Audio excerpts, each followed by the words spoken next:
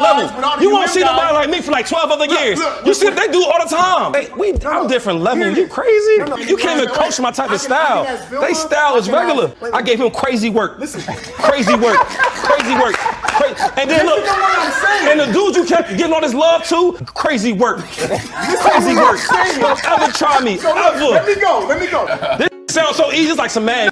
He's tripping. Hold on, let me ask you a question. Check his drink. He's tripping.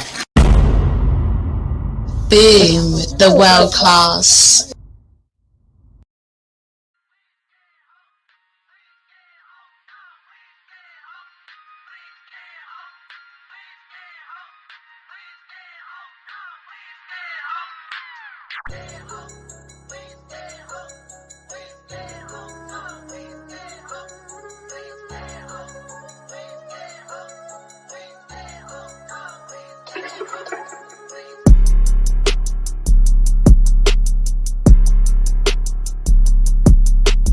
Yeah.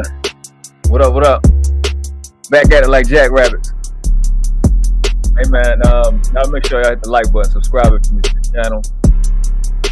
Consider becoming a member. We're gonna have fun today.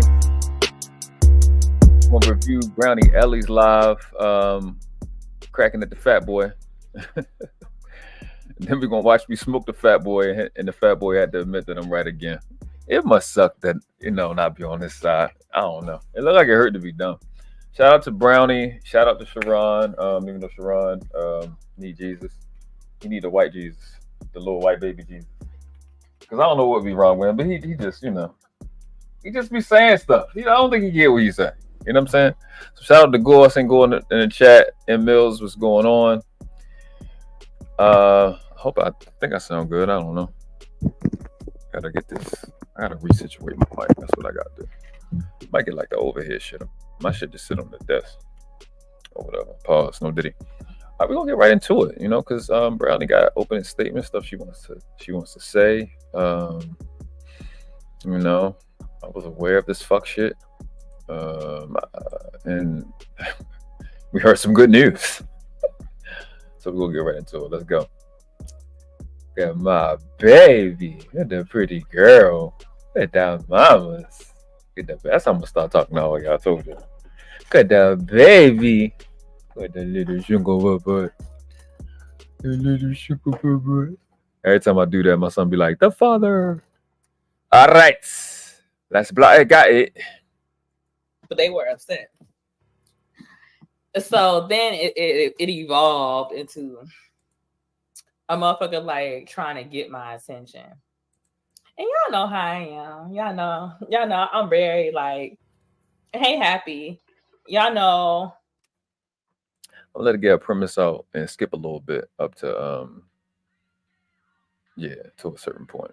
You know what I'm saying? So y'all can watch our whole live. I'm just gonna look at a little bit of this and we're gonna get into the very, very stressful conversation. It's just hard being smart in this space, or educated in this space, especially self-educated in this space, because fuckers niggas will in this space. Niggas fight facts harder than lies, and it's weird. Right, they got in their fifis. Hey, happy. So essentially, like, motherfuckers got mad at me because I said that, but I just feel like I want to cultivate a certain type of culture in the people that are on my channel. So if you slow and you don't understand, like, you just, we ain't got no issue. But like I said, like, I wanna associate with intelligent people. Hey, Daryl. So after that, you had a motherfucker in the chat that was trying to get my attention. And the crazy thing about it was I was just trying to mind my goddamn business. But, it's always going to be, let me say this nicely. Bitch. I said I was going to work on how I talk. It's always going to be a bitch. So it's always. I cuss for you. It's always the nigga that don't understand how to take no for an answer. How to take, I don't fuck with you for an answer. Yeah. And so I'm sitting here and I'm minding my business. And you have a motherfucker, a whole grown ass man big grown, talking about. See, this is why I gotta disagree, because I don't think he's grown at all. You know what I mean? Not even a little bit. I don't think the little shit is grown. I think he's just a fucking idiot. So like a big ass child. That's how I operate. That's how I live. His body reflect that. It definitely is being it's being, I don't know what you want to call it, managed or mismanaged by a child. Yeah, man, that shit look like it hurt, bro. Let me see. I got to get this together, but yeah, that's the only disagreement I got so far. It's not a man at all. It's a creature. What type of creature? Whatever you want to call the pedophile one. I don't. The fuck me if I know. I don't fuck it. Yeah, hold on. There we go. All right, so let's get it. The fuck that nigga say? Brownie, you need some what up? cream because your skin is fucked up. Yeah, so apparently, I mean, you see this gorgeous young lady on the screen.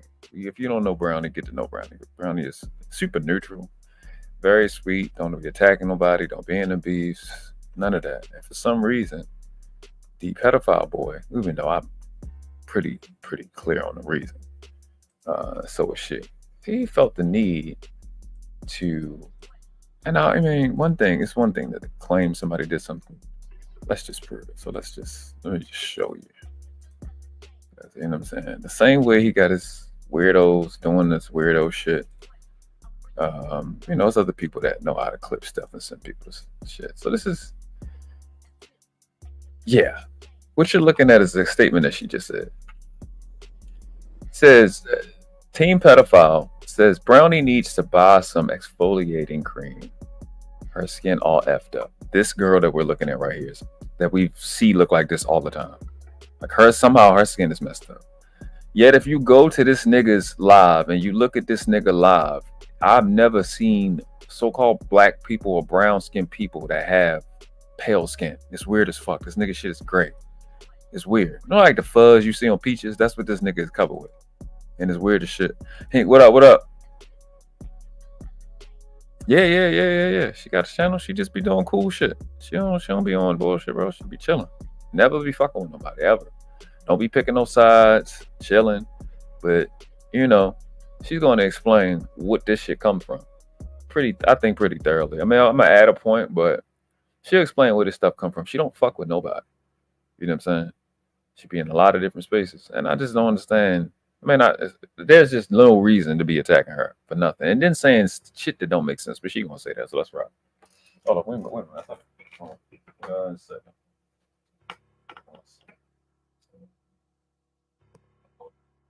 Hold up. When the fuck is Wiz Khalifa gonna come out with some music? Or maybe he did. Shout out to my guy Gore for the motherfucking Cash App. You know what I mean? Keeping the lights on around this motherfucker. You know what I'm saying? Appreciate you, Brody. Here we go. Everybody who goes in an ambulance car, throw your hands up. If you go in the ambulance car, everybody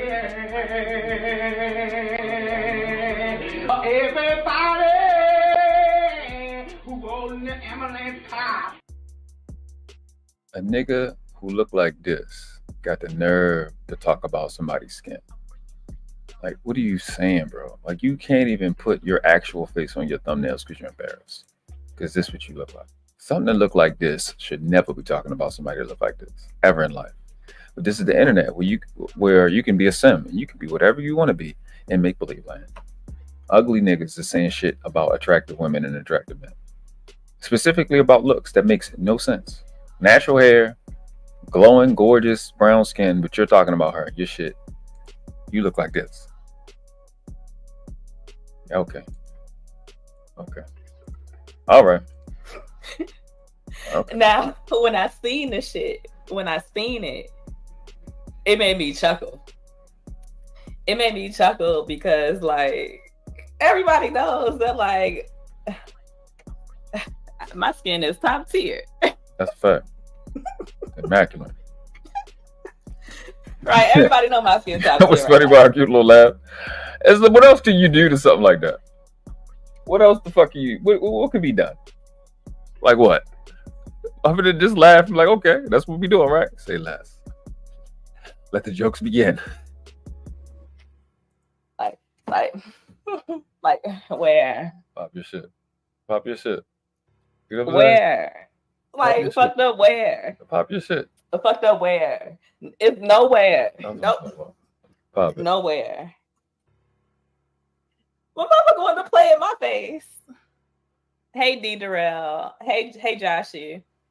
Hey Nightish. Hold on, I'm gonna speak to everybody that's in here too. Oh, and I'm reviewing it because I watched it this morning. I just took me I think I was on Sexy Red TV live. She was live like last night, and I was like, man, I was done because I woke up like 4 and I was just grinding all day. And I said, no, I gotta go to sleep. And I think sometime after I went to sleep, she went live, so that's why I wasn't here. So I apologize. So I commented this morning. I'm like, I'm gonna review this right before I review the Sharon and company saying the shit that they were saying. Hey Choco Kitty. Like I'm gonna say my skin is fucked up. Where?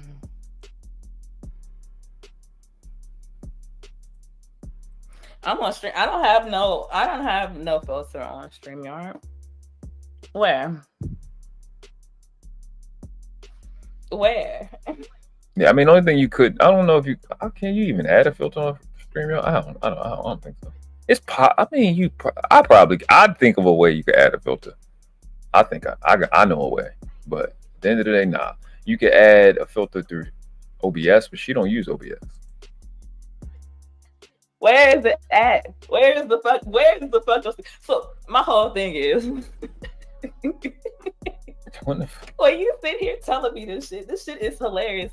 It's funny. I don't know if you think it's the whole Bronze, you know damn well you don't see no pimple.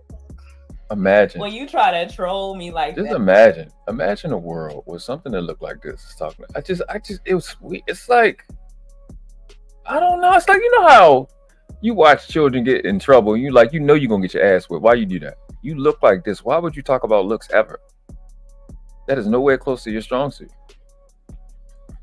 Like, wow. Well, Brownie of all people. That the shit is hilarious. Like, the shit makes me laugh because to even say that. Oh yeah. Because you can see clearly now. Yeah. You motherfucking nigga. I hope you did some research. I want an apology. Instantly. That's what I want. You come down from the clouds and you apologize to me, nigga. Where? Why would that hurt my feelings? She's listen. So she does what we ask for. Like, it's just the shit that's crazy to me, right? We ask for a Brownie Ellie. We ask for a woman, especially me. Take care of your. Don't do the makeup as well. I mean, not don't do it, but don't rely on the makeup for you to look, younger, healthy skin and stuff like that. Invest into your skin. Wear your natural hair. Be genuine. She literally is everything that we be asking for. And this is shit that's how you know that.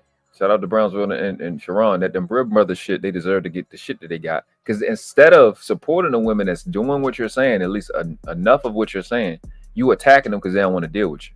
She's literally everything that we be asking for. Like, she's gonna say later in her live, I'm not sure where, she can pull out $1,000 worth of skincare products, right? And she got the beautiful natural hair. She not in drama. You know what I'm saying? Sarah, what's up? That's just weird to me, bro. Oh, it's weird. I just gave a plain response. So I was like, if you wanted to say hi to me, you could have just said, hey, nigga, you got to sit here and lie for the chat. Like, we all know my skin is top tier. We all know I take care of my shit.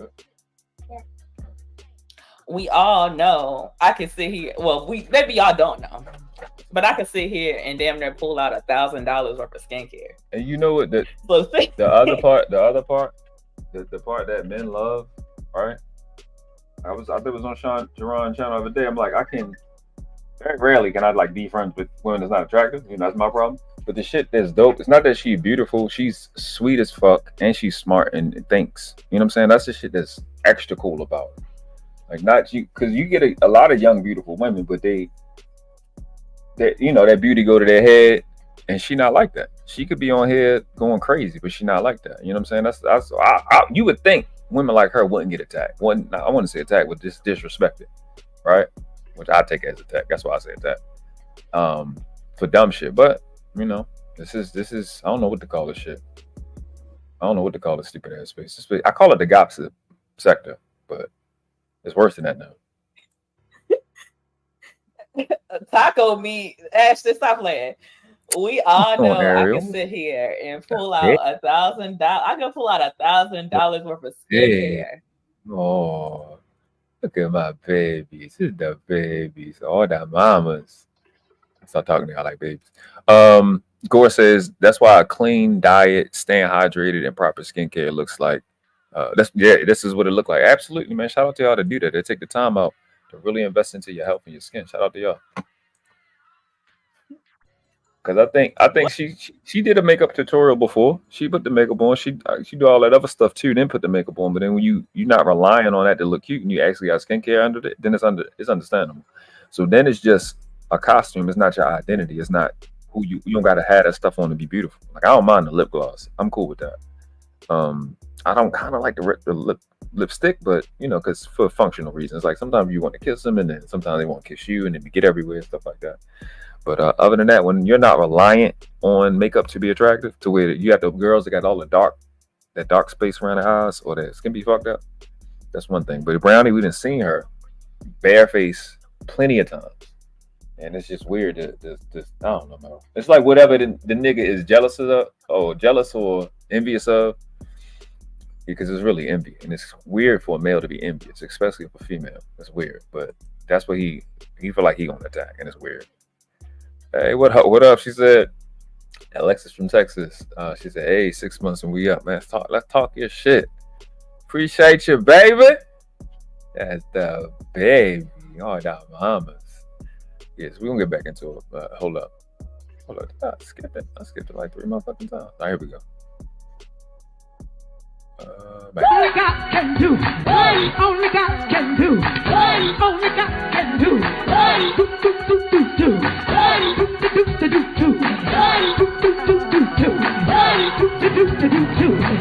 I'm gonna pay your rent. All your money spent. Baby need a pair of shoes. Even got a light bill due. Even got a gas bill too. Telephone disconnect. Waiting on your next paycheck. Won't he do it? All I really wanna see is the money. I don't really need a D, I need the money. All a bad bitch need is the KC. Appreciate your chocolate shake. Now my baby. What's going on, El Cheapo? What's going on, Sugarfoot? Sugarfoot? How are you? Doing great? All right then. Lego. What are we talking about? So then, like, I was like, okay, like niggas want my attention. You know, I ain't tripping on that shit. Like, motherfuckers, like, you can't make me mad by just blatantly lying to me. Like I said on my last stream, sir, I got critical thinking skills. Like, you can't just say shit and trigger a response out of me, especially when you saying some dumb shit that's not even true. Like, that's where your critical thinking skills kick in, and you say, hey, what the fuck this person is saying is false. Who gives a fuck? But it had to evolve from there. So, you know, I also made a reply in my comments. And I don't know. I don't know. Maybe I posted lyrics from a song. Hold on, I'm gonna see if I can find it. I played lyrics from this song right here. You can have an intermission. Hold on. We got to have an intermission real quick. Let's speed up. All right. So I played a little part of the song. Hold on. So I played a little bit of that little song right there. I told y'all I was late. I was moving around and shit. So I played a little bit of a song, and the excerpt of the song essentially was like, niggas get behind computers beating dick and type of that. So she posted. So what happened was, I think she is about to go into this a little bit more. But what happened was me and what's his name? Ashton Weens. What's his name? Ashton. Yeah, we had came up on a panel, addressing kind of the space itself. Yeah. So in the things that needed to be called out, and the pedophile, Team Fatty, and the homosexuals that put a spade at the end of their name, you know, they knew that, you know, when you throw a rock in a crowd, don't nobody cry, but the one to get hit. So he does that, comes in the chat, says dumb shit, you know, going at Brownie or whatever. But a lot of what he's going at her before, because she's always, like I have on the thumbnail, she's always been acknowledged as a noble girl, and he has a problem with that. Because he has a problem with attractive men getting attractive women, because attractive men don't have to do what unattractive men have to do to get attention from women. And we don't have to follow by their rules that they have to be held to. That's why they have these stupid ass conversations. Because they're angry. They're a real target. Like I told Sexy Red in one of her comments. I mean, one of her community posts. Their real target is men like me, who don't got to do the shit that they got to do. So he's been jealous of me doing Noble Girls. Really, I ain't really did nothing other than come up with a damn logo and just acknowledge women in the space. That's all the fuck it's ever been. Acknowledge women in the space that are what we ask for. I don't know why that's hard, but I'm not a fucking idiot, so that part. So if you ask for women to be a certain way and they're doing it, I don't know why you can't be just as loud in acknowledgement as you is in criticism. But I'm not a bitch, so I'm not gonna be able to understand that. So because Brownie has been around the channel, always big her up. She always big me up. That fat bodied colostomy bag built bitch has this thing where anybody that those specific women that's been around my channel, he wants to get them over there, and this shit ain't been working at all. But like nobody. So when he and she's gonna explain this part, when he's rejected, then he goes on this tirade like he did with Lucky, like he did with Brittany, etc., etc. And there's certain women that just don't go over there at all. You know what I'm saying? Don't never been interacting with him. So she's one Brownie who's, you know, she is around the space. She's here and there. She don't really start shit. She don't be on the panels and the dis lives and shit. She don't participate.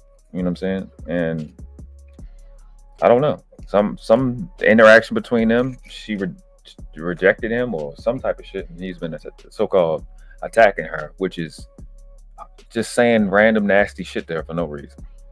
You know what I mean? So it's weird. It's scary that if he's bothered by the women that's been up here, like in real life, like around my channel or been around me, like you'll probably kill yourself.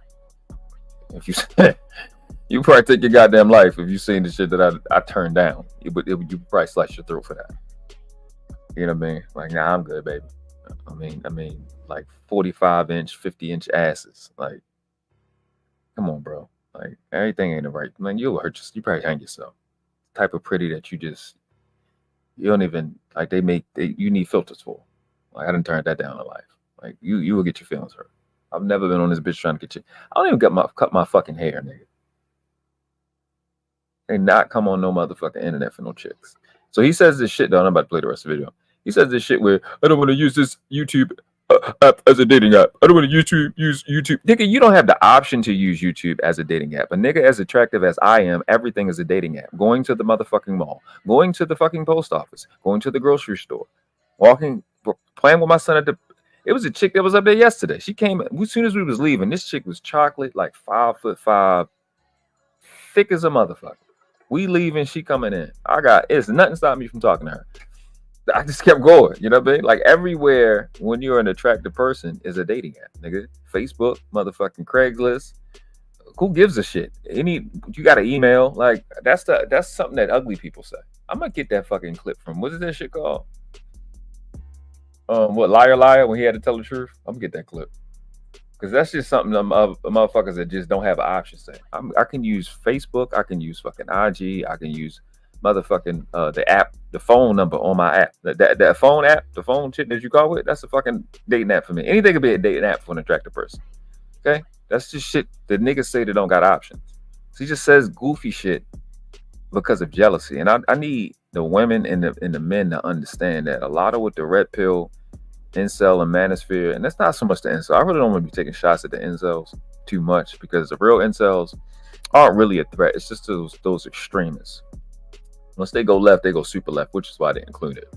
But a lot of what their problem is, it's not really with the women, it's with the men. They're really jealous and envious of men that don't got to go through what they go through. And so, but they take it out on the keyboard at the women, because they know we get direct and we hurt your feelings.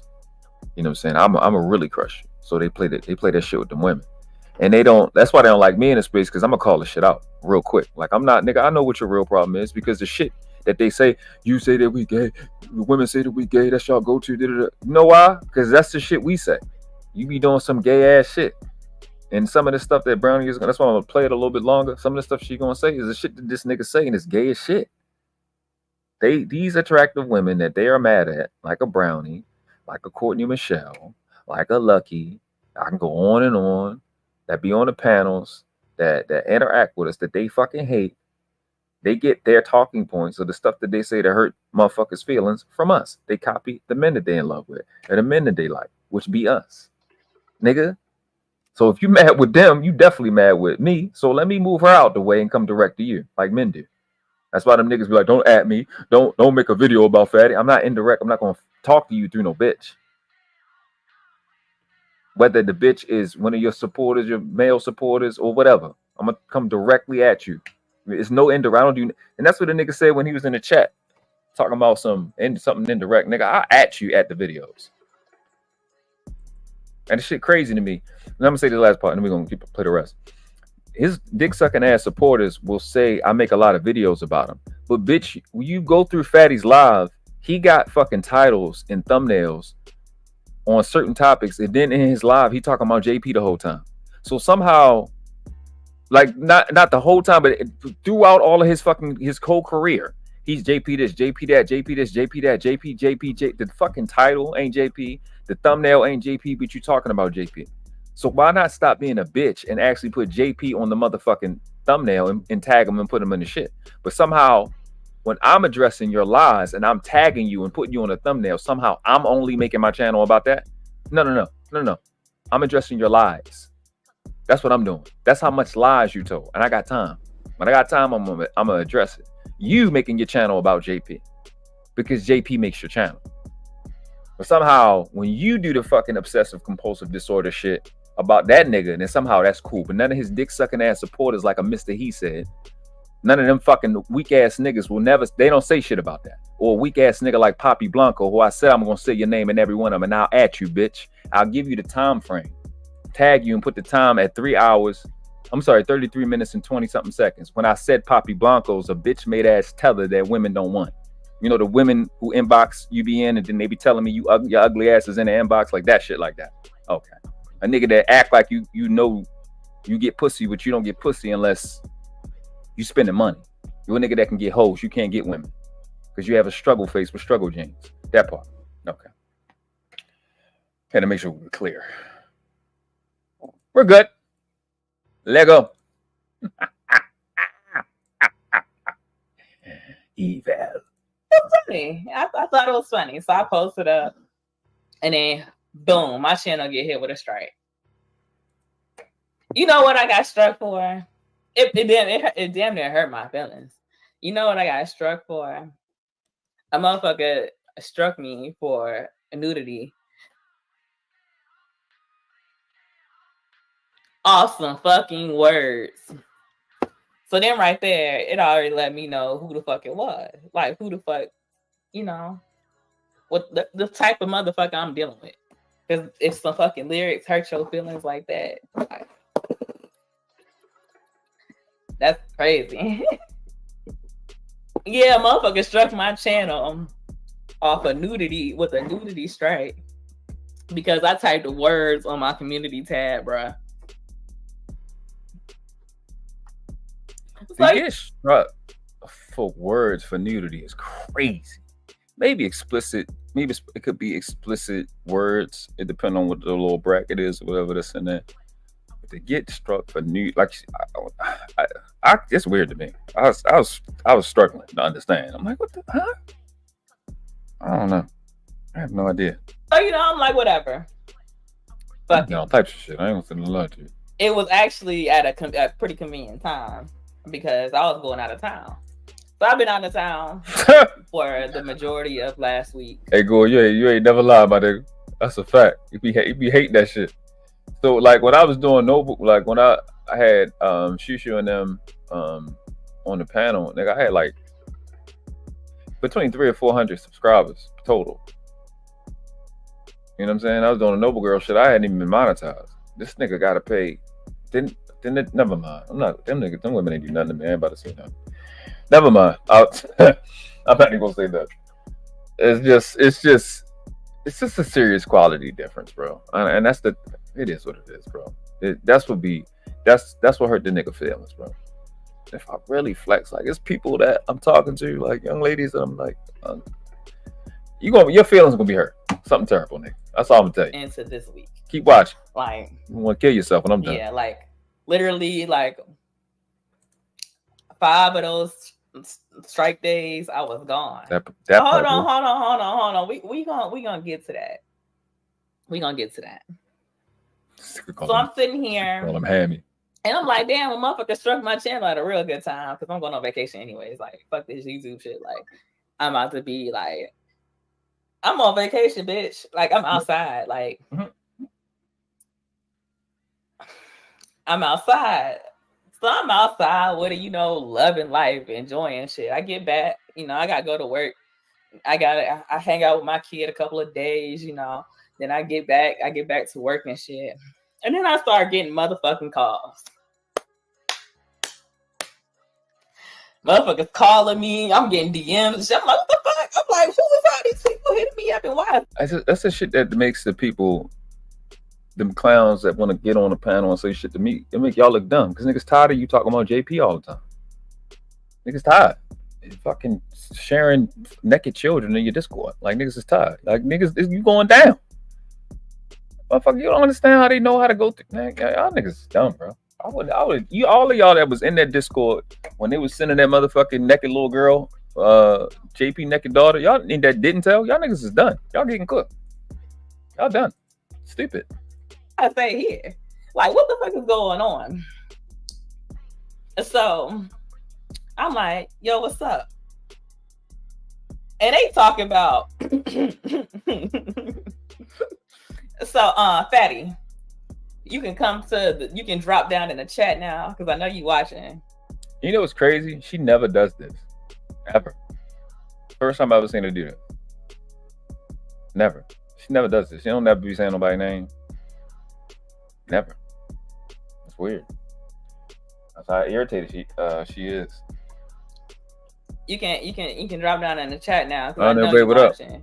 And if you ain't watching, one of your little friends is watching. So if he ain't watching, DM Fatty and tell his ass to drop down in my chat. So he can explain to me himself what the fuck he was talking about on his live that got struck that had my name in it. I want to know.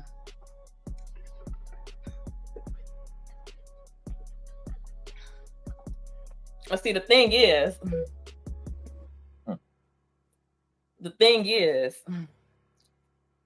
when I hopped up here, when I was in my life and I was moving around outside chilling, why am I had that baby. Oh, that little shrinkle boy. I had that baby. It's the sexy red baby. I hearing that you still over here fucking with me? Like I said, I know your ass is in the clouds. The link is pinned right there.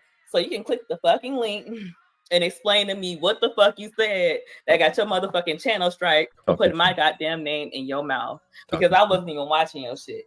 So I didn't strike your channel, but I shot the fuck out to who the fuck did. Shout out to the motherfucker. And I didn't find this out until I watched her live this morning. I ain't know he even get struck. He even got struck for whatever reason. I'm not surprised. Which is, listen, I was on this live a couple lives ago. I did my live a couple lives ago, 1 or 2 lives ago, and I was like, bro, I be programming these niggas to self-sabotage and to fuck their life over, and it's happening. Apparently, according to Sexy Red, he got 1 more.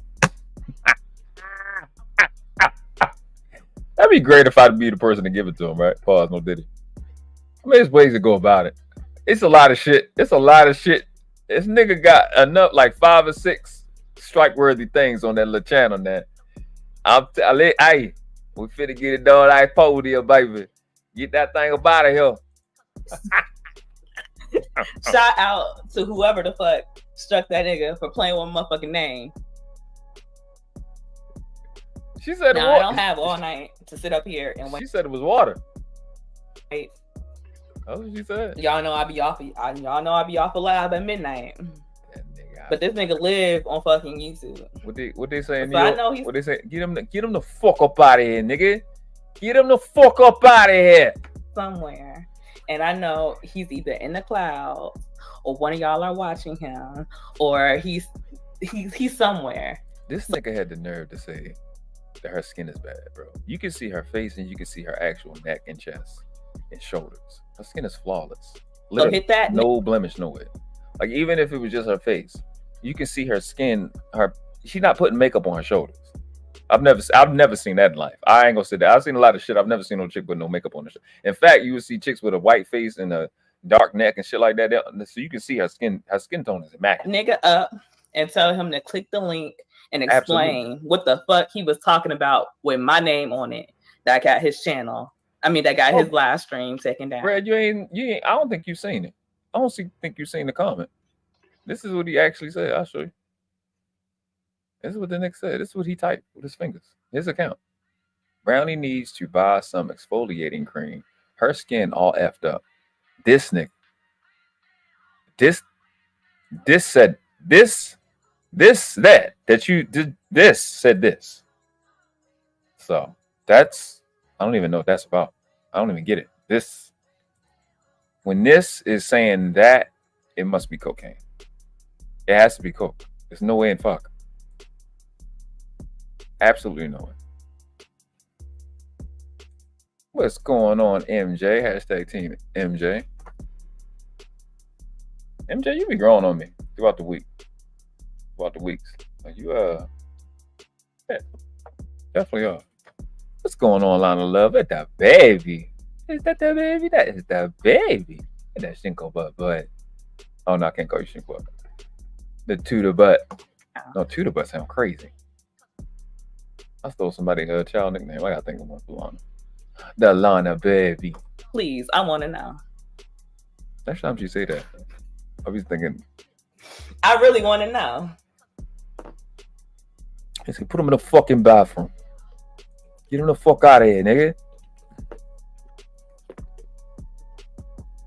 Just playing with my baby Brownie. Pop up.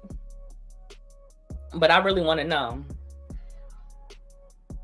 Because the shit is weird as fuck.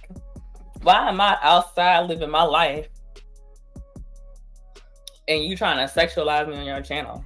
Yeah, see, that's why I wanted to push it to this point. Because that's why apparently he was, I don't watch shit. I had the little shit blocked before he ever did his first live. I had him blocked since he was on Bean's channel, before he even went to JP channel. So, I don't watch the little shit. And, that's apparently that's what was going on. I found out that he did the shit with JP Child on JP channel. I don't be watching this shit. People send me some stuff every once in a while. I'm like, man, I don't know. I don't know why y'all go over there, but people do shit. That's what I come up with.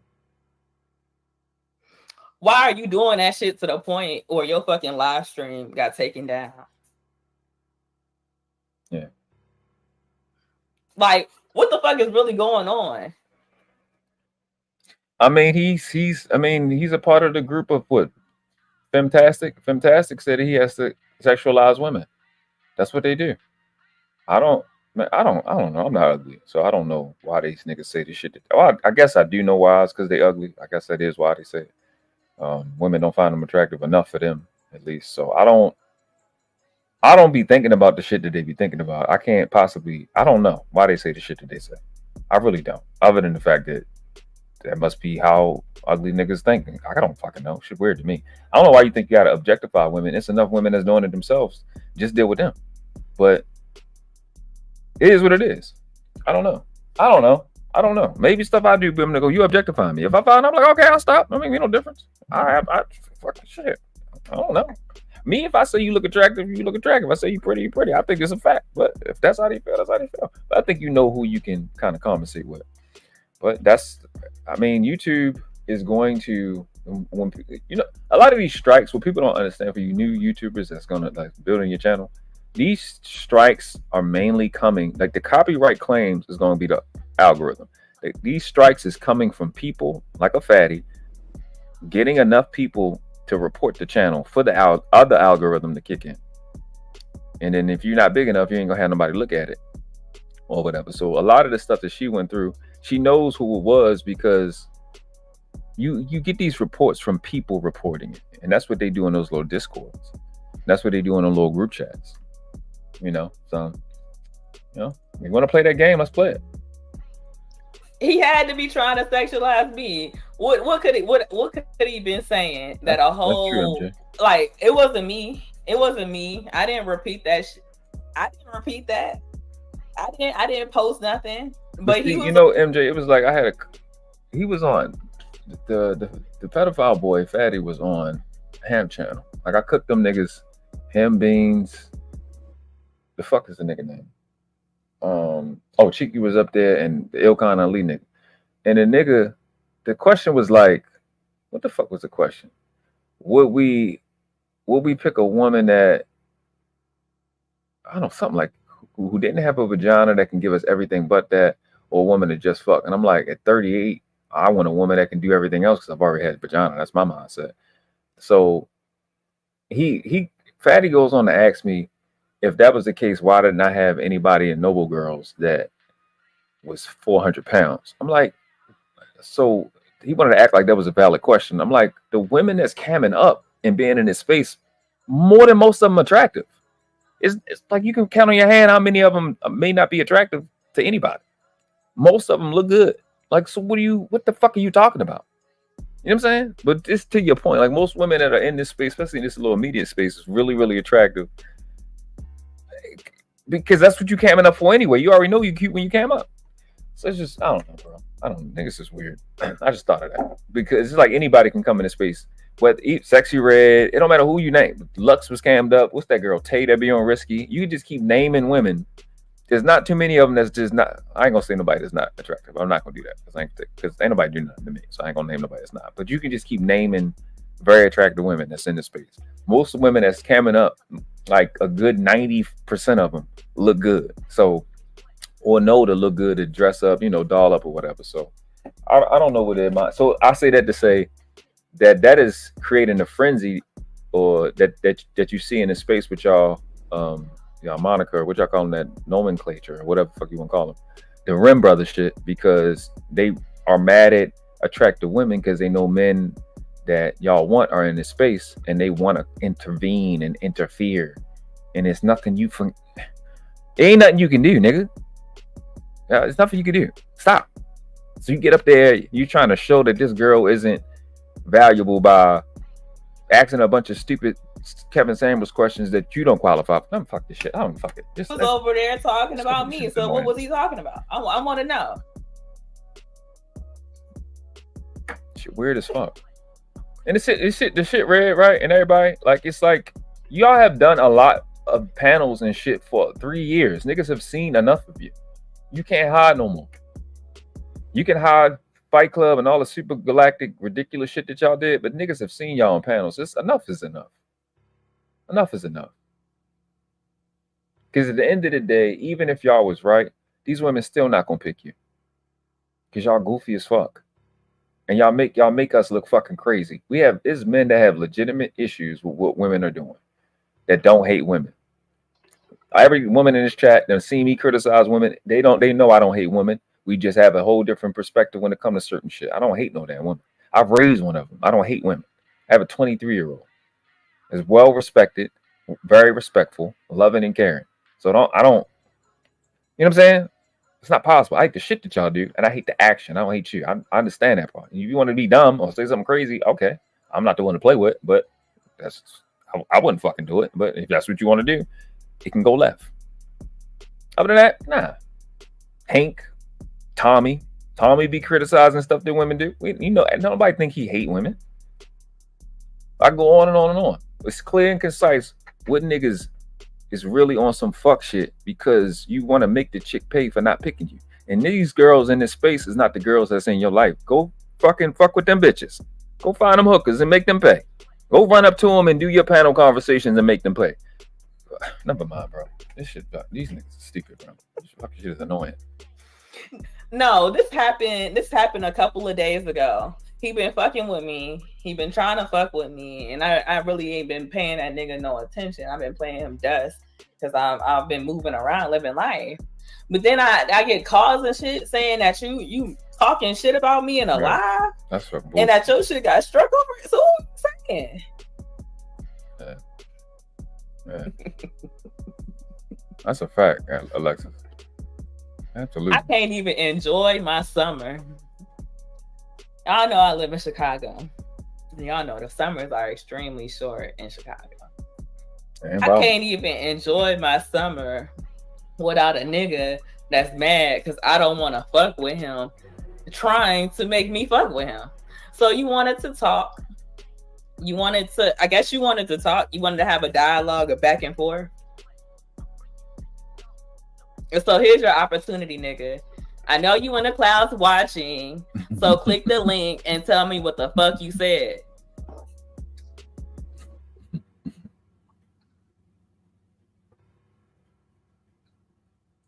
You see what I'm saying? So he doesn't end up coming in the stream, bro. But when I'm up there with her, he comes. You see what I'm saying? Now, I wasn't anywhere near whatever this live was, so I'm not gonna say it's just strictly for me, but that's where the jealousy is stemming from. This live is about him finally, and you're not there. It's not a motherfucker in this space, nigga. Any one of you niggas, even the other attractive men to these women. It's not and this is just a man talking. It's not one of you niggas that if it's a chick in this space that I like or want, then you niggas not no competition for me. Not a one of you. I'm not thinking you are. I'm not even considering it. It's nothing you can do to stop me. Oh, what the fuck you think, nigga? Fuck. Nigga, you got a better chance of fitting Saturn to a hula hoop from Toys R Us. Think you gonna compete with me with any one of these women? Oh, he said a lot. You gonna do a bunch of dumb shit on YouTube on your channel, and that's gonna make a woman that's attracted to me say she don't want to fuck with me? Are you fucking retarded? Are you stupid? You want coke or something? Shut up! Like that shit don't make sense. You think fucking so-called embarrassing and attractive woman is gonna make other attractive women want to be with you?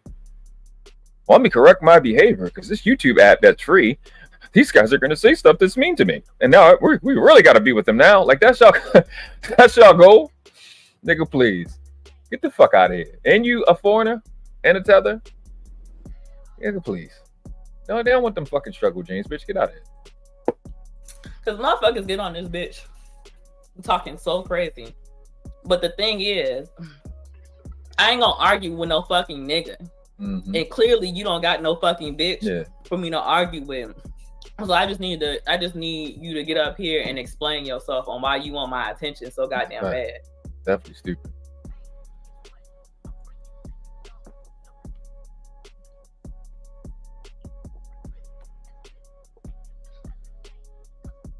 I really want to know why. Here's the thing about Brownie is y'all be thinking she's somebody to play with. She even in this live, she not listen, nigga. It's not happening. Even up here, we're gonna look at this part as she kind of like get flesh out a little bit more, like the premise, basically covering everything, like the basis of what was going on and shit. Like, nigga, she's not dumb at all. She's very aware of shit. I don't be bigging up women that's dumb. I don't do that shit. Like, I'm not doing none of that. Natasha, Brittany B, Courtney, Sexy Red, Ariel that being in Asia, that was in Asia, is fire. MJ, I can go on, and I don't be fucking backing no woman. I think Lucky, Lauren Mack, and Soup, what y'all know is the LA Project. I think it's a lot. I think I'm starting to think it's way more women in the space than men. You know what I'm saying? Y'all know Sugar Bum gonna cook you. She cute. Robin M is gorgeous. DB is crazy pretty. She don't never had no picture up, but I happen to know she's pretty. Nigga, they not dumb. They be catching shit. And this is me still picking up, and DB was disagreeing with me in the next shit I'm about to look at. And I don't hate them. Nigga, I'm not bigging up nobody that's stupid. I don't like dumb shit. I don't like dumb people, period. Let alone a dumb shit. I can't take it. But you think you gonna sit on the panel and say stupid shit to her? You lost your mind. She not having it. It's not happening, nigga. You gonna get embarrassed. Why the fuck you want my attention so fucking bad that you go through fucking striking me and trying? And I know I left out a lot of people. I ain't mean to leave you out. I'm just, trying to run through the show. But you know what I'm saying? Yeah, let's get it. To fucking piss me off. Alexis. I'm talking about Fatty. Fatty is over here fucking with me. That's hilarious. They mad because I don't want to fuck with them. It's not because I'm over here going like doing anything. I don't even be on the internet that much. Like I don't even be on here enough to support the people that I really fuck with. So it's like I'm not gonna be over here hate watching no shit. I'm not gonna be over here interacting and fucking with people online that I don't actually give a fuck about. Amen. Yes, that nigga. Hey, Lana. She said he built like a deep breath. Hey, yo, what? It's hilarious. I wasn't ready. That shit caught me off guard. I was listening to it. I ain't looking at looking at the screen. I was in the whip. That's hilarious. Yeah, so the nigga gonna strike my page and shit. But when he was talking shit about me and his live got struck, he tried to mention my name as one of the possible motherfuckers to do it. And I don't move like that. I don't watch you, my nigga. I'm not even subscribed to your channel. So the fact that I'm moving around my life, like just living life, enjoying life, and you on the internet, like talking about me, just proves the show that you. Everybody that knows her knows. It doesn't make any sense. It doesn't make any. It's just like you. But this is what a crash out look like. You hating the niggas hating on him for whatever reason. Your Discord is leaving you because they tired of you, and then you attacking somebody like Brownie, who everybody knows is neutral and don't be bothering nobody. Alexa says, like she legit don't. Brownie don't be in the mess, so you're really just trying to bully her for absolutely positively no legitimate reason. She don't be fucking with nobody at all. MJ says, goes back to what I said about women being stoic. A lot of times we hold back and keep frame because I know you were saying that on Sharon panel. We will be called emotional irritation, irrational. That's why I say irritation. Fuck, that's not a word. Making up shit. Yes, you are sitting behind that computer. Hold on. I gotta do this appropriately. Hold on. Making yourself look crazy. Like I said you would. Keep being a dog. Keep going. Good dog. Yo, sitting behind your computer like this. I was waiting for this part. Because this nigga probably gonna jack off to this. This shit was funny.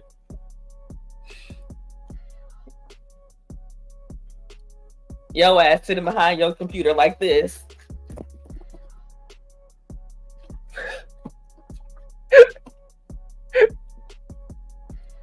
Yo ass sitting behind your computer like this. That's what made him mad. And if y'all listen, y'all know that Fatty keeps pictures of little girls. You know he keeping pictures of y'all. You know what I'm saying? Yeah. They got pictures of me.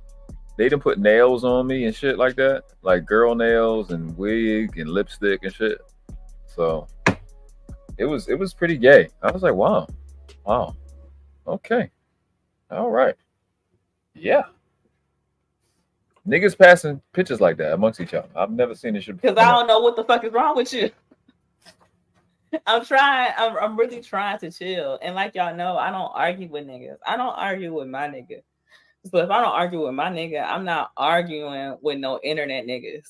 Like, I'm not about to sit here and play internet games with you. I don't even have enough of my life to invest in playing internet games with your dumb ass.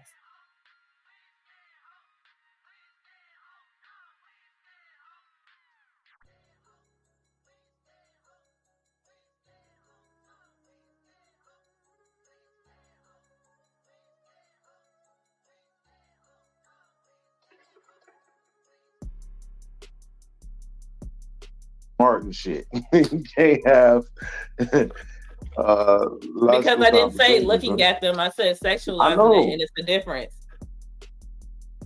Yeah. All said a motherfucker. So when I got back, like, I'm chilling with my family, and I get a call saying a motherfucker had me on their stream talking about my looks and trying to sexualize me. And that their stream got taken down because of it. Yeah.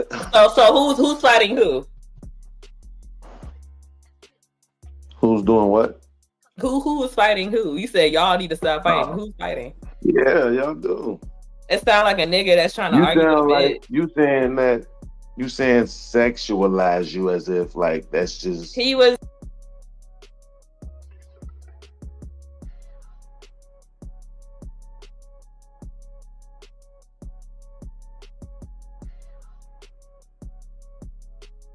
Zooming in on my titties and got his stream took down because of it.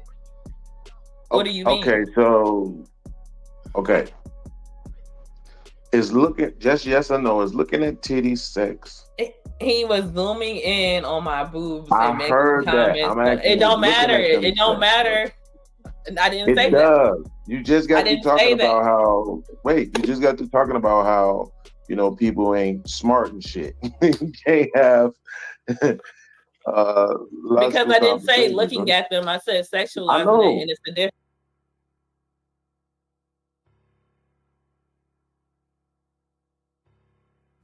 Hey, Bridget, it's the baby. Look at that shrinkle bud.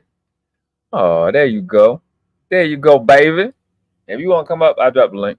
But yeah, I've reviewed up to like 20-something minutes in your first live. I mean, the beginning. Well, not up to, but like to like 24 minutes, and then now I'm starting to shit with beans. If you want to come up, you definitely can. You home. You just woke up. That's fine. I feel you. I've been up for a minute. Baby. Let go. So yeah, I want y'all to, like I said, like you can think she's somebody to play with intellectually on these panels. This is one of y'all best debaters. Watch how this go. Or how people ain't smart and shit. You can't have. Because I didn't say looking at them, I said sexualizing it, and it's the difference. Somebody can look at you without sexualizing you. Okay, it's so the reason why I'm asking you that though. It's the reason. Okay, hold on. But the reason don't matter because YouTube agreed that it was sexualizing me and took the shit down. No, I mean, listen, come on. All right, then. YouTube. So it's nothing else. You can't to talk get away about with shit on YouTube no more. Like, let's just be honest. So it's nothing else to talk about. Somebody. Like, you haven't even said what the hell you did, and you said you still. I didn't do shit. I know, but that's what I'm saying. You said, but you I still told said you what got I in trouble did. for it. I don't know exactly what that was, though. You ain't say you didn't say it was nothing egregious. Is my point. It wasn't, but right. But you still got in trouble for it. So the nigga was sexualizing me, and his channel got knocked for it. What are you talking about? What I'm saying is, you just made the comment about you. Is that not sexualizing? Okay, if somebody's zooming on your body part, is that not sexualizing? Okay, so no. Remember his question, Gore. Chat. It was. Is looking at somebody sexualizing? That's what he asked. In response to Brownie saying the nigga zoomed in on her titties, and got flagged for sexualizing. So watch this. No, answer the question. Answer the question. Okay, so you want me to answer your question? You gotta answer mine too. No, because this is my panel. I'm not fatty. You don't treat me like that. We good. Me and you is okay. This is my panel. So you gonna answer my questions. What are you talking about? That's a fact.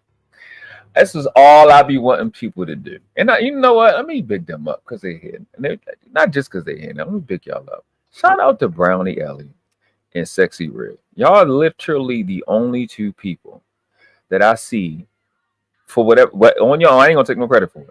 Treating these niggas the exact fucking way that I treat them. Stop playing their dumb game. Stop playing that dumb ass game. You do not have to. You don't even kind of have to play that dumb ass game. You just stop. Stop playing them games. Fuck it. I'm gonna keep playing them games with you for what? It's not to my benefit. Fuck you and that. All that dumb shit. Nigga, nah. Watch the guilt trip. The same shit Fatty did, same shit that Fatty do, Bean's gonna do the same shit, the weak guilt trip shit. Watch it. It's zooming in on my breast, sexualizing me. Okay, let me calm down. Is it sexualizing me? In my opinion, no. But I understand that it is technically. But okay, that's why I'm trying to have remember this technically shit. And this live happened after the live with Sharon on the show next, right? Remember this technically shit. Watch it. Technically, this is a lesson at the same time. It is. But I'm not asking you about your opinion. I'm asking you about what it is. Exactly. You know what's dope about what Brownie Ellie just said? This is verbatim the same fucking shit that this nigga be doing to them niggas on the motherfucking panels. Ask my motherfucking question. So you see when Beans, a little podcast, is doing the bullshit that he do with the ranting and raving and hollering and screaming with the dumb shit. When you doing the fuck shit, it's just for you to have your way. But when it's somebody the fuck else, you don't do it. You don't have it as a standard. Because you will be doing it now. You switch the motherfucking question to be what you wanted to be. Yeah. When this live was going on, I was asleep. I wasn't coaching her. She did this shit on her own. I wasn't coaching her. So it can't just be me. It ain't me. See, y'all call it playing in your face. I call it you trying to undermine my intelligence. And that shit pisses me the fuck off. Then you want to evil me? Keep doing what y'all call playing in my face or playing in your face, undermining my intelligence. Then you gonna get an evil ass person. Keep on. And you ain't saying what it is. You talking about your opinion. When you come to my channel, do I treat you like this? You see? When you come to my channel, do you treat me like this? It's the same shit that Fatty was doing to him. Early in the week or last week, a couple days ago, whatever it was. Same shit. This guilt trip bullshit. Keep letting me have my way. Keep letting me play with you and play games with you. Nigga, watch this. Go back 5 seconds. Saying what it is. You talking about your opinion. When you come to my channel, do I treat you like this? Am I hostile? Instead of acknowledging, this is the same shit this nigga be saying. Instead of acknowledging your present disrespect of somebody else's panel, like you don't want to happen on your fucking panel, you go into guilt trip. It's supposed to be equal footing, even though you just disrespected me. When she was on your channel, did she disrespect you? So why the fuck would you come on her channel and disrespect her? You see what I'm saying? Like Sexy Red pointed out in her live, you start to see when you have certain conversations who be popping up on your panel. They run interference on purpose. Am I hostile? No, but you're not about to sit here and play in my face. I'm not trying to play. That's why I'm asking you to have a conversation. But you playing in my face. You sitting here, you playing in my face, asking me about your opinion. I didn't ask you what your opinion is. I asked you what it was, and you telling me your opinion. Exactly. Hashtag Team Brownie. Exactly. What's going on, Keisha, baby? Yeah, my baby. Exactly. I didn't ask you about your opinion. You see what I'm saying? That shit crazy. I don't care about a fucking opinion. This is a good debater. This is a debater. And I care about what the Hey, they've been doing debates recently? Have they been doing it or they stopped? I thought he was good at debating and doing debates. They doing? I wonder why they stopped. Face, you sit here, you playing in my face, asking me about your opinion. I didn't ask you what your opinion is. I asked you what it was, and you telling me your opinion. I don't care about a fucking opinion. I care about what the fuck it is. That's why I said that critical thinking and comprehension shit need to fucking come into hand with y'all motherfuckers. I'm not asking your opinion, which is why I'm trying to have a conversation so that we understand each other. If it's not about your opinion and you said technically yes, then it is what it is. He was over there sexualizing me, and because of it, his shit got taken down. Womp womp. I didn't take your shit down, nigga. I wasn't watching your shit, and I found out. Did you sexualize him on your community tab? No, I said he was on. I said people be on computers, beating dick and typing fast. I didn't sexualize nobody. Wait. So they got you for words? Yes. It wasn't even no picture? No, I didn't know. This is what I'm talking about. Like, what the fuck? I'm not gonna I don't sit up here and violate nobody. I don't sit up here and fuck around with people. But you're not about to sit here and play in my fucking face. I wasn't over here sexualizing that nigga. What the fuck do I need to sexualize a nigga for?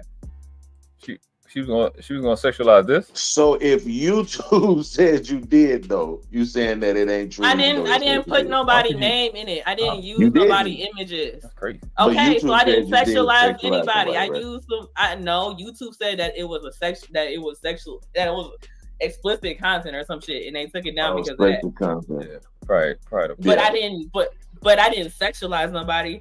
But if you take my fucking, if you go and I'm on a fucking panel and you take my shit and you zoom in and you're talking about me so egregious to the point where YouTube take your string down, what the fuck did you say, nigga? And like I said earlier, but see, and I know this person and I'm about to bring up. It's just because it's here. But niggas can say this. Niggas can say shit like this and there's no problem. Walking around with immunity, getting shouted out in the chat. But they can say crazy shit like this and it's cool. Niggas don't want to pull up for that. Niggas ain't hitting the group chat for shit like this. If they do, it's to go, oh, world class is doing this, that, the third, the fourth, and the fifth. But that nigga wrote it. This nigga big bad bull type. There is a 16-year-old somewhere right now sucking multiple dicks under a bleacher willingly and enjoying it. Should it really matter the age of the dick she's willingly sucking? Yeah, then that shit don't get, you know what I'm saying? They don't got a problem with that. But a girl, because she's attractive, this is what it makes it weird and it invalidates men when y'all do corny, goofy shit like that. Because I can't remember the last time I ever seen Beans on her channel. But when she's saying something in being direct, then you come up here for that. You here for this. All the other cool shit she doing, you're not there for. I mean, you gay ass niggas is in, bro, the thought of men in fucking private group chats weird me out. That shit crazy. The bitch can click the fucking stream and he can click the fucking link and tell me what the fuck he said that got his fucking page taken down. Like, what are you talking about? Well, the picture thing, yes, that's different. That's why that's what the fuck I'm talking about. I know I wasn't lying. I know I wasn't wrong. Because again, Brownie, to me, the reason why I'm saying y'all, and I really mean we. It ain't no y'all. It ain't no y'all about it. We need to stop this bullshit with each other because this go to what Lana. What did Lana say? What she say? We're gonna comment back up. All right, pulled it up. I'm pulled it up again. This person, the person he needed to talk to was Fatty. Why the fuck are you over here? And I think they said Fatty was live while this was going on. Go talk to that nigga. We'll talk to him. Why the fuck y'all keep coming and talking? We need to stop shit when niggas is cooking niggas and fucking up your stupid little reputation that you earn. Addressing the dumb shit. You want to come and talk to us. Go talk to that fuck nigga. His career's almost over anyway. One more strike. Get the bitch out of here. Go talk to him. I don't have no strikes. At all. Oh, okay. None. Not a one. That part. It ain't like I had one and it's been a minute and I don't got one no more. I don't have none. At all. So clearly, I'm not doing nothing wrong. You stop fucking with me because I don't argue with niggas. Okay. I don't argue with my own nigga. I'm not about to sit here and spend fucking time arguing with some fucking internet niggas that I don't give a fuck about. If I'm outside living my fucking life and I gotta get calls and shit that a nigga is on the internet talking about me, what the fuck are you talking about me arguing with somebody? So is that why you amped up right now? I'm amped up because you playing in my face. Oh, see. No, you being. See. See, thank you. See? You can think you're gonna play wherever you want to. It's like there's an understanding of those of us that come from the hood. You just know. You have an understanding. That's one of the people you just don't play with. She's smiling. She in her own zone most of the time, cooling, laughing, joking. Let's just leave people that ain't fucking with people alone. That's what you learn in the hood. The niggas that ain't fucking with nobody, that's the nigga to leave the fuck alone. If you can get physically hurt or you gonna get your feelings hurt, you learn that pretty quick. Leave her the fuck alone. And me, why are you poking the bear? To me, and I'm gonna have to do a show about it because you're not treating me like I would treat you. I'm not. I'm trying to get you to have a conversation. I want to play. When she came to your channel, was she playing in your face? But if you ask somebody like him something like that, you gonna lie. Finagle it and fix it into, yeah, she did kind of. No, she did. She don't ever play in nobody's face. She don't pick no sides. None of that. This one here, absolute vouch for. Never do no dumb shit ever. Don't be in none of this shit. That's why I know y'all like her. That's why that lame ass April Carter, who kept saying that I blocked her because she was in Fatty Chat. Brownie was in Fatty Chat around that same time. She wasn't saying stupid shit. Brownie was in Mr. Goodbread Chat. She never said stupid shit. She wasn't saying disrespectful shit to me or about me. None of that shit. She wasn't saying goofy shit. So you can keep playing all you want. That's this one here? Absolutely not. Absolutely not. It's not the one to play with. She's been too solid for too long. Your face it's nothing to have a conversation about. I said what the fuck I said. What are you talking? See that part right there? Do you not understand how rude that is? That's mean. What? See, hey Brownie, you went for the gaslighting. That shit gaslighting shit. That's typical textbook narcissism gaslighting right there. He's gonna play it off as a joke, but if you see somebody, you just acknowledge that she turned up. Why would you say something like that on purpose? You see what I'm saying? But his feelings and his sensitivity and his trauma is gonna come up on his channel, him whining, whimpering, and complaining. Right? PTSD. It's selective PTSD shit that he do. That's why I don't fuck with the nigga now. But when it's to fuck somebody else, you don't seem to know that. That's why this is literally why I don't fuck with this dumbass nigga. Selective PTSD shit he got. You can't acknowledge it in nobody else. He turned up for this reason. No, it's because of this reason. It's because of motherfucking you. Yeah. Oh, dick. I gotta be friendly to you, nigga. What you mean? Oh my god. That's mean as hell. Like, why you wasn't talking to Sexy Red like this? Sexy Red won't play in my face. Of course not, because she's a feminist. So she's just gonna agree with everything you say. But I'm a thinker. I think for myself. I don't let everybody else now red and quarter string determine my thoughts for me, reason. right? And I expect the same thing from you, right? This is my whole thing where I go to bat for women the way that I do because I But I don't need no nigga to go to bat. No. But I don't need no nigga to go to bat for me. This is the reason why. Hold on. The reason. Literally knew about this entire situation. She never asked me to say anything. None of those. This is not the only situation people coming at her. She never. I be knowing about it. She'll never ask me to say nothing. This is something that in real life she does. She don't be. Yeah, nah. I'll back that. Be asking me to do it, not a motherfucking thing, not one time ever. Not once. You know about all this shit. Don't ever ask me to do anything. No, I would. Cause what the fuck? The reason why I was up here solo dolo is because I said what the fuck I said. Just like last time, I said what the fuck I said. If a nigga is doing some shit to where you two think it's egregious enough to take the shit down, and people call me up and tell me what the fuck. You see what she said? You see what she said? She said, I didn't know you was doing this. Nope. Nah. It's just real shit. It's enough real shit in this live. First of all, I was upset that I missed it because I was asking you to go live and you've been gone for a week. And even before that. And I was like, God damn. But I went to sleep early because I was on I was getting sleepy. I was falling asleep on not on Sexy Red channel, but I know I was winding down, so I had to get everything ready to go to sleep. So by the time before you even started this, I was out. So I got up like early in the morning. I listened to most of your live, and then I heard this part, and I was like, yeah, I'm going. So yeah, I got you. fuck happened, I can have my response however the fuck I want to respond, and I respond to how I respond. Shout out to the person that flagged your channel, you bitch ass nigga. That's a fact. That's how I fucking responded to that shit. That's a fact. Shout out to that nigga or bitch or whoever. Fuck that nigga. Shout out to the stranger. Yo, ass is crazy, man. No, because I'm not no fucking internet ass bitch. I'm not these fucking slow ass bitches that you fuck with on here. And I'm not. Wait, hold on. What channel was that? Oh, what channel was that? They was calling somebody a fuck bitch. What's that, Brownie? I think that was Brownie saying I'm tired of these fuck bitches. This shit, it just don't hit like fuck nigga.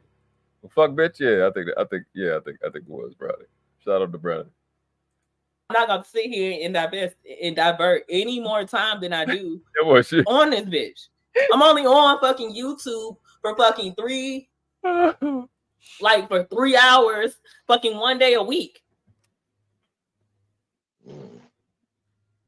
I ain't about to sit here and make all of these fucking live streams responding to your dumb ass. I said what the fuck I said. You ain't supposed to. That's the same thing I was just telling Jay Prince. Like, I don't argue with niggas, and I'm not about to argue with. You talking to the niggas that?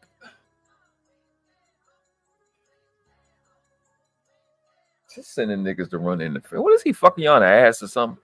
You got y'all social security number or something? Y'all do see me out here in these YouTube streets, right? You see I'm fucking literally untouchable, right? Like y'all do see that. So why the fuck do y'all be? What the fuck do y'all be worried about? I do whatever the fuck I want to do. All right. Let's say y'all not me. All right. Let's just say that. But I'm still here. If you got a problem, I got them. But nah, y'all want to keep supporting the fuck shit. I just don't want to like y'all scared of this nigga. So he's not be. Listen. I don't know. I can't help you. Y'all done. Y'all deserve it. Wherever you come with niggas, let the fuck come with y'all. You deserve it. Cause y'all stupid. What the fuck I said. Big dumb. But do y'all understand that? Well, you can't say you just said you ain't really doing it though, but like people need to understand. I'm not about to be your friend. I don't need if I want internet clout, if I want YouTube clout, I can get that shit off my own. What the fuck? I don't need y'all bitch ass niggas. I don't. And honestly, look, we're gonna end right there because I don't wanna you can go watch her live. Her live is linked in the I wanna skip it to the part where she just dropped the nigga. I think that part. But I don't want to talk about her live. You know, she went in. We'll move on to Sharon shit. But definitely her link is in the description. Brownie, I think you definitely got to wrench. Drop your link so people that haven't subscribed can subscribe. And you know, I always got your back whenever you go live. And my ass is woke. I definitely will be over there. So there's this. Yes, it was a great stream. Absolutely. And I guess this is going to be the more educational part of it. Sharon, this is your fault. Blame Sharon, the colonel of the Red Brothers. I got to get to the point. I thought what was it at? 5:30? Yeah, I think it's like 5:30 when the conversation started. And Sharon, this is all your fault. Okay? Shout out to Marvelous. We had to hold it down. What the fuck was I at? Right. And really, in all actuality, constant. Okay. How you doing from Denmark? That is nice. Good to see you. My girlfriend is about to leave me and the new apartment we just. Yeah, it was a troll. Okay. You know, they're not. See, the same people that argue me wouldn't argue you because you're the host. But that is a ridiculous point. If you have more energy, you have more power. Our whole. Yo, he's been watching that Netflix special. Okay, yeah, we are. Not lying. Okay, we are. Doing it in a 2D perspective. Okay. All right. So you have all. This is why Sharon is on the thumbnail. You know, with the red and blue. I play on it. I ain't feel like making it. I got lazy. Well, actually, I'm trying to stay on schedule. I didn't feel like making 3D glasses from scratch on the damn graphics. So I just put red and blue over his eyes because Sharon Bracey says that you can see in 3D. So we had to have this fucking conversation. But it started with Marvelous's question, and we're just gonna go through and break this down. He stressed me out. Yes, the pedophile boy does come up, and had to smoke him too. But it's interesting. I want you to remember the technical shit that being said because it's gonna come up again. Let go. Perspective of what's all around you. You're controlling the person, the body, the vessel with your controller. You're witnessing a 3D world, but from a 4D perspective. Even right now, you're living in a 3D world, but actually viewing it in a 2D perspective. That's gonna be hard. No, if you didn't know, I'm being serious. I'm not lying. I don't know what he's saying. Yo, he's been watching that Netflix special, man. What's that show on Netflix, man? Dark Matter. You've been watching too much of that, man. Yeah, here go Brownsville trying to back this malarkey up with jokes, right? The second time he done that. Like that shit. I guess it's like, I don't know. Like when topics like this come up, my mindset is like research, what I've actually looked at in real life. I was saying to somebody that I sent it to so they can listen to it and watch it. In my circle, this is common knowledge. What Marvelous just said. I just dropped the link. I'm actually about to pin it over. This is common knowledge. Like everybody knows this. So I don't know. Like I guess I'm removed from. I'm not in the loop. I'm out of touch with the average person know or don't know. So this was kind of weird. So you can hear how I start once I engage into this conversation. Yeah, there was some extra dumb shit that was going on with Unlikely. Another deadbeat dad, Tether, interrupting the conversation. So let's go. No. Hold on. We live and experience everything in 3D. No. We live in 3D. We experience 2D. We do not experience 2D. I promise you. He was wrong on what he said. He was wrong. We see in 2D is what he meant, because that's the first thing he said. We experience and live in 3D. But what he said is, and what the truth is, we actually see 2D. I think there was a couple people that I was just surprised at how many people didn't know that in the chat. I was like, wow, okay. Which actually, again, that's why some of these conversations is good, because it gives people opportunities to get educated. And it kind of gives you,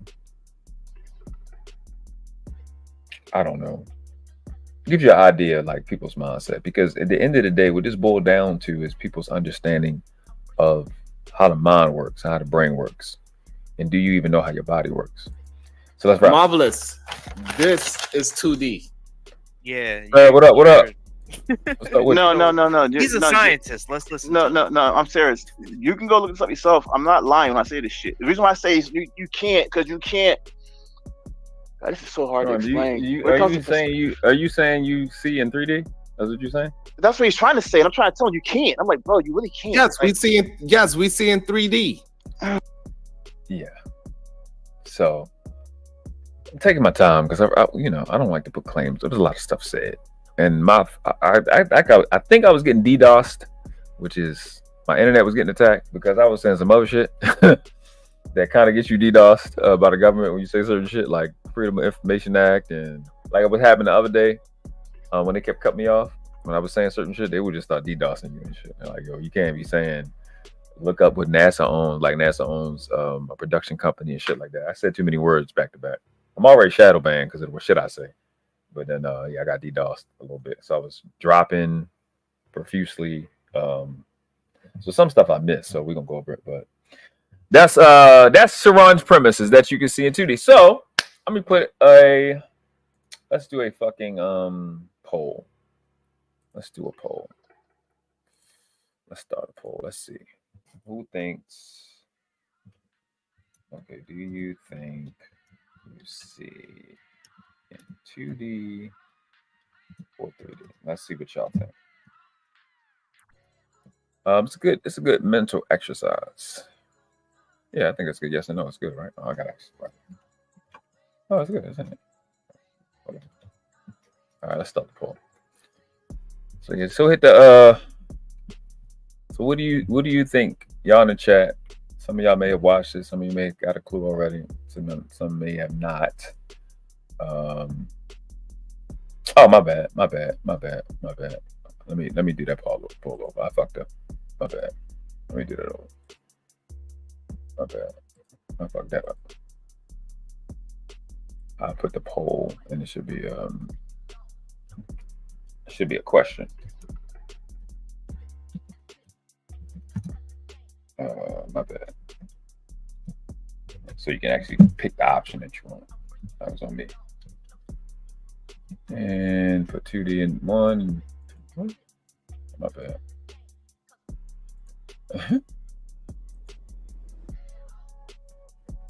Oh, it's not closed. Oh, it didn't close the input. Hold on. There we go. Gotta end the poll before I start a new poll. I'm tripping. All right, here we go. All right. We're gonna go over this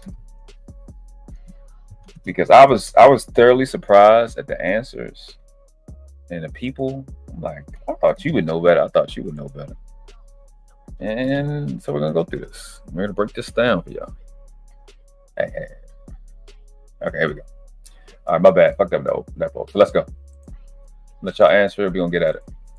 Oh God! Absolutely, our eyes is built for 3D. How can you look? Just stop. Just stop for 2 seconds. What do the third dimension mean?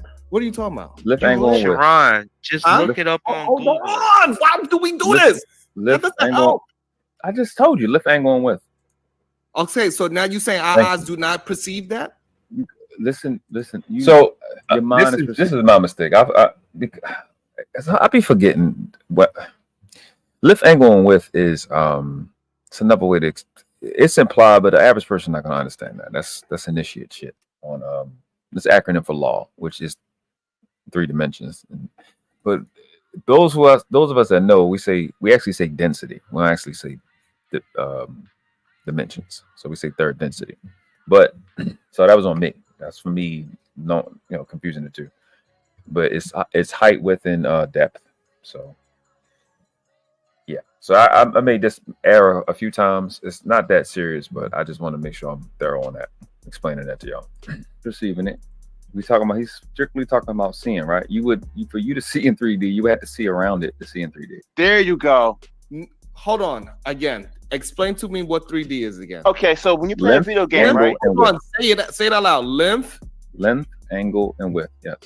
And so you mean to tell me that when I look at a car, I'm not seeing how long it is, I'm not seeing how wide it is, and I'm not seeing it from angles? You can't see how wide it is on one side. You only see from one side at a time. Yes, there you go. I'm glad you said it like that way. Dudes and just type in. Stop listening to the stupid nigga. Stop listening to a stupid nigga. Listen to somebody that can actually think. Yo, stop cutting me off. Just find a new. Damn, bro, I just live in your own house. You live in a fucking chick house. Shut up. You're homeless. Sharon, what are you talking when you look at a building, how many sides are you looking at? Already. Yo, Sharon. When you look at a building, what side are you looking at? Are you looking at all 4 sides simultaneously? Bro. Okay. Yeah, so it almost gets redundant, and this is a problem when really incompetent people are involved in this conversation. Just saying dumb shit. Somehow I'm homeless when I've been fucking broadcasting from the same. Whatever. I'm not even gonna deal with that. So it's just a fundamental question. You have to understand that to say that you see in 3D, and like 60 Red said, if you see in 3D, why would you need 3D sunglasses? Why would you need the glasses if you saw in 3D already? You know what I'm saying? That's a pretty fundamental question. I don't know. Hopefully she is. Cause she was in a chat. She was in a chat too. What's going on, Critical? What's up, baby? Yeah. Cause she was one of them. DB was one of them. I was like, I thought y'all would know this, but it is what it is. So I thought it would be a good conversation to see who else. And I got a video I'm gonna pull up, but who else kind of, and I'm gonna watch it together. I didn't pre-watch it. I watched the first 2 dimensions that the guy explained, and he's gonna explain the third. So we'll watch it together. The link is pinned to the top if y'all want to come up and discuss it. Sharon, just type in, do humans see in 3D or 2D? Stop listening to the dumb nigga. Remember this nigga said that, but I'm cutting him off because the nigga was using this nigga unlikely. This nigga is a fucking idiot, bro. We tell this nigga that the speed of light. So it was a good conversation. Shout out to Sharon. It was actually a good conversation. We didn't talk about dick and pussy. It wasn't gender war. It wasn't no trend shit. It was an organic conversation. So shout out to Sharon for that. This nigga says that the speed of light. We had got there because Marvelous was like a black hole. The pull is so great that the light can't escape it. So which means that the pull of the black hole is greater than the speed of light, which the speed of light is 86,000 miles per second. This fucking goofy nigga says, no, it's actually faster than that. It's over 600 million. I said, then he pulls up the shit, the Google shit, and it's fucking 600. All it is an hour. He went from a second to an hour. Just multiply 187,000 miles, and it converted it into fucking meters, which is 600 and something meters per second. And he doesn't understand shit like that. He thought the M stood for miles. And so now he wants to use Google again. That's why I interrupted him, because he's fucking dumb. Nigga that just fucked up with Google before. Listen to somebody with actual intelligence. Just type it in. What it says it right here. When you look at a building, are you looking at the entire building? Guys, homeless. Hold on. I'm very homeless. Hold on. Okay. See in 3D. Hold on. Everybody. You're homeless, bro. Shut the fuck up. Hold on. Hold on. Pathetic. No, that's the only joke I need is you're homeless. You don't need another one, guys. I understand it's late, but hold on. Hold on, y'all. We are 3D creatures. We see 3D. What the hell is we don't see. Jesus Christ, we need help. Hold on. Everybody just cannot just start throwing things out. We absolutely see in 3D. We do not. So this conversation is probably gonna answer a lot of y'all questions and ideas. But this is their premise, at least before Fatty gets up here. It actually is going to be when Fatty gets up here as well. Sharon is saying we absolutely see in 3D. That's what he's saying. All right, let's just go ahead and explain it. 2D. We do not see in flatness. We see depth. We see depth. We see that something is coming towards you. Moving away from you. That's what he's in 2D. That is 3D. We can look up and see a tree. That is 3D. That's 3 dimensions. We are not just looking on a flat plane. Stupid arguments, bro. Okay, so right here, humans see in 3D, but each eye's retina records images in 2D. The brain combines the slight differences images from each eye to create a 3D visual experience. That's what it says. I'm not listening to you. You're fucking homeless. Scientists figured this shit out. You're not a scientist. Y'all are crazy if y'all think that we see things in 2D. No, he's crazy. He's the only I didn't even hear what the fuck he said. Let's listen to the stupid nigga. Listen to what he said. Listen to him talk. Humans see in 3D, but each eye's retina records images in 2D. You hear what he said? Humans see in 3D, but each eyes record in 2D. So the dumb nigga, in fact, he's gonna come up and reiterate this. You think 2 + 2 = 3? That's what you think? So if I'm transporting 500 pounds of food and there's two different trucks, one got 250, the other got 250. By the time they get to its destination, somehow it's gonna gain an extra 100 pounds of food. Like, what the fuck are we talking about right now? These niggas, when Marvelous and I said or positing that you see in 2D, that includes both eyes. What the fuck difference would it make if it's one or? That's nothing to do with what we're saying. It just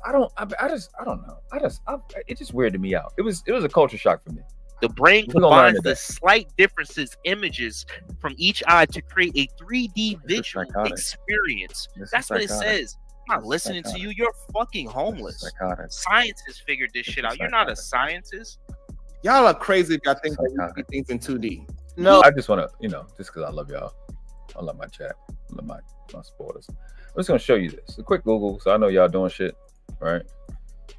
Let me make sure it's as big as possible. Pause, no diddy. So this is just standard issue Google. I think I need to do a little bit more in terms of showing a video, like all the old information I got when I was younger. I've seen whole entire, because when you read, right, when you do mindset self-development stuff, right, they're wanting to teach you how to increase your mindset, right? And they talk about perception a lot. And then while they're talking about perception, one of the foundational things that they use is eyesight, how the eyes actually work, how the eyes work in relationship to your brain. And as it says here, humans see in 2D. That is a fact. You see in 2D, 2 dimensions, right?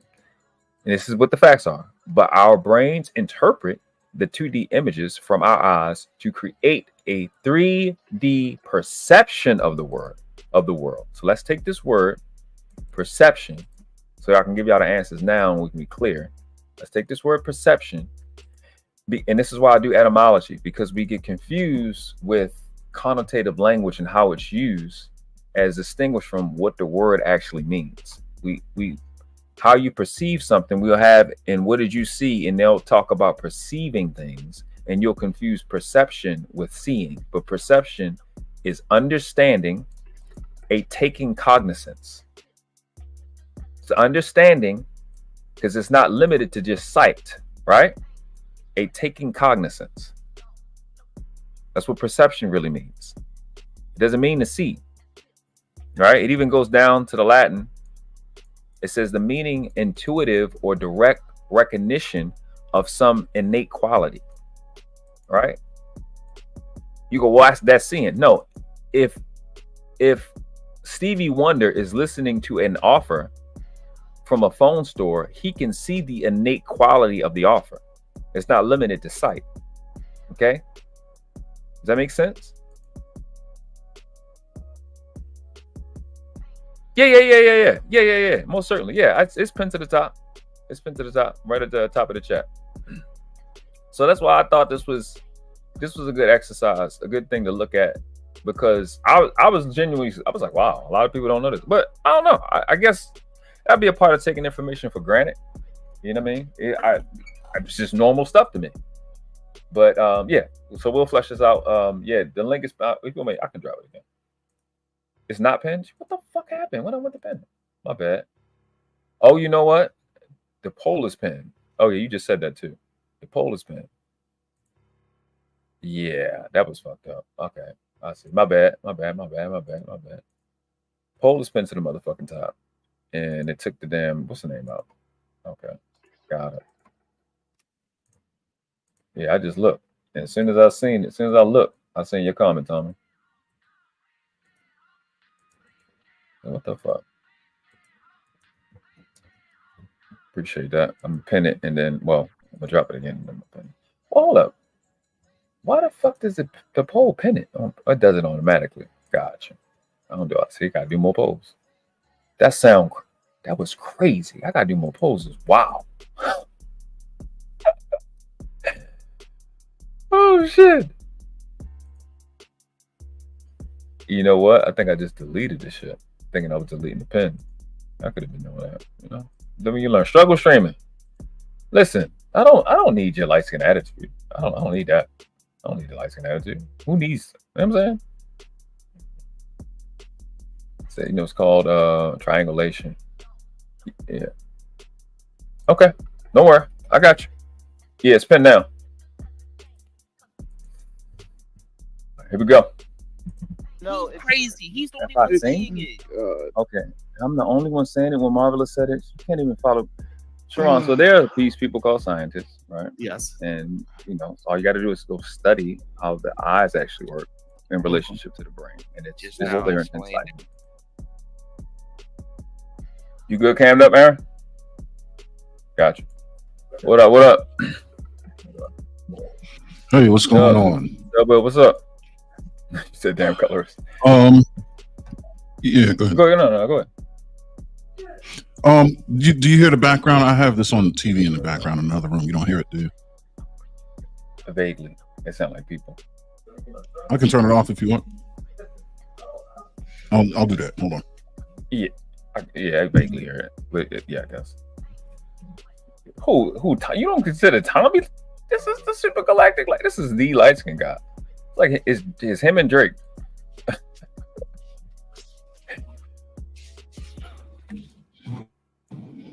Okay. I didn't want to muddy the quality of your show here with. No. You was good. Appreciate you. I appreciate you for that. So you said it's triangulation. Go ahead. Okay. So, all right. You're right. The difference in sight and perception are the same. I mean, I would agree with that. Now, perception, that, you know, when you perceive something, it's based on one or more of your sensory inputs. So you can have a sight-based perception. You can have a hearing-based perception. You can actually hear in 3D. This is why they have a thing called the Doppler effect, which is why if you hear a train or an automobile pass by, it sounds like the pitch of whatever the sound it's emitting drops. That's because as the object moves away into the distance, right, the frequency the sound dips in pitch because the frequency of its the distance between the trough and the crest, it extends. It gets wider. Is this making sense? I'm trying not to be too silent. Yeah. Okay. So therefore, it drops in pitch, right? Higher pitch tones have a shorter frequency and a shorter wavelength. Lower pitch tones. You're speaking to the fact that you the aspect of space, which is what I'm saying is, as object moves into space, into depth, you can hear you can hear the dimension of depth due to the Doppler effect. Because as the pitch drops, the wavelength, meaning the distance between waves, increases, and the time that each oscillation occurs increases, which causes a dip in pitch of the tone. Yes. Does that make sense? So the Doppler effect also happens when you're talking about light. And this is how they can tell the age of stars, the age of galaxies, stuff like that. There's a concept called redshift. When something moves away from you, it takes a red hue. Our eyes are not sensitive enough to perceive this, but it happens if you look at different telescopes that are light sensitive like that. And what a redshift is, it's a drop in the light frequency. Infrared is low frequency light, ultraviolet is high frequency light, red and blue, right? So as something moves away from you, just like the sound would take a dip, so too would the light, right? Now, these are two different perceptions. You have to have an object in motion for this to happen, first of all, right? But these are two different perceptions of the world around you using two different sensory inputs, sight and hearing. Because your eyes are photon receptors and your ears are vibration detectors, right, through the eardrum.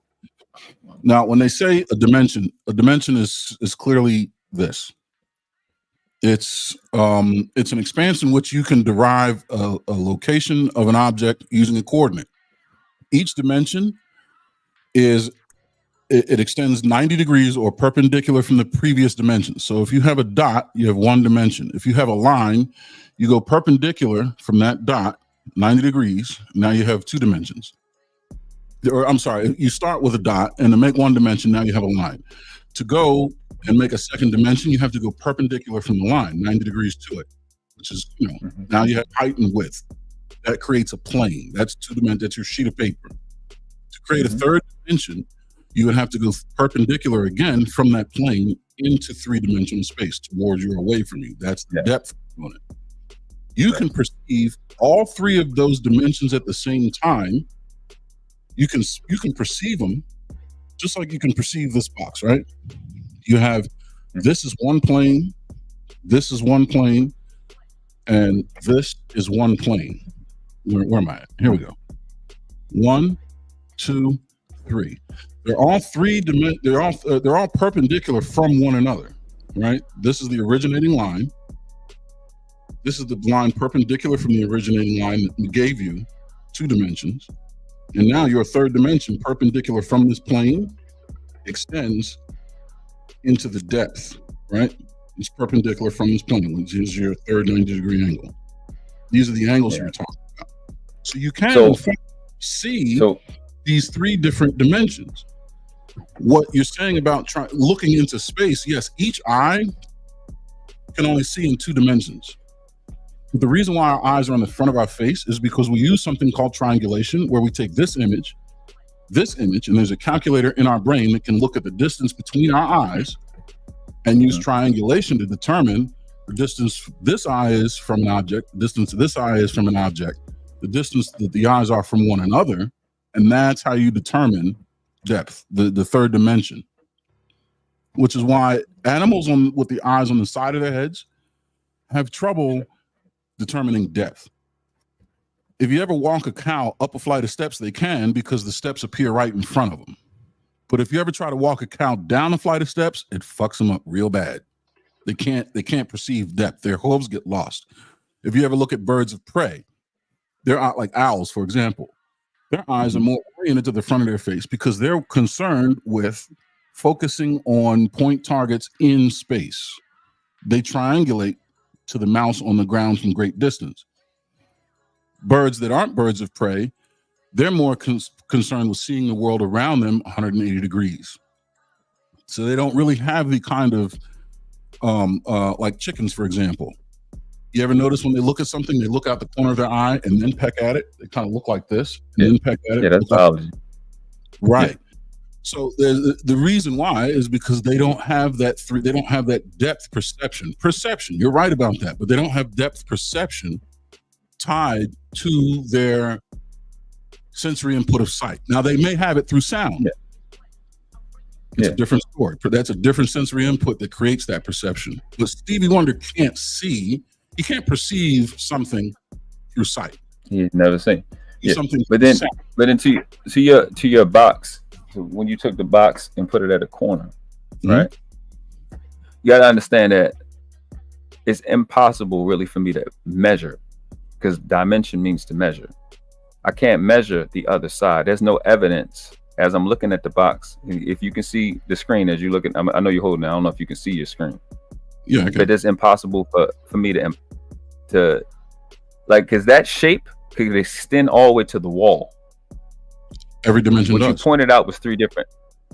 It could, but it doesn't. The box doesn't point all the way to the wall. It could go all the way to the wall, and I can't. All I would see is that covering.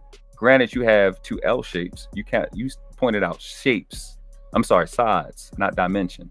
I can't actually see the depth of it extending to it could potentially extend through the wall, right? Even as you're bringing the whole thing inside. I need you, like, listen to what I'm saying. Like, and I agree with you. Science is sexy, but this is the issue that we come up with, right? What you're holding, a part of that could be extending through your wall. It could be extending. I can't see the actual depth of it from where I'm looking at. Let me actually bring you up. You mean you can't see my hand is what you're saying? My other hand. Let me bring you up so we all can see you and what you're doing. Exactly. You can't see my back hand. I can't see behind you. I would have to. You know, when we make 3D images on paper, it's translucent. That's the only way we see. That can just be an elaborate shape with lines in it. That's three sides. Right, but I can't possibly see the dimension of that box that you're holding, because me and you know that there are 3 other sides that are there, and I can't see them simultaneously. We're confusing the shape and the size with dimensions. That is still a 2D image. So I know you were talking about perception, but I can't actually. So the only thing we're debating is what we can see. The eyes can only take in 2-dimensional images. Just like you're sitting there poised. I mean, still, I could take a screenshot right now, and that could be my thumbnail for another thing. And when I go to put the thumbnail in, it's only 2 options. Not that the internet, not that interface is like reality, but I can't see past you. I would have to see through you or around you simultaneously. I would need to see. You got to understand, if that's a 3rd dimensional thing, I would have to see all 3 dimensions simultaneously, in which we can't. You wouldn't. What you're highlighting is the limitations of the 2-dimensional world that is your computer screen. But exactly. But what I'm saying is, in real life, right? And that's, I guess, where the conversation is coming from, how we see things in real life. Because me looking at the computer screen, having this conversation, I'm already limited by the limitations of the screen itself. That's not my eyes' fault. That's the computer's fault.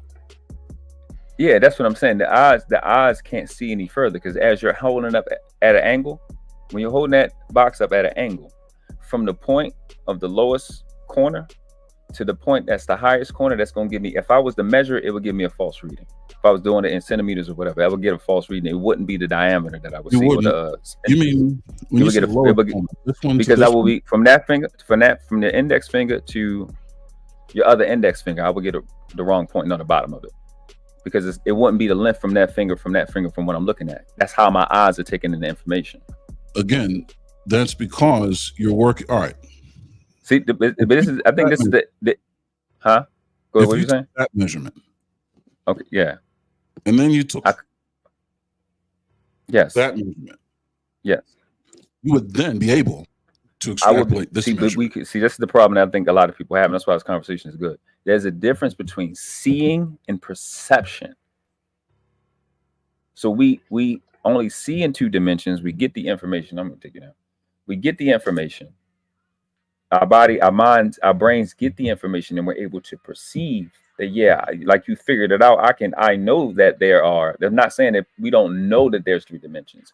Our eyes does not have the capability of seeing that at all. It's a big difference between seeing, and it's not a. People take it as a knock. You need to realize how powerful and amazing the brain really is. You can perceive it, you have an understanding, and you can take in cognizance. As you were displaying, you have cognizance that it is a 3-dimensional being. It is a construct, and you are a three-dimensional being yourself. But you can't actually see 3 dimensions simultaneously. You can't see on the other side. Again, when we go to write the 3-dimensional cube, you have to make it translucent to be able to display that. You don't. How many dimensions are? All right. What is your idea of a dimension? I don't have any ideas. I just go to this. Oh damn. Y'all don't. All right. So I can tell you. Okay, here we go. Measurable extent along a diameter. Yes. Yes, I would agree. So it's pretty much the way I like to make it easy. A digestible definition is it's a spatial dimension, which is different from a temporal dimension. A spatial dimension is an expanse through space that extends in both directions, in opposing directions, infinitely, that can be measured incrementally, right? Inch, foot, yard, mile, right? Kilometer, meter, decimeter, centimeter, millimeter. You get what I'm saying? Mm-hmm. And they extend. This expanse extends in either direction, 180 degrees from the center point, infinitely. So it goes that way infinitely and that way infinitely. That said, you have your 3. You have height, the distance from here to here, which that line goes that way for infinity. This is the problem you having. This line. This is the problem you're having. This is the problem you're having. The height, if you put it back to where you had it, the height will go from the bottom corner to the top corner by the way you have it, because you're holding it at an angle. You have to do something that isn't scientific to prove science. That's not how that box is set up. You have to hold it and angle it for you to be right. It's not sitting. So God or whatever is the creation is not holding us at some angle, right? You would get false readings, because as I'm looking at it, if I was going to measure what you had in your hand, I would get false readings. Have you ever taken calculus? Yeah. So the calculus is a calculation of measurements that change. So there are calculus equations that absolutely you would use. You could look at that and give a correct reading, because now what you would do is study the angles in relationship to one another, and that'll give you the gradient of change that this line is having away from you. So the nearest point to the screen is here. But you not understand that wouldn't be see, you confusing. You understand what you're saying, but you're not understanding what you're seeing. You're explaining what you understand. You're not explaining what's being shown. As you put the screen in front and you're pointing at the middle of the box, you have a completely different shape in front of us than a square. Than a rectangle. That's a rectangular box, but you have it at an angle where it's not rectangular. When I'm looking at it, I can screenshot it and show you. Bring it up to you. Outer. No, I can do like that, right? And then consider this. I got you. You gotta understand how. Hold up, I got you. I'm gonna show you. I'm bring it up right now, so you can see what you're showing us. Right. Hold on a second. 3-4 seconds. So that's us, right? Mm-hmm. You have to understand it when you're angling it like that. That is not a shape. You're pointing at the corner because you know it's there, right? Look at the actual box that you're showing me. You know what a diameter is. That is the outer part of the shape that you're showing me. Where that part I clip your fingers over the corner. We will be measuring that, not your understanding of you angling it. The outer rim, the diameter, is what we will be measuring. So I would get The diameter from the center point extending outward toward the perimeter. So okay, cool. So what would the center point be from the image that we have in front of us? Again, we take it in 2 dimensions. And like I said, I can answer that. No, go ahead. So I'm going to share. Let's see.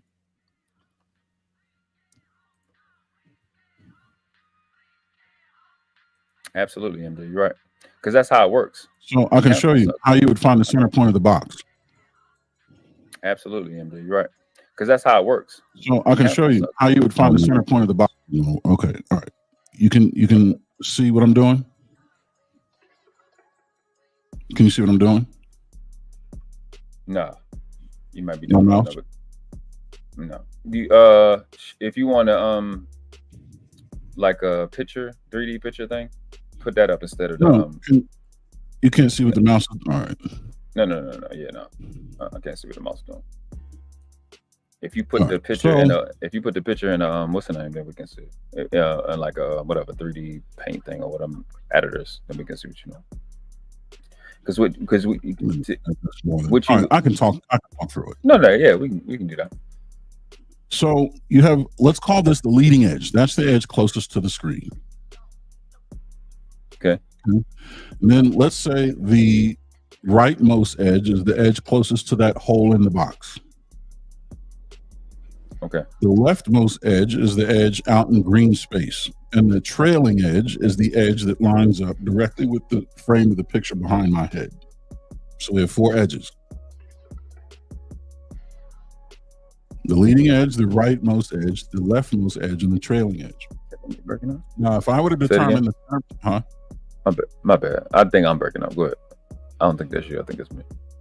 If I were to determine the center point on which the diameter can be extrapolated, what I would do is first consider the angles between the very top point of the leading edge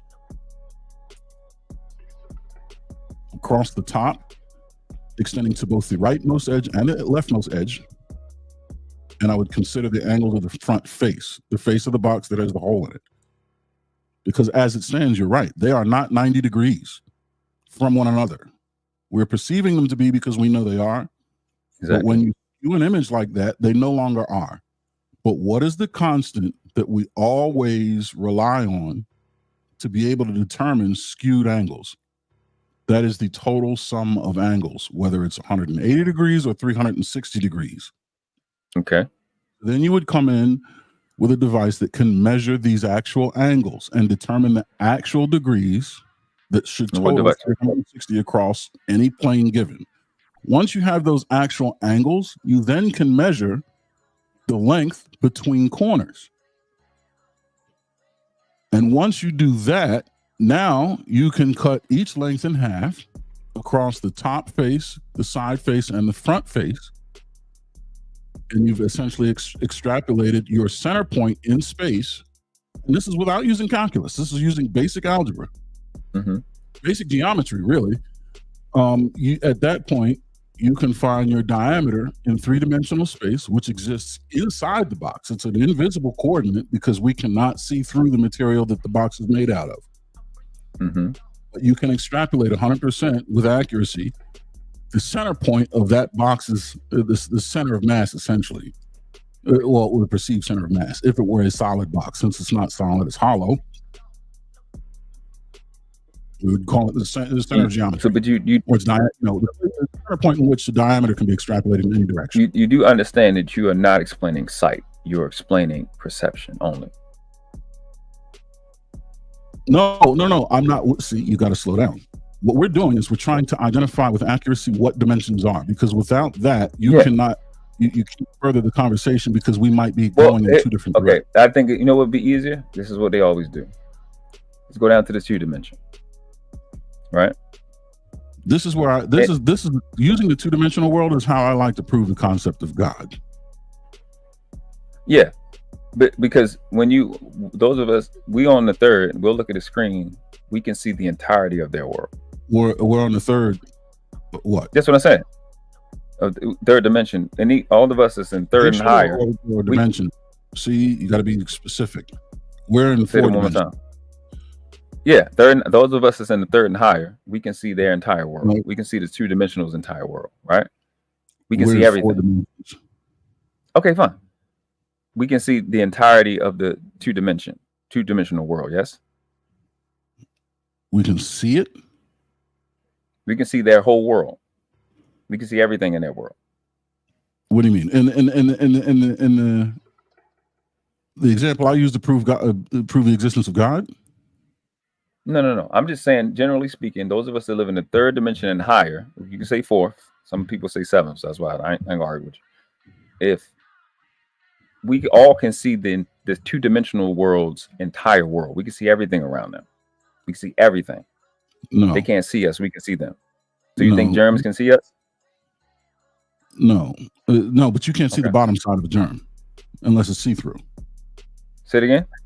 You can't see the bottom. If a germ is living in a two-dimensional world, yeah, we can see a germ. We can see both sides. We can see both sides.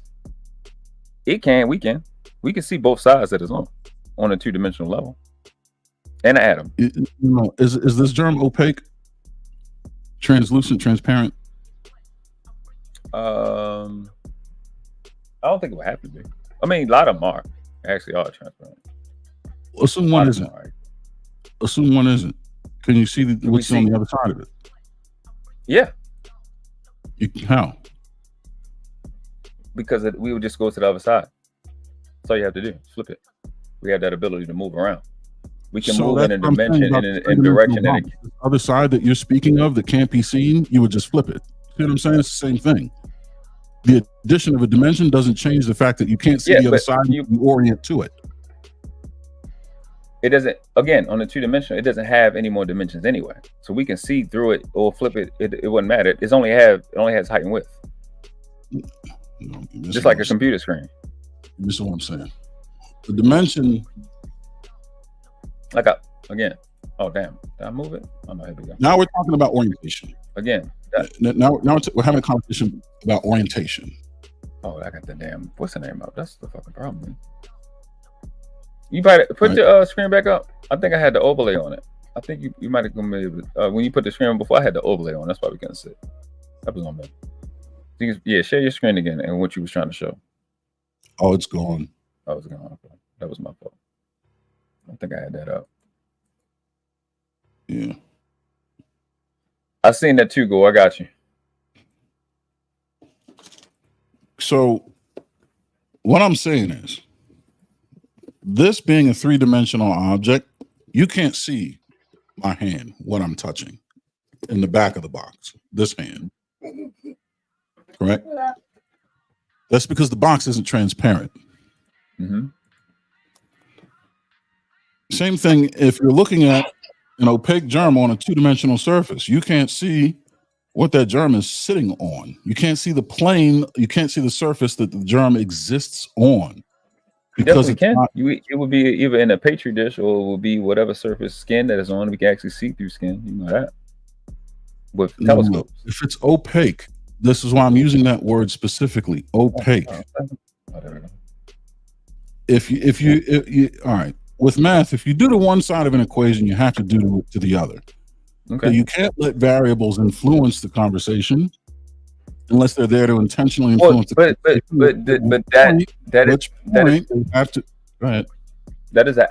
is the benefit of being from another dimension. Coming from another dimension, you have aspects that dimension don't have.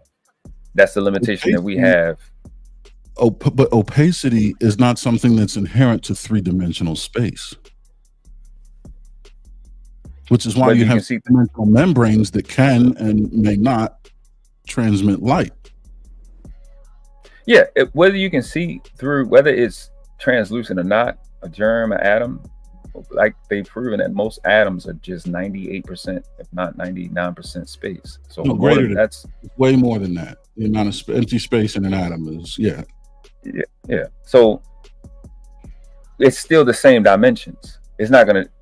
We can see that because they can only move left or right, and then on the zero-dimensional, one dimension is just a point. You get zero dimension is a point. One dimension is a line. Left or right. Two dimension is a plane. Exactly.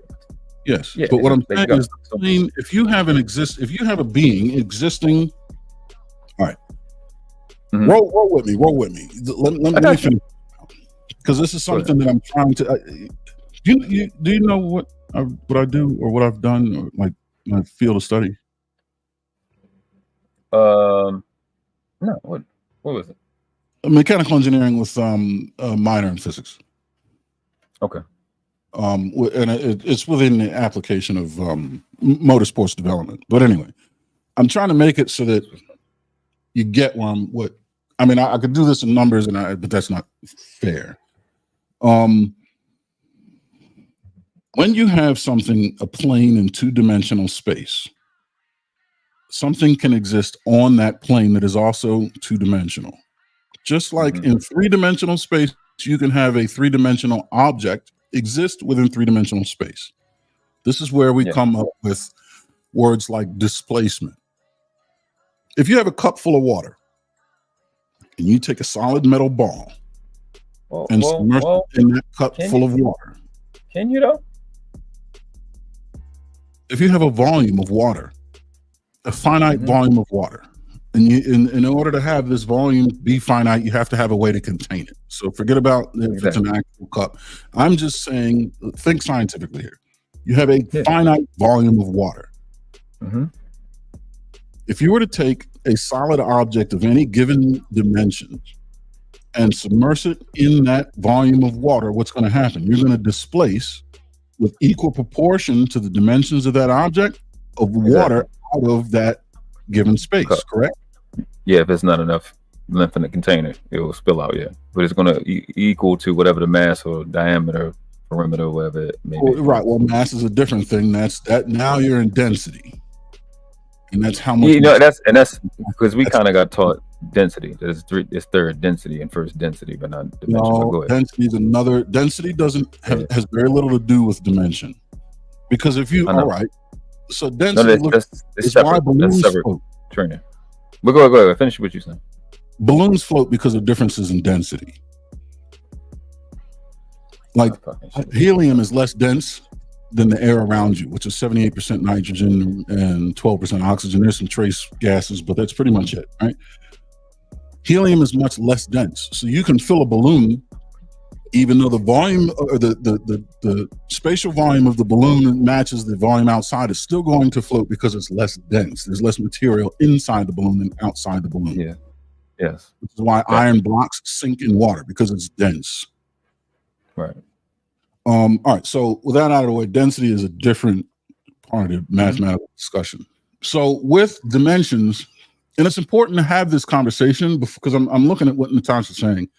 It's important to have this conversation because it changes everything that goes forward. You can't have the rest of the conversation based on assumptions. We have to have some agreed upon baselines before we go forward. Because then that takes away the thing that semantics do to conversations, as you know, right? As a linguist, you know what semantics can do. It can throw it haywire. So we got to establish that first. When you're talking about a dimension, opacity can 100% change the way you perceive what's going on in that dimension. Just like you sitting in a three-dimensional world, this box, its opacity prevents you from seeing what's going on behind here. If this were a clear box, then you could absolutely see what my hand is doing. Exactly. If that box were clear, would you then say you can perceive three dimensions because you can see what's happening behind the box? Absolutely not, because your hand will also have to be translucent. Because, like you said, we can't throw out variables. If the box were floating, remove the variables. If the unnecessary. So the box will have to. So the box, the example doesn't exist without you holding it at an angle. It will have to, because that box has the box will have to. No, the box will have to be sitting in the natural position. No, your hand. You can suspend that. The only way the foundation, the entirety of your example is solely dependent on your manipulation of the box. I know you understand that. No, it isn't. It has nothing to do with the way I manipulate the box. It has everything to do with your orientation to the box. If I'm looking at a different shape like a car, I can't see the other side of the card. You simultaneously see all of the dimensions. So you understand when I say third dimension, there are 3 dimensions. I have to see all 3 dimensions for me to see 3 in 3D. I don't see in 3D. I perceive. We have the ability to understand. As all you're displaying is that you understand dimensions. 3 or 4 dimensions. That's all you're explaining. You're not showing that you can see it. You couldn't show me without manipulation. And then the thing that you're using to manipulate, I still can't see 3 dimensions. Because your hand is not, what you're saying, you can't behind see your hand as you're holding it up. That's not and I can't see the back of the book. It is a dimension because the item that you're holding, I can't, the entirety of the item, that's what you were just giving me when it's translucent. I can't see all of the dimensions that item and that I can't see all of it at one time. When we're looking at something 2-dimensional with height and width, when we're looking at something 2-dimensional with height and width, I can see everything on a 2-dimensional plane. This is why we need to understand what a dimension is versus a spatial. So, all right, listen. You can see 3 dimensions. This box helps you see them. 1, 2, 3. The dimension on the side of the box that's facing my face is just a copy of this dimension. It's parallel to it. There's nothing different. You're not understanding. I still can't see it. Wait. Just wait. There's nothing different about this surface of the box as it relates to dimension. There's nothing different about this surface than this. Other than this surface is deeper across this dimension. But the dimension itself is the same. The dimension count doesn't change. Yeah, that doesn't change the fact that you can't see it. But that doesn't mean you're not seeing the dimensions. You're just not seeing another representation of the dimension. You're confusing your understanding and your math with seeing. The eyes are work in a certain direction. You have to see 3 dimensions. When we make thumbnails, there are 2 dimensions. You know what you just did? You're restricting the conversation to the limitations of computers. When you say thumbnail, you're relegating it to the screen. I'm having a conversation as if you're in the room with me. Because I'm showing an example, and that's why I'm showing an example on 2 dimensions, so you can get it on 3 dimensions. This is how this is explained across Earth. That's why you're forcing your point to exist in a world of 2 dimensions because you're relegating it to a world of 2 dimensions, which is a computer screen. I'm having this conversation as if you're sitting in the room with me.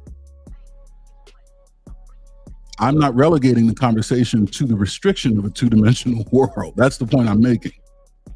Yeah, but that's why we're missing it.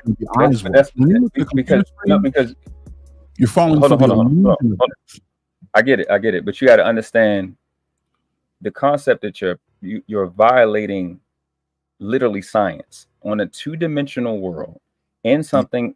Absolutely, you're on a 2-dimensional world. When I get something like a thumbnail that's in a 2-dimensional world, I have 2 dimensions to adjust. When I make the thumbnail in the 2-dimensional world, I am seeing 100% of the dimensions that I can adjust. That's on a 2-dimensional world. When I come to a 3rd-dimensional existence or plane that we are in now, I would have to, at the same level of accuracy, simultaneously see all 3 dimensions with these 2 eyes that we have. Right, it sits in the back. That this process in the back of our skull. I forgot the part of the brain that it happens. I would have to see all of that at once, and we cannot see all of those things. So your German example has to go out the window. Say it again? Because the term to exist in a 2-dimensional world means it has to exist on it. It cannot move within it because it's now an integral part of it. What would have to move? Well, the germ. Okay. It doesn't exist in a 2-dimensional world unless it's integral to that space, which, as you know, doesn't happen. It would move around across the top of it, which is now 3 dimensions. So that example has to go out the window. Well, I was explaining that they don't understand. They only move. I was explaining that we can see their whole world. That would be a lower third, I guess. I wouldn't say that it was a third. That's why I'm using it. You can't, because you can't. If that germ is opaque, if it does not transmit light, Yeah, my example of 2 dimensions was the computer. You can't see what's underneath it, which is a part of its world. If that germ were to move across the page, you cannot see what it has moved on top of, nor can you see what was underneath it before it moved until it moved. Explain that. Explain why wouldn't I be able to see it on third dimension? Why wouldn't somebody on the third dimension be able to see how a germ moves, or the plane that it's on? I don't. That's losing me there. 2 dimensions. Germ.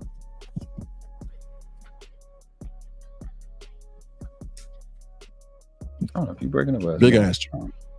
Big, huge germ. Oh.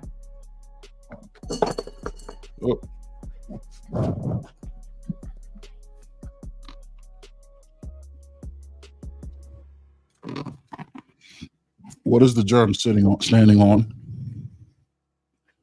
Which one is the germ? The yellow dot or the black thing? Yeah, or the yellow. Either way, but I know what the black is sitting on. It's sitting on something white. No, it's sitting on the number 8. I definitely can't see number 8. Let me see. Yeah, I definitely can't see that. So you're saying it's only on the number 8, it's not on the rest of the stuff that is bigger than? Do you see the number 8? No, it's not. I can't. You probably gotta. Yeah, I admit it. I can't see it. Okay, go closer. So you saying that big thing was on the number 8, not the white thing that's the number 8 is on?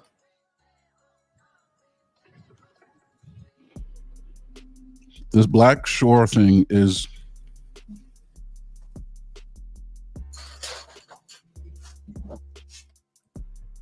So you wrote the number 8, and you're saying that big thing was on that smaller thing? You saying that the germ was on the plane that is bigger than? I'm confused. This is a 2-dimensional world as indicated by the white thing. Okay, that's what I thought. So it's on the white thing. Black shore, a germ on this 2-dimensional surface. It is also of 2 dimensions. There's no real perceivable dimension of depth. It is moving around its world. La la la la. What is underneath the shore germ? This black thing. Something else that's 2-dimensional. What? If not the plane itself. Can you see it? Can I? No.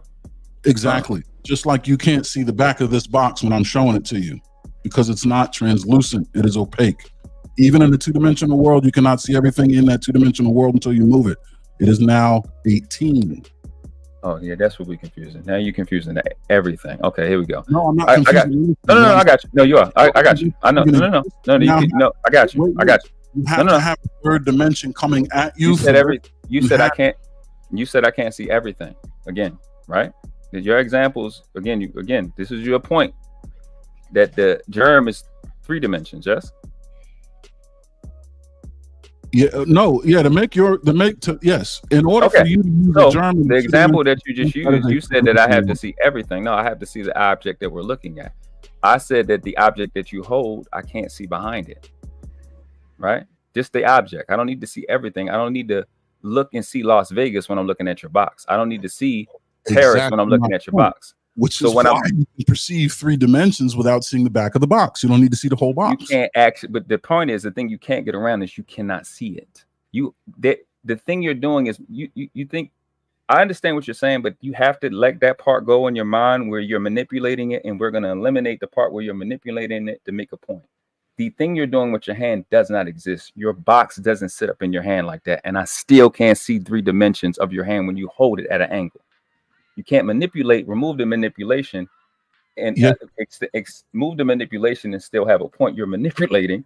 And even as you're manipulating, you're not giving a real shape. That's not you can manipulate your perception of the box without ever touching the box. Yes, you can. Yeah, but you can't change the dimension. You can either use sound to levitate the box, or I can simply ask you to get up out of the chair and move around the box. You can do anything, but you can't do it and be correct. As you adjust the box, you also cannot eliminate the methods by which you're using to manipulate. So your hand is I still can't see behind your hand. World class. Are you doing this because you want to make a specific? Or are you having? Because here's the thing. Go ahead. Everything in existence was put there. It was manipulated. Okay. Something moved it there. Okay. This very planet. So to have the conversation, there is no real. point of origin. There's no the observer and relative position of the observer to the object is something that is always in contention. Going down that road of manipulating the position of the box is a non sequitur. It's a non-starter. It absolutely is, because you're not the person that set the manipulation up in the first place. It was already set that way. So, okay, you're having a conversation now about the observer. Do you know what the observer is? Do I know what in science is still unspecified? Yeah, I know what you're talking about. The world's top physicists still are discussing what is the observer, because once you say they don't know, they still discussing it, but we're not. Enough of us know who that is. But this is what I'm saying. It's just as simple as, it's not really complex. A lot of the stuff you're doing is you're displaying understanding and cognizance. You still don't get that. You're not proving you can see it. You don't. It's like you're missing the fact that you have. You're using sight. That's what we're talking about. That was the topic. Okay. Period. Can you see? Do we see in 3 dimensions? No. No, each eyeball, nothing sees in 3 dimensions. That's the only conversation. Not even a picture. That's the only thing we're talking about. But there's no such thing as seeing in 3 dimensions. But what I think, here, you know what is entirely irresponsible? Gaslighting people into thinking that you have to understand people's ability to understand, which is what I've been trying to do this whole conversation. Mm-hmm. You're assuming that people can readily delineate, and this is a very high level. This is not anything that people absorb into their day-to-day lives. Mm-hmm. There's certain assumptions that are safe to be made. When someone says, I see something, especially with 3 dimensions, yeah, they're seeing in 3D because they're able to use their sight to perceive 3-dimensional space. So to separate the words sight, seeing, and perceiving is wholly irresponsible to expect the world around you to be able to converse on that level. I don't know. Is he breaking up to you, or that could be me? Because you breaking up to me. I don't know if it's me. If he's not breaking up, that's probably me. Y'all let me know if he's breaking up to you guys. But you said to separate sight from perception is irresponsible. That's what you said? No. Okay. All right. Yeah, that's what I'm glad I asked, because that's what I thought you said. Go ahead. Repeat it, please. To maintain the expectation that most folks are breaking up a bit. I am. Okay. All right. So it was me. Hold on. Let me. All right. Okay. I just make sure, because I've been having issues this week, so I didn't. I'm always. Hold on. Let me see if I can smooth this out a bit. Yeah, y'all make sure but that's a dope conversation. I like these conversations. I have these often. I'll try to speak slower. I think it is wholly irresponsible to expect laymen around you to make such finely tuned distinctions between things like what they see and what they're perceiving when using sight. Which is when I started the conversation, I delineated the difference between sight and perception. Perception isn't always attached to sight.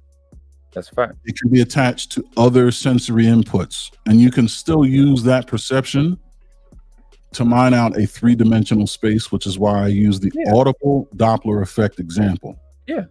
Yeah, I'm with you on that. What I'm saying is this is a level of conversation that I think it's irresponsible to expect the layman to be able to converse in. I think there are certain assumptions that can be readily made. We all do it. Our brains do it. The fact that we're even having this conversation is an example of it, because we don't have the bandwidth to process so much information in real time. We have to dumb it down. And when talking to the layman, I think you kind of have to dumb it down. The fact that when they say they see 3-dimensional space, yes, they can perceive 3 dimensions within space using the sight, using the sense of sight alone, which are 2 different statements, but they're not going to make that distinction. They're going to say, I can see in 3D. You got to understand that. Not everybody can pick that apart. You have a physicist up here and an engineer. It's up. You're having a conversation, but not everybody is even aware of what, like, who do you know knows the Doppler effect and how it can affect sight and smell? Not a lot of people, but not a lot of practice. But see, what I mean? But see, I had said it, I think before you came, I said maybe this was me being spoiled, because this is just regular information. This is normal stuff to me. That's why I thought it would be worth a live to have. Yeah, this is not normal to anyone. I was shocked. I was really shocked. There's people that are smart in the chat. I'm like, you think that? No, you can't. You don't. You just. It's just. I mean, I don't know. I guess I was just shocked. So, I was really shocked. I didn't think that many people thought they actually saw it. But they. So when I'm listening to them and they're saying, no, I see in 3. No, like I understand what you're saying, but you got to know how the brain works and how eyes actually work, right? And then it gets to the point where they trying to tell me that I'm dumb and I don't know what I'm talking about. I'm like, oh my god. That's the wrong place to do. That's the wrong thing to do. Of little understanding. You know where the rest of that goes, right? Yeah. He who thinks he knows a lot knows nothing. He who knows nothing knows he knows nothing. Or he who actually knows a lot knows he knows nothing. Yeah. So I was shocked by it, but all you can do is mind it out from where you come. That's why I've been telling people, like, you teach so great. I'm like, I'm not a teacher. I've been saying this consistently. I'm not a teacher. Mentor at best. I'm not for the new people or the babies. That's not what I'm for. So all I can do is just explain how the eyes work and acknowledge that yes, because the other one is feel. You can actually feel height, weight, depth, and take that information in and also perceive. Yeah. Right? Depending on what surface you're catching the sensory input from, right? Exactly. So it's just a difference of, because when I was taught it, like, right, they were trying to teach us about perception, about taking higher quality of information and more accurate information in to develop better perceptions, better understanding and cognizance and recognition. So they use the eyes and how the eyes work as an example on how to increase your understanding, your mindset. So that's what it was introduced for. It was used as that means. But you have people that really think they see in 3D, and I'm like, you have to. It does affect perception, and again, that's why I deal with etymology. People think perception is how you see stuff. That's how they use it in connotative regular language. No, it's post-processing of sensory input. That's what perception is. It's what the mind, what you perceive is the result of the calculations the mind applies to sensory input. Yes. After the information that you're taking, yes. Yeah. But most folks don't know that. But so in a conversation, I understand the convolution. I understand the connotation that, if they're in the if they're talking with somebody on whatever the topic may be, and that person is just saying haphazardly, that's my perception of stuff, as if that's how they see stuff, because we'll just use that convolution, they'll get that. But all you can do is stay in the conversation. That's what I was doing with Sharon, and trying to get them to understand that part, that there's a bigger, and again, I always emphasize, study neurology, study neuroscience. That's where you get the information from. I didn't come up with it. I didn't, what I think we see in 2D. I learned it from these scientists, these doctors that deal with it every day, neurologists, and so on and so forth. So as you were explaining it, I know you understand the math. You can come and surmise, even with holding the box at a certain angle or doing calculus from center point, etc. But the understanding that when you're looking at anywhere we're looking at in life, we're only getting 2 dimensions. We can't see the depth of it. We understand that there's depth. I can be in a skyscraper in New York, look over the terrain and go and understand that this is a big distance. It's a huge distance. Even a young lady was explaining to me, she was like, she jumped out of an airplane and like from 1,000, what's she said, from like 15,000 to 14,000, your brain can't even, you falling so fast, your brain can't even perceive what's going on. So it's hard to really understand. It does. But what she's saying, so that's another thing. I've conducted jumps below 10,000 and jumps that are what's known as halo, high altitude, low opening, which is you're jumping from, you got to have a mask on, right? Because the air is too thin where you jump out. And it's cold. It's cold up there, right? Really, really cold. Cold and air is thin. Yeah. So at jumps above 10,000 feet, really what it is, it's more of kind of like the Doppler effect, except it's not the way it affects color, it's the way it affects your perception of proximity to an object. Yes, that's what it's like if you have a truck way down the road or a train at the end of the tunnel coming at you, there's no way that you can judge after a certain distance. There's no way that you can judge whether the thing is even moving, let alone how fast and in what direction, if it's moving away from you or toward you, until you come back 5 minutes later and discover it has gotten smaller or bigger. Then you can kind of figure out. But then there's a certain threshold where it crosses where it's like, oh, I can see it's moving away from me or towards me. And then there's another threshold where you can determine its speed. At certain altitudes, you don't know what the ground is doing. So you cross a threshold. And then you can say, oh, I'm falling. And then you cross another threshold to be able to say, oh, I'm falling at a rate of 120 miles an hour. You know? Yeah. That's it, bro. I ain't got the balls for it. If I don't have to. That's a lot. That's too much. That's too much. Try. They said like the first. I probably will before I get up out of here. I probably will. I'll give it a shot. It's just not something I'm looking forward to do. My son got an adult with a child by then. It's fun. Because she said that my bad. She said that you don't really get scared. Your problem is when you first jump out and you accelerate, and when that last, what'd she say? Couple hundred feet, something like that, 1,000 feet, something like that. Yeah, when you really start seeing everything. Yeah. But it's a parachute. You still don't really have an understanding. She's right. The last couple hundred feet inside of a skyscraper's, I would say, height is when the ground starts coming at you at a meaningful speed. And this is long after you've deployed your chute, so you're not doing 120 anything. You know what I mean? Yeah. And when you first jump out of the plane, your sight isn't what messes you up. It's the physical, the feeling of going weightless. Because when you're in a state of free fall, you're essentially in a relative state of weightlessness. Body adjusting to not. Yeah, you're not fully weightless, but you are weightless. Yeah. And is it a training? I know you're in the military, y'all get trained, but do like people that do it recreationally? Did it training for that? For the disorientation? Because you can get lost, they say. Yeah, so spinning. Yeah. So there's two things that you would want to kind of have and this is why they invented that chute that you can go in, and they have it at malls and things now where it's like a big tunnel. You get into it. It's like a vertical wind tunnel, and you're floating around in it. You ever see that? Oh yeah. They got to let children do it. Yeah, anybody can do it. Well, anybody can do it. That's right. It's a thing. Anybody. It's a certain weight or whatever. Yeah, but it simulates free fall because there's an updraft, right? That simulates. And you drop down a little bit. Right. Yeah. You change the position and orientation of your body, the shape of your body. Anyway, they designed that for training. Another thing that they do, I know they do it extensively with pilots and astronauts.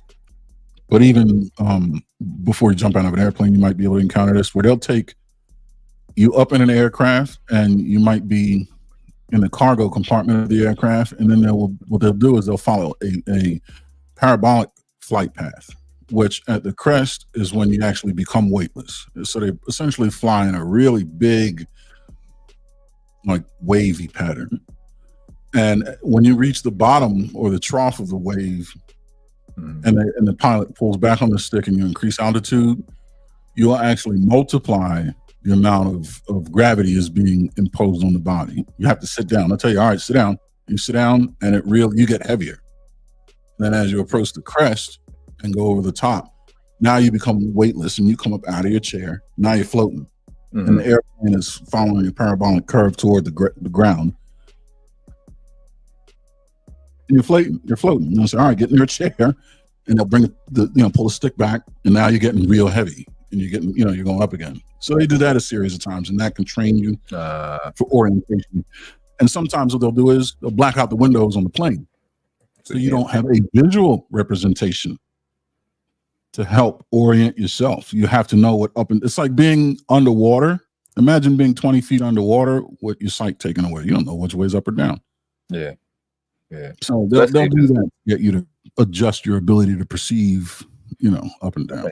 I might take a shot. I've never been a fan of heights. I don't have a phobia. I don't really have too many phobias, but the thought of it irritates the shit out of me. But I was thinking about what she was saying about perception, about again, like the whole aspect of seeing in 2D, because it was like when I first heard it, I was like, I mean, I don't think I didn't have a reaction to it. I didn't have no response to it. And I've just been seeing it since I was 21 years old. And kind of learn how the brain works. And But it's just so many different things. And in this conversation, and I don't know what side you're on, but I'm pretty sure. I actually think I know what side you're on. This conversation, this actual topic is the main topic I'll be using, and I've been using to debunk the fucking flat earthers. I hate them people. I hate them. Flat earthers. I hate them. They're the worst people on the internet. They make me so mad. I hate them people. You think I don't like the people I was talking about on my channel? I'm trying to tell you, when I tell you, there's nothing in life that piss me off more than flat earthers, because they just be saying the dumbest shit the world has ever seen. And like, hold on, let me get this super chat. Appreciate you, Ariel. CH says, really enjoying this. Thank you, world class. Yeah, definitely, the Aaron. Thank you. Big bar, $20 to the mall. I appreciate you. All over, yeah, man. Even though Sharon was in a chat windmill and talking about get him, Aaron. Now, Sharon. But I get but that's the second part of that kind of goes into what you were explaining and understanding how the brain really processes information. It does so much work. Like when you study the biology of the eye, they also say that it receives the information upside down. It receives and it does so much work. And like that's what studying neurology is, one of the first things that changed my health, because it was like eat to support the brain health, because the brain does so much. I found out that 85% of your nutrients go to your brain first. Yeah. So just learning about. You go ahead. What are you saying? No, I'm saying hit them omega-3s, man. Yeah. You need to get all the 102 minerals that the body needs and support the brain. And because the sharper you are, like the fundamental, I've said this on my channel plenty of times. People be stressed out and you be living in fears because you just don't know enough for you to be what people would call comfortable or confident. And when you know enough and you're clear on what happens and some of the things that can happen, that's when you have that serenity. That's when you have that peace. You don't fight fear with pleasure. You don't fight fear with love. You fight fear with information and clarity and stuff like that. And when your brain is clear and it's healthy, but that gives you the optimal opportunity. I think I need to use that word a little bit more of an optimal opportunity to really take every day to live, like to be the best you, as people be saying. Give you the best opportunity when your mind is clear and healthy. Get the worms out of your brain. People have worms in their brain from eating stuff like pork and shit, where you can't even kill a lot of those worms unless you get like 300-500 degrees or something like that. Getting the copper, brain needs copper, brain needs alkaline carbon, because you can get carbon. Well, damn, I don't think that's carbon, is it? No, the metals would be magnesium, copper, zinc, and they all have jobs. But yeah, iron, definitely iron. Saw sarsaparilla is a herb with the highest iron concentration. Get that in your life, and potassium, all that kind of stuff. Yeah. All that stuff, and just that's what trains my health. My health habit is learn how the brain works. Like, that's why I'm cloudy. Like my brain was what is it? Cloudy. What is it? I see cloudy. What the fuck? Cloudy, drowsy. It's because it really be your brain not firing off, the neuron receptors not really getting fired off because it's mucus in there, it's clogged up, you're not giving the nutrients that you need. Point being, I'm gonna go down the whole damn shit on health if I do that. Point being, it's like your brain just needs quality information, and the more you understand on how your brain receives information, which is a whole total science in and of itself, how it receives information through touch, through smell, through imagination, through sight, right, through auditory, a lot, knowing whether you are a type of learner that's more better with auditory, visual, a combination of both. What is it? It's not habitual. It's another way that the psychologists call it. What is it? It's not the word habitual. But like kinetic, or something. Let's see if kinetic. Kinetic, experiential or something. We have to experience it or be in it. And this, I guess, is more gene related. But learning how your brain works is one of the it's freeing, bro. That'll help you. I thought that was a good opportunity to. It was a decent conversation. Ron, we had, Ron be on bullshit sometimes. Yeah, I would suggest that you're more correct. I'm not going to say he's wrong. I just think he kind of over laymanized what it is that he's trying to say, or just was unaware of some of the connections between the photons that hit his eyes and what his brain does with that information. Yeah, because it happens so fucking fast. Words get convoluted that way. Yeah. But I think what he's experiencing, I think to the best of his ability, he articulated what he's experiencing. Through sight, the three-dimensional world makes sense to me. Right? Now that can be, I can perceive three spatial dimensions through the use of sight. But to say you see alone 3 dimensions, I mean, nothing does. Even a fisheye lens, the signal has to be processed. You know what I mean? That light gets converted to a signal that's processed with a computer or something, you know, in the camera. The fisheye lens, you can't just be on the other side of it. Because what it is, it's just a warped 2-dimensional. You ever see the fisheye lens? Yeah. That's it. That's all. It just takes the world and stretches it, you know. It like makes it like brings the center in, and then it like blur out, but it just flares out. Exactly. From it does this. You know what I mean, with the image. It's weird. But you get that panoramic effect once you process the image as it widens toward the edges. That means what's actually happening. The reason why it widens is because that's what's getting closer to you. And you have to be able to process the widening toward the edge as something getting closer, because when the closer it gets, the greater definition you have, which means it got bigger. So I'm gonna let you read your super chats, man. Before I go though, I just want to leave you with one exercise just so people know how the brain and sight works. Your peripheral vision is narrower than you think. If you take anything with fine print, put it next to your thumb, and look at your thumbnail with your arm fully extended from your face, you will not be able to read the fine print unless it's typed on your thumbnail. That is where your peripheral vision starts. Your acute vision is that big when at the end of your arm. Try it out. Interesting little experiment. I'm big on peripheral. Really, I got an overdeveloped peripheral. So you saying get a piece of paper? Yeah, with fine print. Yeah, just write something down. I mean, you'll know it's there, but you won't be able to read it. Okay, I see what you're saying. I'm doing it with I'm doing it right now. I see what you're saying. If you extend your thumb out, you fully extend your arm and just keep your eyes focused on your thumbnail, you will not be able to read with any accuracy what's printed right next to your thumb. It's blurry. Yeah, that makes sense. Yeah, because I'm saying that I see exactly, because you know how to dial in, but it's like all that other stuff is basically your peripherals. Yeah, it's peripheral, right? You can see it not with any acute clarity. You have to shift your eyes. You have to move your eyes, right? You have to move your eyes. Yep. MJ says, "Thanks, Aaron." I'm gonna get this in y'all comments too. Yeah. I definitely appreciate you come up with the qualifications and the clarifications, because you definitely expanded it past what I was talking about. I get chopped up for that, but this is the place where that expansion can happen. No, yeah, it's all up. Like people's best and like people's expertise. Because I know I don't explain everything. Like I said, I'm not a teacher. I'm at best I'm a researcher and mentor. I know how to research. I know how to find what I'm looking for. I know how to find what they don't want you to see, and I can explain it. I only learned how to explain things through sales.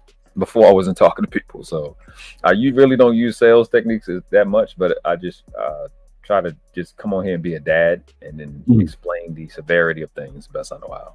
That's what I do. You're an intellect willing to have the conversation. That's all we need, bro. Oh, always. You know where you at over here, man. You know this is second home for you. You home. Let me, Natasha, could you definitely please share? Oh no, you have the War Room, right? The War Report, yeah. THE. Yeah. Here, let me see if I can. I'll tell you what. Yeah, if you put it in private, I can drop it. Yeah, there you go. Yeah, she already got your channel, your Mine, channel. yeah. But the War Report is the channel. You put it in notes and then I got you. Yeah. That's a good contribution. But yeah, man, I appreciate it. I'll drop that in the back. I'm gonna let you go ahead and tend to your audience. I really do appreciate it. It's all love, as you know. Keep the intellect alive, man. Definitely. I appreciate you, man. You definitely contributed. We had this was a great conversation. Everybody enjoyed it. Yeah. And I learned as well. I mean, you know what I mean? Like I legit learned. So me too. Yeah, you said some stuff. I'm like, oh, damn, that was pretty smart. Yeah. I was like, yeah, I didn't think of that. Yeah, that was, I say, hey, man. Yeah. Iron sharpens iron, man. So I appreciate you, bro. Indeed. I'm gonna drop this in the back and be on my way. Thank you again. Definitely. All right. Always. Got you. Let me put we still gonna go through the live, y'all, because definitely gonna have, oh, what the fuck? Oh, that's on me. I didn't put the right thing in, and then pause, no did he? And then I didn't even break up. So I did two things wrong at one time. And Aaron's gonna put the war report with him and his two of his buddies go live. Good brothers. I was over there with them a few times. Dope conversation, good energy. And they do stuff like this. They have real conversations, but I think it was the war and the gender war or something like that.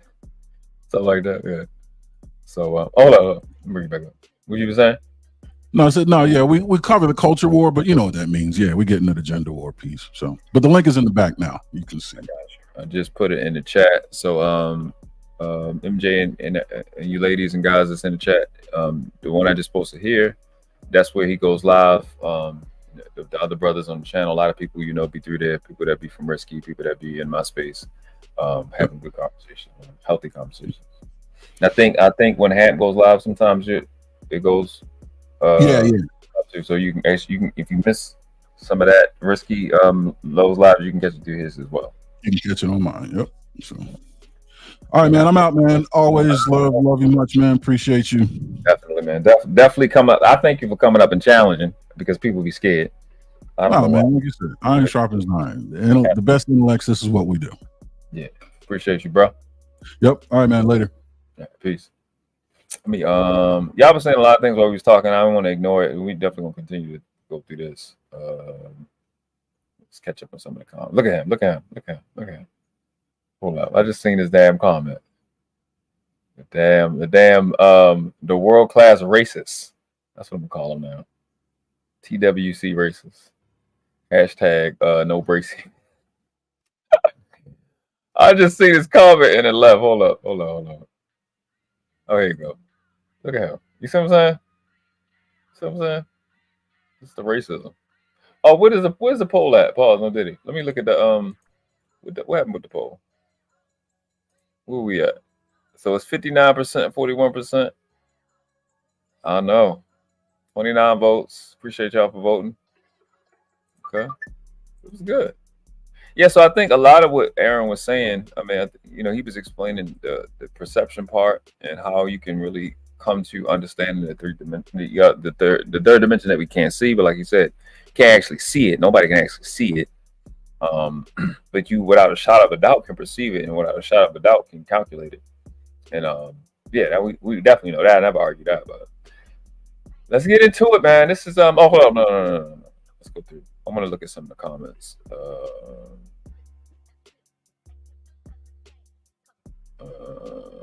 was talking about. Let me see. I gotta go down, right? Okay, there we go. Oh man, why the fuck did it get me down here? Did I read your super chat yet? Ariel says, with the $6 euro, appreciate your love. She said, been battling flat earthers since 2006. Yes, I can't stand them people. Those are the most dense people on the globe. Pun intended. That was funny. That was actually funny. I would expect that. Hit the cash app, man. Appreciate it. Appreciate you. She said, this is great content. Thank you so much. I'm gonna look at the cash app too. I appreciate that. And especially because you are sharing my frustration. I hate flat earthers. I swear they are the worst creatures I've ever seen on the internet. I do not like those people. So appreciate your love. We barked one out to the mall. If I find my damn phone, I can check and see. I don't know where the fuck I put it. Oh, there you go. All dark phone in the shadow don't have. Hold up. Wait a minute.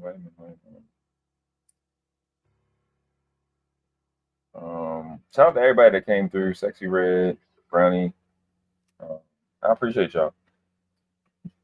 I did right by me today. Let me look at some of these comments because I was saying some stuff. I want to kind of look at what you guys were saying as we were explaining it. I know I seen Natasha comment a couple times. I looked over. I'll be having conversations like that. I'll be, focused and dialed in because you don't want to miss nothing. Because part of it was because he was breaking up. Oh yes, I got to get to this. Hold up, let me. Fuck, man, how the fuck? Gore had posted a link. I was trying to look that up, but I fucked up. Let me find that in the chat. Damn, bro. I don't know if I fucking got it, my nigga. Hold up. 1 second. I'm trying to find it in this chat. I can just click it. Oh my god. It was so long ago, right? We've been fucking talking forever since then. I don't see it. Hey, go if you in the chat, that link you posted, can you please post it again, please? Because I have it on the I have it in the freaking, like, I got it right here, but I can't actually click it from StreamYard. And I think yeah, that sucks. That fucking sucks. I want to look at that. Natasha was saying, Aaron, you can prove 3D. That's fine. The world class is talking about how our vision works. You're on math. He's on biology. You're in different places. Yeah, that's what was happening, and that's what is going to happen in this conversation as we're going to go through it. She said, well, will physics, not my, yeah. Certain things, certain sciences I like. Certain sciences I don't. Like I like physics. Not big on math. I mean, not big on math. Like math, like deep science, mathematicians. I'm not really. I understand in a sense. It's just I know it as a paragraph, and I'm sorry. I know it as a way to shorten a paragraph, right? Explain a lot of things in a short period of time. I get that part, but I think when it comes to certain levels of science, I'm more like, what is it, kinetic or habitual? I'd rather go to the field. It's just one of the things when it comes to explaining. I don't like the way mathematicians explain science for some reason, because it's like they leave out so much. Even though I know like a lot of the characters and that they use in the explanation is to assume a lot of the things, but I don't know. I think it's not enough for me when mathematicians explain science. I like how physicists, I'm sorry, explain science. Gore says it's frustrating. This is simple. What's so challenging about this? He said, sorry, my frustration is getting the best of me. Yeah, look, it got the best of me. I'm gonna end up cussing people out. I ain't gonna say that loud to you. Natasha says, allow me to use this opportunity to elevate gender-based private schooling. Oh yeah, well, yeah, I think that's a good idea. Shout out to that. Natasha says, Aaron, we know 3D exists. That's not what the world class issue is. Absolutely. Ariel says, correct. We can only assume the third. Yes, that's what I was saying. But it was the issue of seeing, like you could perceive it, which is understanding and having cognizance. You know it exists, but you can't actually see it. You can see all three dimensions simultaneously. Because what he was explaining is correct, but I guess he didn't understand the base, not understand. I think maybe I didn't make clear that I'm only talking about how the eyes work, which is what he said. He said he was limited to just those two words, sight and perception. But I mean, at the end of the day, I do deal with words. That's kind of my thing. MJ said you were both correct, but I think the difference is the math and biology, like Natasha said. Absolutely. Gore said, Natasha Vincent, this is actually assuming people have problem just saying I don't know. It said they think they can word salad their way out. Gore says the question was, does the eye see in 2D or 3D? Said the correct answer is 2D. Case closed. He said this is fun. I think I put that up earlier, and I think probably about to get caught up. Liberated. What's up, Liberated? Watch out and look out, bruh. He did say that. He said driving, so I'm in the clouds. Bro, look out, panel and chat. Appreciate y'all. Hopefully, hope everybody good. I said what? She said something else that's two-dimensional. Two things that were brought up. The germ, germ level, which is I know it's a word for that. In paper is actually 3-dimensional. Paper is actually 3-dimensional. So that in germs is also 3-dimensional when you think about it.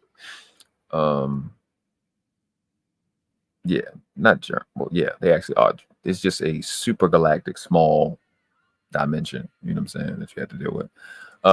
Natasha says, and here we delve into philosophy of perception and reality. Shout out to us. We be doing it. MJ says, perception turns reality once you believe. Yes.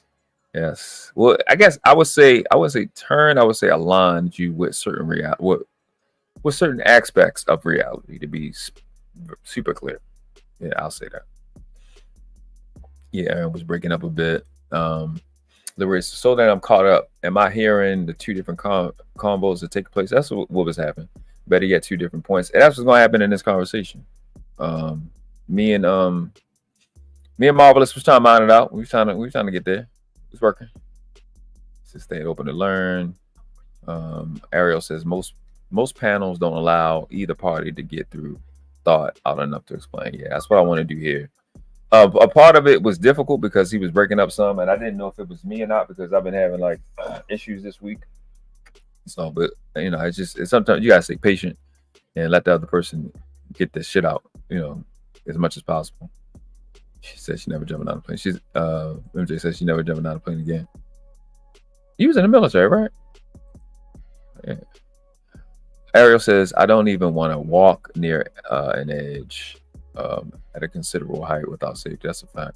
I don't like it. She said, my stomach can't handle it. It feels like it moves to my anus. Yeah, that's the feeling you get. That shit shoot down your spine and you just be like, yo, nah, nigga. What clip? Oh, the clip I played. You still in the military? Shout out to you. Oh. What? Listen. I am the most feared man in this fucking space, I think. You know what I'm saying? Motherfuckers don't be wanting to get on this panel, bro. You know what I'm saying? Only people that know that they're smart. You know what I'm saying? Because I'm a challenger now. This is the place to get better. This is mental practice over here. Come on now. Come on out. What the girls be saying? Don't do me. Don't do me now. That's what this be saying, baby. All right, let's rock. This is gonna stress me out. I'm gonna have to cuss Unlikely out, and then we're gonna watch the fat one do what he do. And you correct. Yeah, but you're dumb. You're the one that thinks that was from a light moves 600 miles per Bro, fucking hour. Shut you're up. like a weirdo. You're homeless. You're homeless. You're skinny as hell. You look like you rarely even eat. When your like, stupid, worthless family die, you would have to come to somebody like me to keep them alive if they were. Oh my God. Shut up. All these... This one Goofy coming. He said, if we're seeing 2D, your body will be flat. Jesus Christ. You can operate inside of a body with that's 3D. Low class is so dumb. You see what I'm saying? This is incredible. This doesn't make any sense. If you were seeing 2D, your body will be flat. So because you see it that way, it changes all of creation. You see how dumb shit? Oh my God. Oh my God. I didn't read this when I was fucking. I think I was in another tab. I was talking to him because I think I was looking for something. This is the shit that he typed. That shit is dumb. Just because you see it that way, that would change creation. It would change physics. That doesn't make sense. Stupid ass, disgusting ass attacks when my family dies, and this is the guy y'all go for information. Absolutely, because it works. I keep people alive. You don't. No, you so don't. All you got to do is study the people that actually do it for a living, and they'll explain to you the same. This guy's a loser, bro. You do not see in 3D. So y'all saying that we our eyes show us 2D. So the are guy you saying y'all that go to we? for So I'm talking about information, humans. Are humans 2D creatures or 3D creatures? No, we're 3D, but we perceive. I'm gonna say this again. 2D. Humans see in 3D. Each eye's retina. My fucking God, your fucking brain produces. Yeah, this one started getting. Yeah, I started getting frustrated like immediately because they're not even trying to think. You know what I'm saying? Everything you see, bro, you're homeless. Ron, it's your fault. You're homeless. You're homeless. Hold on, y'all. You can't aim. You can't name one part. You're homeless. You can't even cam up because you're homeless. Shut up. This is retarded. Jesus Christ. Oh, you know what? I got it. I got it. I'll explain it. So 2D, right? If you were a 2D object, you can only see one dimension. And the reason why I said it is because you're flat. So the only thing you're going to see is a fucking straight line. That's all you can see. And it's one line because you're flat. But you actually are a 2D dimension. Now, same for you. You are living in a 3D world. But the only thing that can see in 3D from their perspective is a 4D creature. And the closest simulation you can get to that, is playing a video game. That's the best way I can tell you experiencing 4D. You seeing yourself as that character, legitimately seeing yourself as that character. No, you are absolutely 100%. Y'all watching too much Star Trek. You are 100% wrong. Hold on. Listen, leave that cat tie alone in the goddamn desert, Marvelous, and welcome to the show. I'm kidding, bro. No, nah.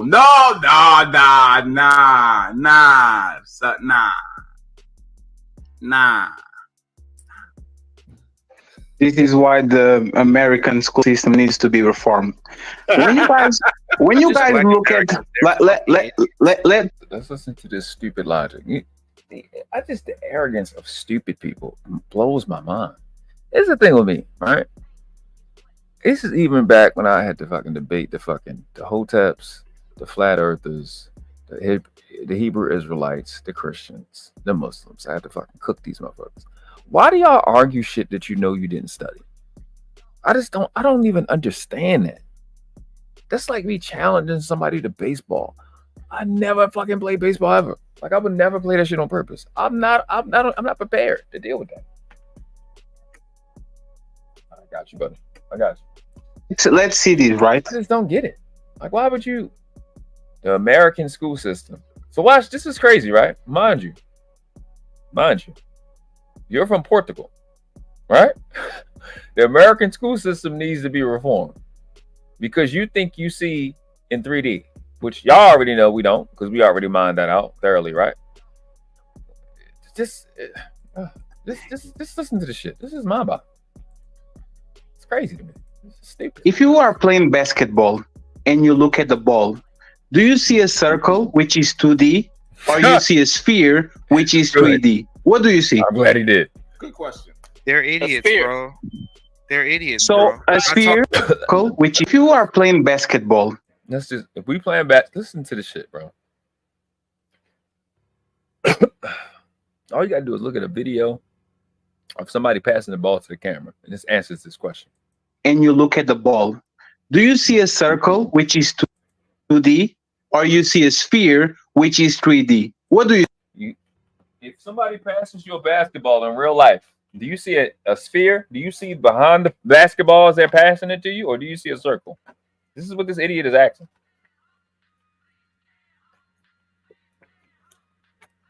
Those of us that play sports know that the ball is either going to be Spalding or Wilson. And somebody is throwing a football, the Wilson sign or the Spalding, or throwing a passing a basketball, the Wilson sign or the Spalding sign going to be spinning. So I can see the entirety of the Spalding sign the entire time the ball is being passed to me? Nah. So that means I see a circle, right? Yeah. So this time my motherfucking shit was fucking up. You just ask stupid ass questions that don't make sense. You see. Good question. They're idiots, bro. They're idiots. So bro. a sphere. No, Lee, I got you. So a sphere is 2D or 3D? 3D. So you see 3D. That's why I'm trying to tell these. Because if you saw 2D, you only saw a circle, which is height and length. This is why I deserve, I think. You see how dumb you sound when you say stuff like this? You see how dumb you sound? You know what I'm saying? You sound crazy. Just asserting stuff that's not even possible. Doesn't make any sense. Because you're what? You're confusing. You keep saying the word see, and then it's like they go, well, that's what I think the word means. So not only do you not know how physics work, you don't even know what words mean, and you think you're right because you don't know how your eyes work, you don't know how physics work, and you don't know what words mean. You're not using the right words. You can have all three of those wrong answers, and that equals to you being right. How does that work? That's psychotic. Like imagine if your eyes couldn't see 3D and you operated inside of a body. Okay. If you only saw 2D, the body would be white and the body will be in height and in length. You would be literally plain. You would have like a piece of paper. You would literally see one side and the other. Man, that makes no sense. That makes no sense. That all of creation is dependent on your eyesight. It's crazy. That doesn't make any sense. The assumption is psychotic. It doesn't. That's mind-boggling. It's so arrogant. It's so arrogant. It doesn't make any sense that the world is limited to the way you see the world. Mind you, this is a person that is on Earth that knows you can't see at night. So you know your eyes isn't the pinnacle of eyesight on Earth. So how the fuck could the world change because of how you I don't. The arrogance that comes with ignorance is mind-boggling. Ignorant arrogance is a lot. That's a lot. It's a lot. People be want me to be with them, want to say that I'm arrogant. My shit is based off fucking research. I know what the fuck I'm talking about. No, I'm not gonna tell you you're right when I know you're wrong. I didn't care who was in the chat saying I was wrong or agreeing with them. It's people I like. I know that this shit is correct. What are you talking about? Piece by piece. If the argument was just mobile, they'd have yielded off of that. Say, oh yeah, you're right. We don't see in 2D, but we perceive it. That conversation would have been over because it's not a debate. But if you want to keep asserting that you see in 3D and that I'm crazy and I'm wrong and I'm dumb, okay, cool. You want war? You got it. When you add dimension, now you can operate inside of a body because there's white in there. What the fuck are you guys talking about? That fucking shit didn't make any sense. Idiots. One guy's homeless, and I don't know what's what the fuck is this? That doesn't help, Lee. That doesn't help. You guys didn't play Sonic 3D on Sega Saturn? Like, remember when Sonic went from 2D to like you 3D. Actually can see like the height and like the shit gets volume and all that shit? Like you didn't play? Fatty. Wait. You guys didn't answer my question yet. I asked you. So I told you, if you are a 2D character, how would you see? If you are a 2D character, what are you going to see in that 2D world? You would see. Hold on. You would be able to see a 1D. A what? No. You'll see a what? You'll be able to see. No, you are wrong. Your perception has nothing to. Your perception has nothing to do. Your perception is not. No. But we're talking about you're talking about your eyes. Right now, you are talking about. You are talking about the first, second, and no, sir. Oh my god! Right now, like it's funny. You right now are in a these 4 dimensions. Is wide, length, is depth, and is time. You literally right now are experiencing 4 dimensions. Your eyes can see 3 of them. You are in 4. You are on a 4-dimensional. That your eyes can see 3. That's why a building is tall, a building is wide, and a building is linked. Because if not, you would be pancaked. Yo, fatty. They're actually wrong. 3-dimensional is where you're able to see height, width, and length. Yes. So it's the 3-dimensional, not the 4th one. These guys. What the hell is going on? Talking about, bro? What the hell is this? You guys think the Earth is flat or something? Look up what dimension are we in, Sharon, and it will say this. It says every day in life we live in a 3-dimensional space, which is made up of height, width, and depth. This is crazy. These guys think they're scientists. This is crazy. Like, okay, so what's funny? Yes, I can hear you. Let me hear you get out of this. Oh damn! Because this is crazy to me. Well, I think that we live in a 5-dimension, 2 titties, 2 ass cheeks, and 1 coochie. All right, shout out to the ladies out there. I love y'all. But podcast, this is seriously crazy to me that they believe that we are 3D beings, but we only see in 2 dimensions. That's crazy. Dude, we don't only see in 2D. We can see the 1st dimension and 2nd dimension.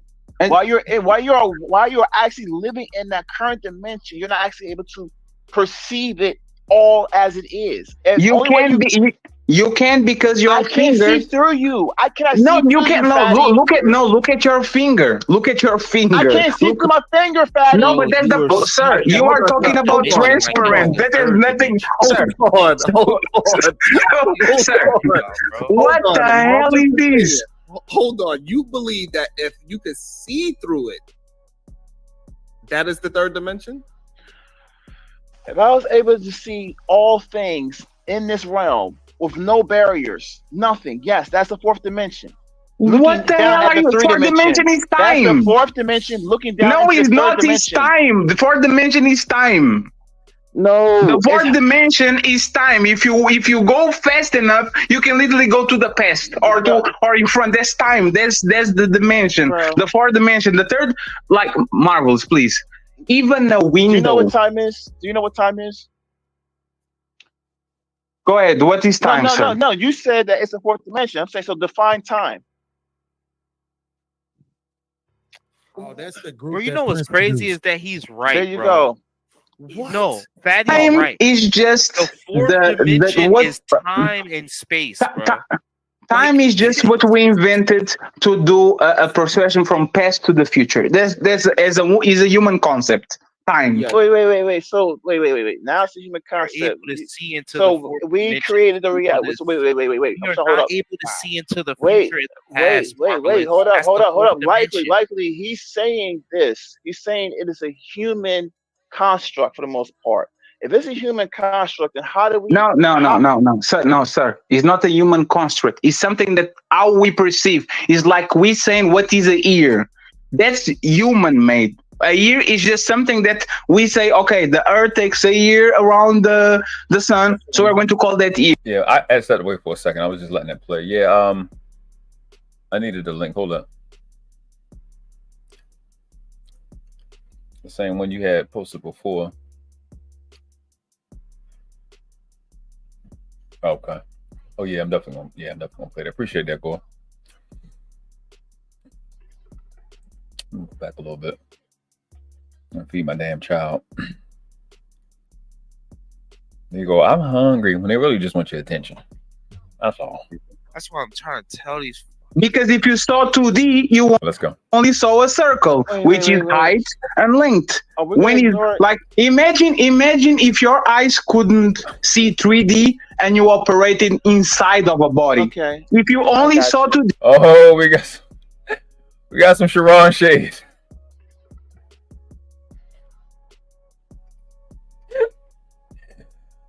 With all the Sharon shade.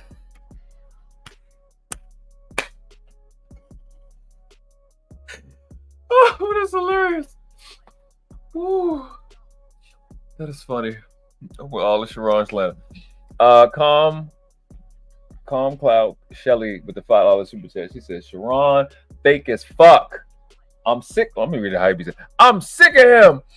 He was gaslighting the fuck out of you. He just could have taken the L. Ridiculous, not entertaining, just frustrating the view. That's a absolute fact. You know what? You about to get. Oh, let me turn the music down. You getting a bang for that. Thanks for coming to my defense. Nobody be coming to my defense. I appreciate you, love. Bang, bang, bang, bang, bang. You see, that's what you get, Sharon. You abusing me. It's right the whole goddamn time. Matter of fact, you gonna get out. Thank you, Shelly. You gonna see our channel needs because of you. Thank you. Oh, hey. I just ring the bell. Oh, the ring the bell.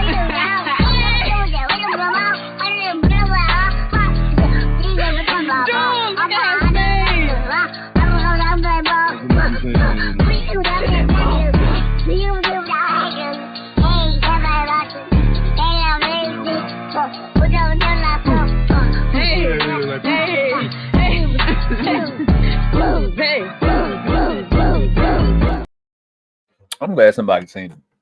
I was right the whole goddamn time. Saying crazy shit that ain't make no sense. Man, this fucking goofball up here saying shit that don't even exist in this realm. Body would be wide, and the body will be in height and in length. You would be literally plain. You would have like a piece of paper. You would literally see one side and the other. When you add dimension, now you can operate inside of a body because there's white in there. What the fuck are you guys talking about? Because there's white in there. That doesn't mean you can see the other side. It's one guy's homeless, and I don't know what's what the fuck is this? That doesn't help, Lee. That doesn't help. You guys didn't play Sonic 3D on Sega Saturn? Like, remember when Sonic went from 2D on Sega right now to like you actually can see like the height and like the shit gets volume and all that shit. Like you didn't play? Fatty. Wait. Did I still answer my question? I asked you. I said, so I told you, if you are a 2D character, how would you see? If you are a 2D character, what are you going to see in that 2D world? You would see. Hold on. You would be able to see a 1D. A what? No. You'll see No. You'll see a what? You'll be able to see. No, you are wrong. Your perception has nothing to. Your perception has nothing to do. Your perception is not about. No. I want y'all to really listen to this shit, especially y'all on the replay. Like, nigga coming with this argument that you can't see 2D. I mean, that you see 3D and your perception has nothing to do with it. This is what the niggas just saying any fucking thing. No. But we're talking about you're talking about your eyes. Right now, you are talking about the first second is no, sir. Oh my god. Right now, like, you know, it's funny. You right now are in these four dimensions. Is wide, length, is depth, and is time. You literally right now are. So I'm going to explain time a little. The fourth dimension. I should say that better. I'm going to explain fourth dimension the best I can. Like I said, I'm not a teacher, but I can give you how it works. I was debating on whether I would, but I will, and so we can be clear on that. Experience four dimensions. Your eyes can see three of them. You are on a four-dimensional. That your eyes can see three. That's why a building is tall, a building is wide, and a building is linked. Because if not, you would be pancaked. Yo, fatty. That justification is crazy. None of that means that you can see it. All of that means is that you can perceive it, which means never mind. Redundant at this point. They're actually wrong. 3-dimensional is where you're able to see height, width, and length. Yes. So it's the 3-dimensional, not the 4. No.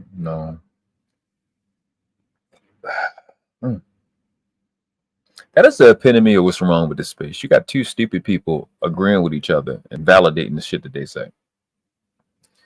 Yes. What? So that is never mind. Fuck it. Don't worry about it. These guys, what the hell is going on? Talking about, bro? What the hell is this? You guys think the Earth is flat or something? Look up what dimension are we? Gore. Yes. Nigga. The fuck. Bang, bang, bang, bang, bang, bang, bang. Dom the Monko. Dom the Monko. Shit like that. Gore says, this is why we are so lost as a generation. People getting all their general knowledge from science from anime, movies, and comics. No real study or reading going on. Any motherfucking way for any motherfucking reason, bro. All this social validate me and I'll validate you. We're friends and make you feel good and I'll make me feel good, and this goofy shit that continues to go on got to stop because it's not making any sense. Y'all got us looking fucking retarded out here. And the arguments, it's like it's one thing to not know, right? The other thing is for you to fucking make up goofy shit that don't have no reality to it. Like, why is that happening? We in Sharon, and it will say this. It says every day in life we live in a 3-dimensional space, which is made up of height, width, and depth. This is crazy. These guys think they're scientists. This is crazy. Like, okay, so you know, Sharon, can you hear me? Yes, I can hear you. I was going through a lot of internet issues. I don't know what the fuck was going on. I was dealing with a little earlier in the stream. Got that I said certain shit in the stream. But that shit was getting weird. Yeah, you get out of this. Yeah, see? I immediately went up. Because this is crazy to me. Well, I think that we live in a 5-dimension. 2 titties, 2 ass cheeks, and 1 coochie. That's crazy. All right. Shout out to the ladies out there. It's seriously, but podcast, this is serious crazy to me that they believe that we are 3D beings, but we only see in 2 dimensions. That's crazy. Dude. Listen, Gore. Listen, you in my head right now, bro. If you gonna tell me about the fourth and you don't even know how your eyes work, it's never mind, yo. We don't only see in 2D. We can see the first dimension and second dimension. And while you're actually living in that current dimension, you're not actually able to perceive it all as it is. And you can because your finger. I can't see through you. I cannot. No, see you can't. No, look at your finger. Look at your finger. I can't see through my finger, fatty. No, but that's the sir. You are talking about transparent. That is nothing. Sir, what the hell is this? Hold on. You believe that if you could see through it, that is the third dimension? What's going on? If I was able to see all things in this realm with no barriers, nothing, yes, that's the fourth dimension. What the hell are you? Fourth dimension is time. That's the fourth dimension looking down. No, it's the seeing through thing is just a point, like a dramatic way of saying I can't see all three dimensions at one time, or I can't see all dimensions at one time. I'm not able to, and it's just limited to the word see. Like Aaron explained, we can hear it in 3D. You are able to perceive auditory intake in 3D. Actually, you can literally hear it on its own when you with depth, with hearing that certain, like that's how a lot of blind people actually operate. You know what I'm saying? They tap in that stick. You just fucking shit sound annoying, but they tap in that stick to get intake on how close things are, how far away things are, how dense things are. They can tell the different how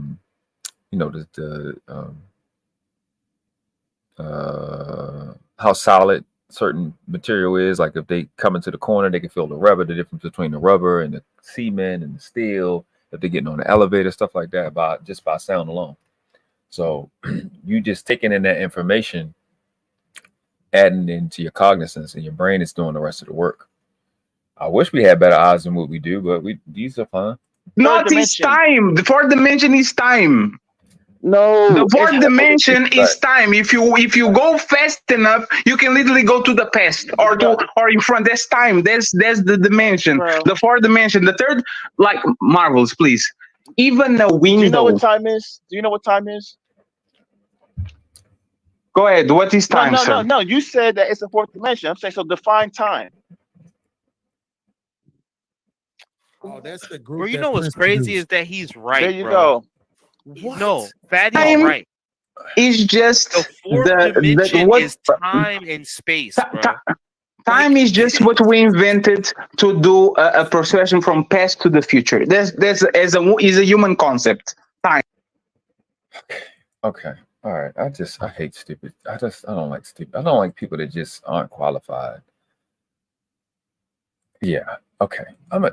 I don't know how to explain this.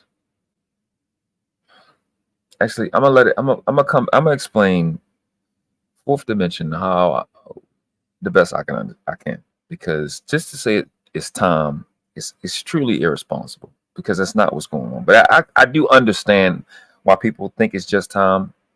But you're not using the right words, and I'm gonna use the best words that I know, and I'm probably still gonna be wrong, to be honest with you, because it's really hard to explain it.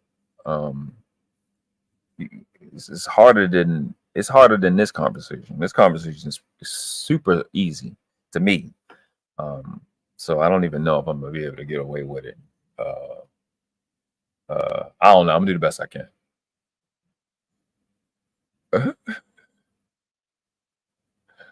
What you talking about, Ariel? Hold up. I gotta actually go get my son food in a second. I'm gonna display a little bit. You say he's right. I hate him, but he's right. World class. Google it. Oh, that's what Lee was just saying. No, he about to say the fake right. Watch this. But Ariel, I think you was there. You seen what happened. You heard what happened. That shit was done. Wait. So wait. Now it's a human concept. See into so we created the reality. So wait. You're not able to see into the future. Wait. Hold up. Likely, he's saying this. He's saying it is a human construct for the most part. If it's a human construct, then how do we? No, sir. It's not a. Yeah, hold on. Let me be right back. Make sure my son is doing what he needs to do with his food real fast. I'll be right back and play a little bit of music. Right. Hold on.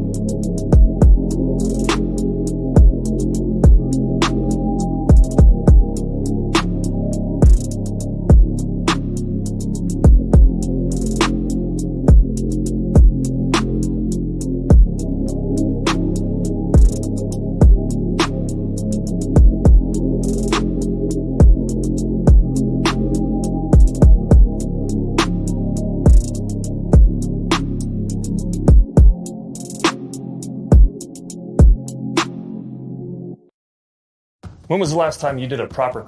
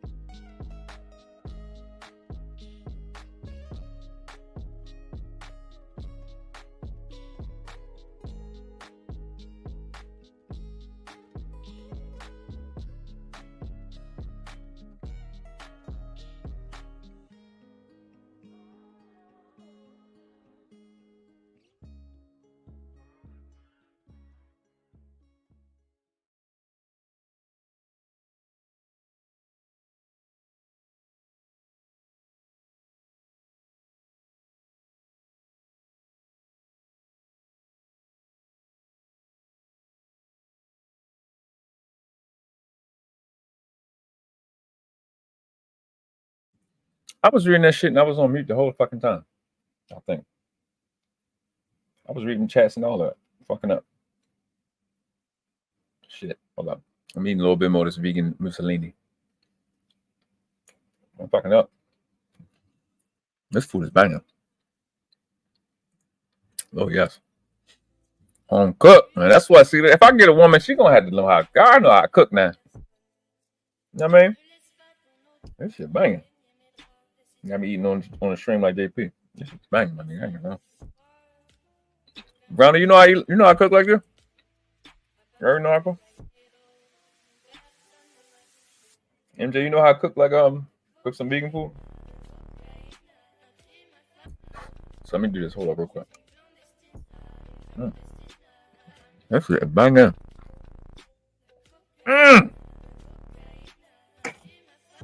Let's get over shit.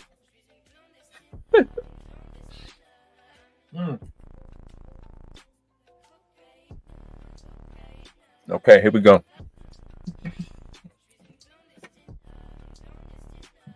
So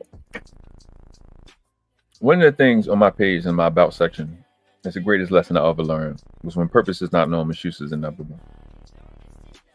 That taught me to always to go to the source of things.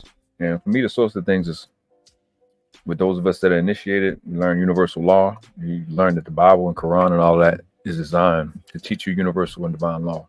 That's the purpose of it.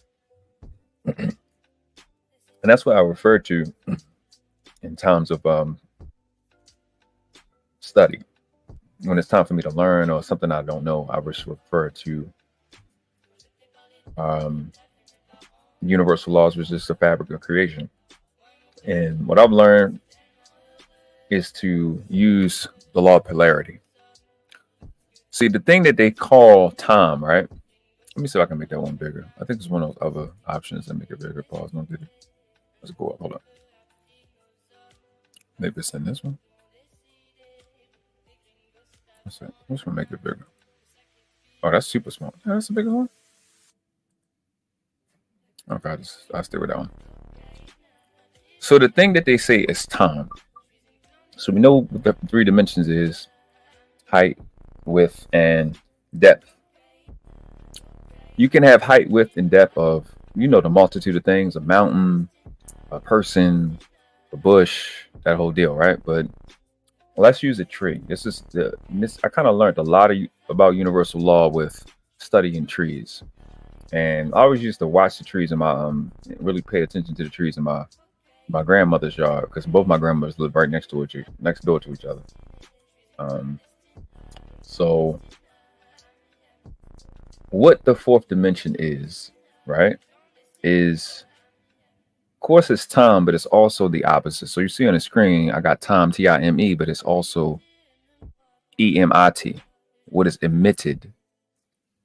So law of polarities teach you to look at things like that, kind of give you the clues, and that kind of teaches you what level of science goes into English, which is why I'm always trying to explain to you guys the value of understanding etymology, parts, and syntax, and giving you clues in grammar that is pretty much like the fast track to truth.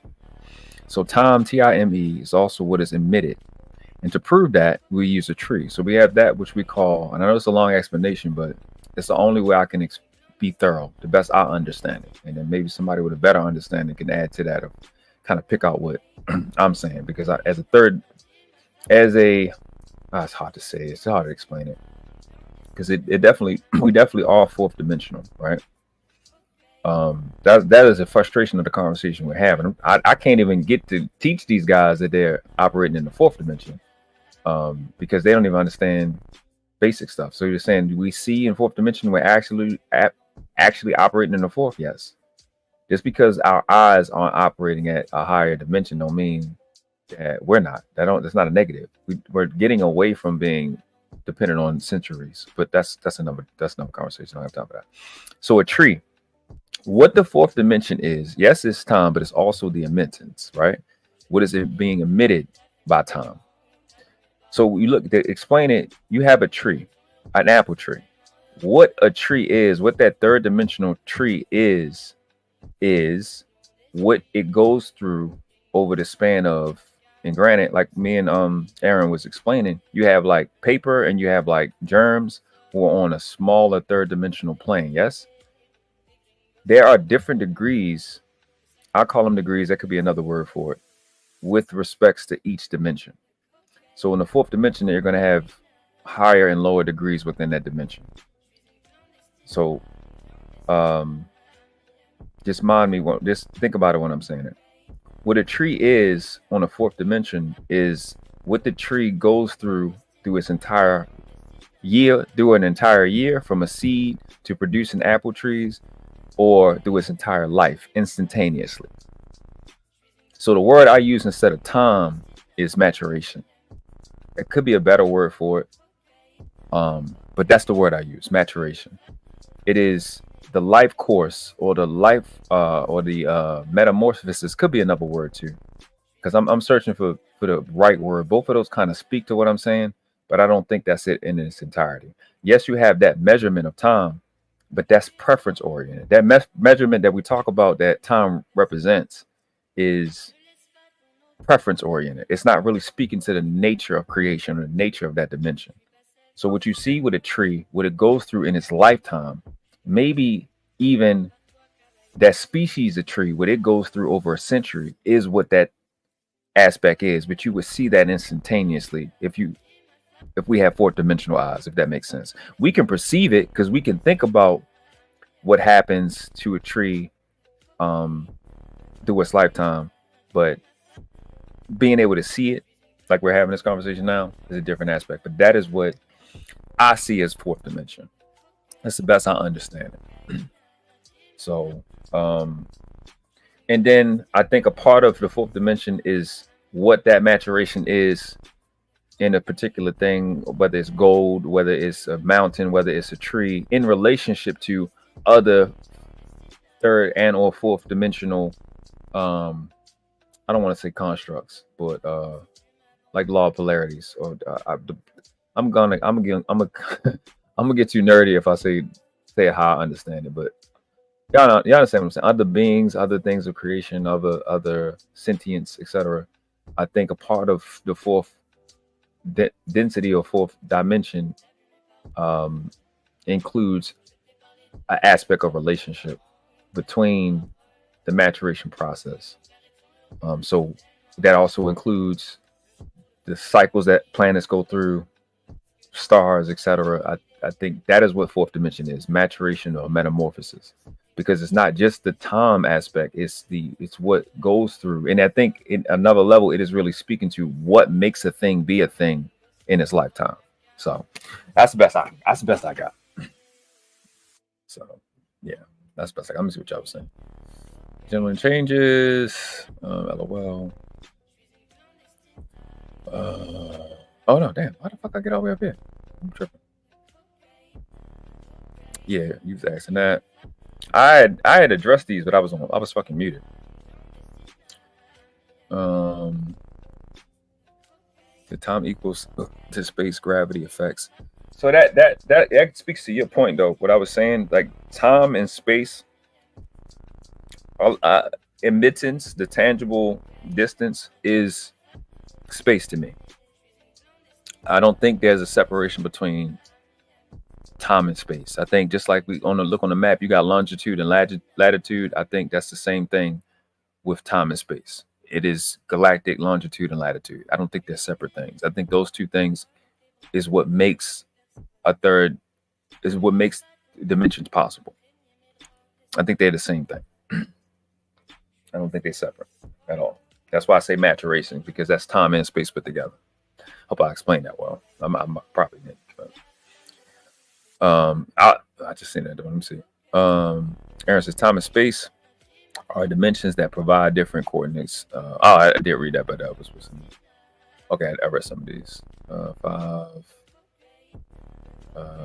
She said right because pole shift. 7 again. That's what I'm talking about.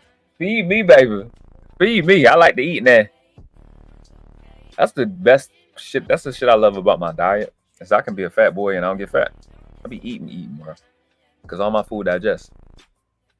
He says it was just time. That's what he said. Yes, exactly. Time is bigger than the human definition. Absolutely. I shout it out.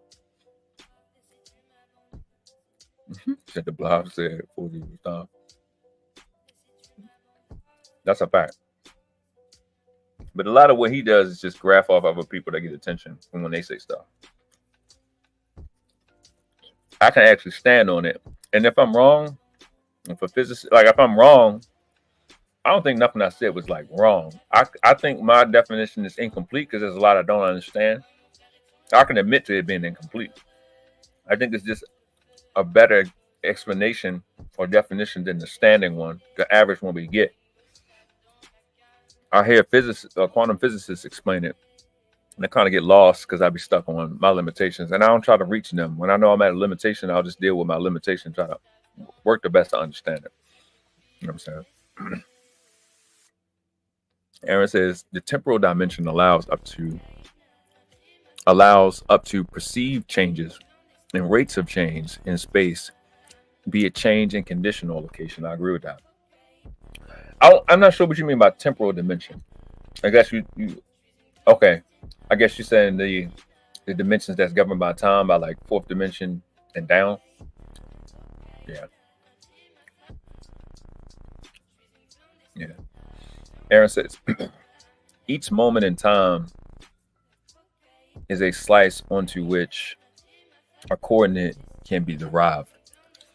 It answers the question of when, just like the first three answers, the question is where.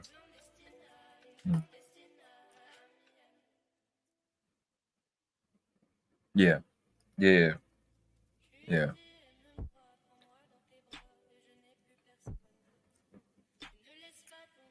Mm.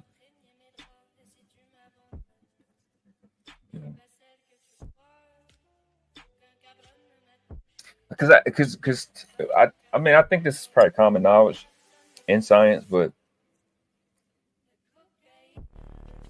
it's like time and space are I think that's what happens when you have two crossing elements. Time and space are two perpendicular.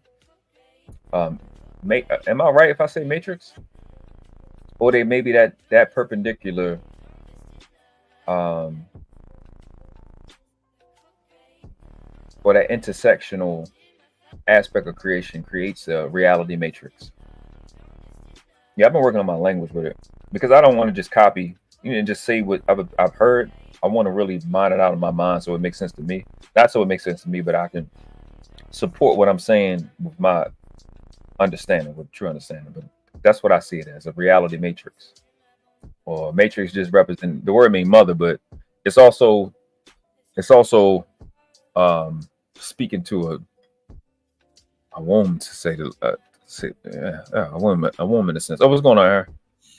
This is irresistible.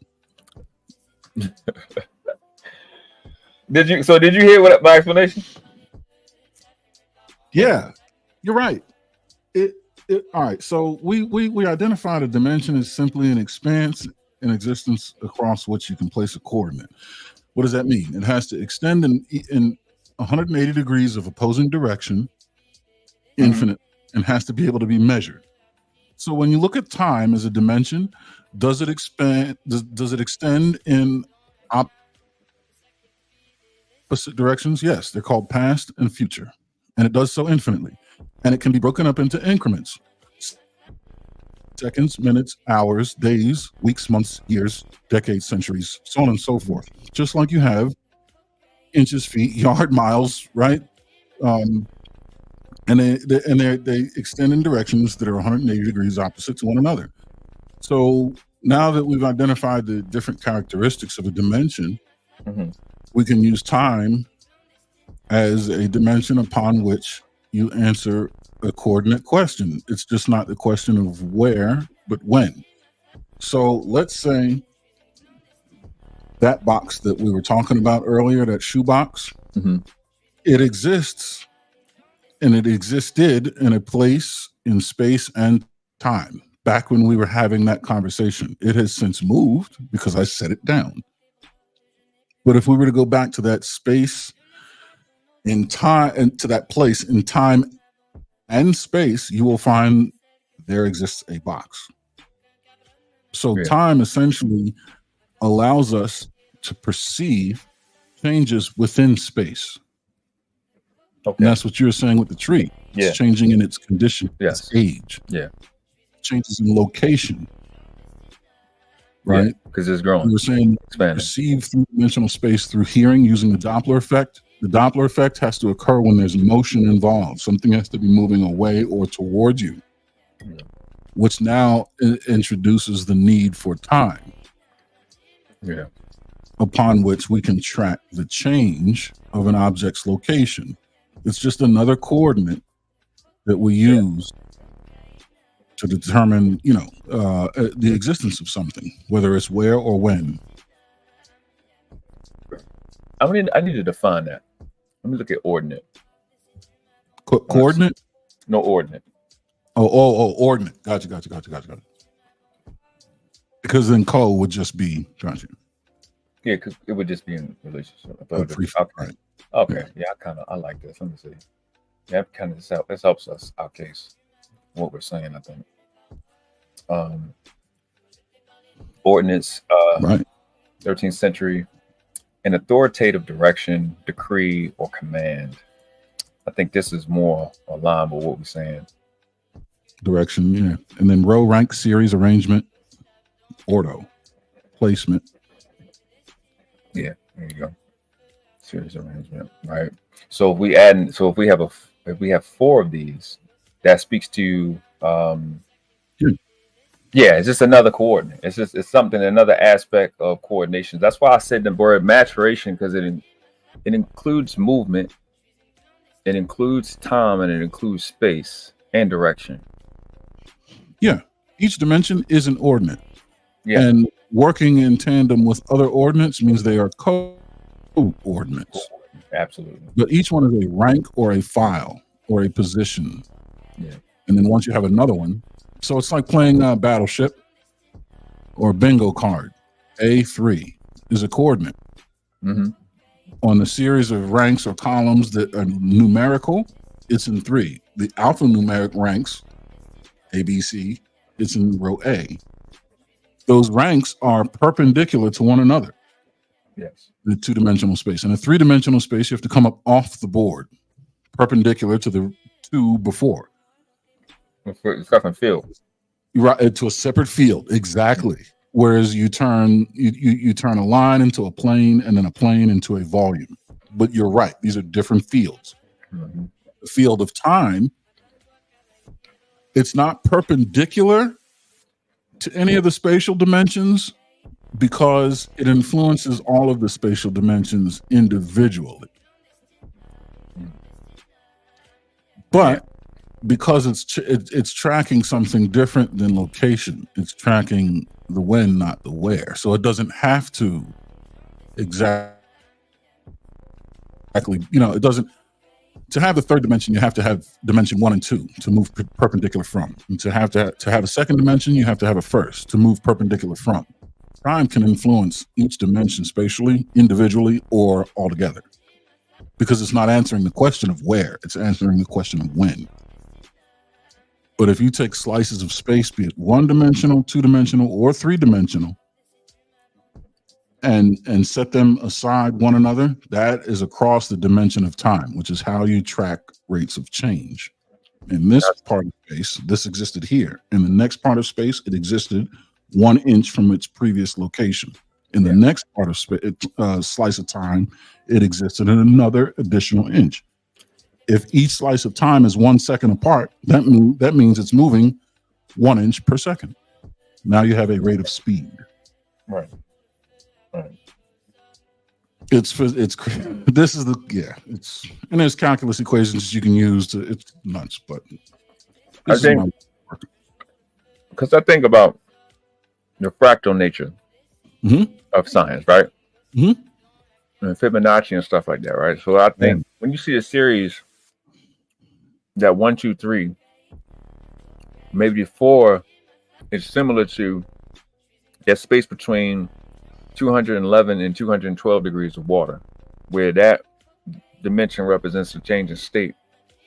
Whereas now, I guess when we go to the 5th, we'll have something similar or fractal in reference in relationship to the first, I guess 0 to 3, where we get more coordinates. But the 4th dimension seems to be not a chaperone, but I don't want to say transmit. I'm trying to pick the right word. Yeah, a vehicle or a vessel onto what? Yeah, because if you were to follow the Fibonacci series faithfully, you would never arrive at 4. It's 0, 1, 1, 2, 3, 5, 8, 13, 21, 34, 55, 89, 144, 233, and so on and so on, right? But if you put the Fibonacci sequence on another vehicle, or as you said, I like the word chaperone as well, something that you can track the rate of change, that's when 4 would enter the picture, because you would have to juxtapose it against something that is sequenced individually, and the change in sequence is not predicated on the sequence itself, which the Fibonacci sequence is. The Fibonacci sequence, the change, is predicated on the prior existing numbers. But the only way to be able to distinguish that is to have another sequence whose change is very linear.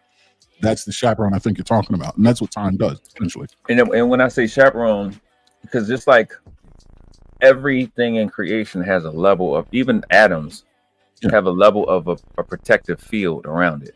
Yes, to maintain its and maybe that's what forth is. And to kind of distinguish its whatever. That's why I said the word matrix, because I'm kind of alluding to a womb or a bubble or field to whatever. You used another word earlier, and it's not dichotomy, but it's similar. What was the word you used? Not binary, not dichotomy, but it was.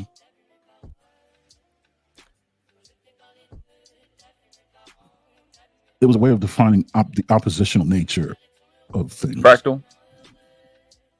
Before that, it was when you were saying the Bible being universal law, or those books. Oh, universal law and order. What did the Bible and Quran? We taught that that's just a science. They just exist to teach us universal law and order. Yeah, but polarity. Yes, polarity. That's yes, polarity. Yeah, that's the framework that I use with understanding time and admittance, that they are polar equals. I don't like to say opposite. Yeah, polar equals. Right. Well, they're opposite in perspective, but equal in purpose. Yeah. Yeah. So yeah, absolutely. They're not parallel, but they're congruent for sure. Yeah. So when you say there's only two numbers in existence, 1 and 0. Yeah, 0 and 1. Mm-hmm. 2 is just a pair of ones. 3 is a trio of ones. 4 is a quartet of ones. 40. The use of the word 0 or the number 0 is a placeholder to delineate a collection previously existing. You know what the word 0 means? No, not the etymology.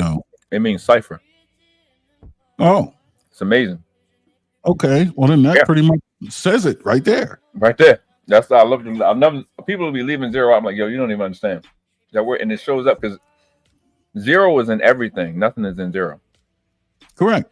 And I think that's the variable I think that we be missing in math, or sometimes because we don't understand that when a 0 is present, the ability of counting is present. Yes. But it's hard when people say it's nothing.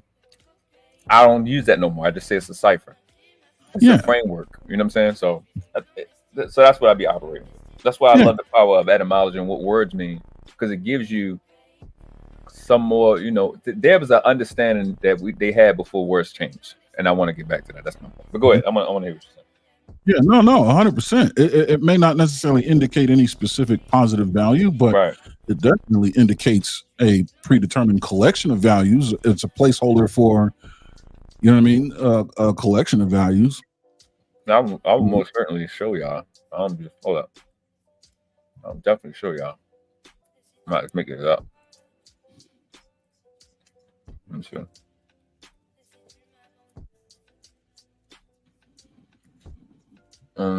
Yeah, right here. There's a lot of different words as well.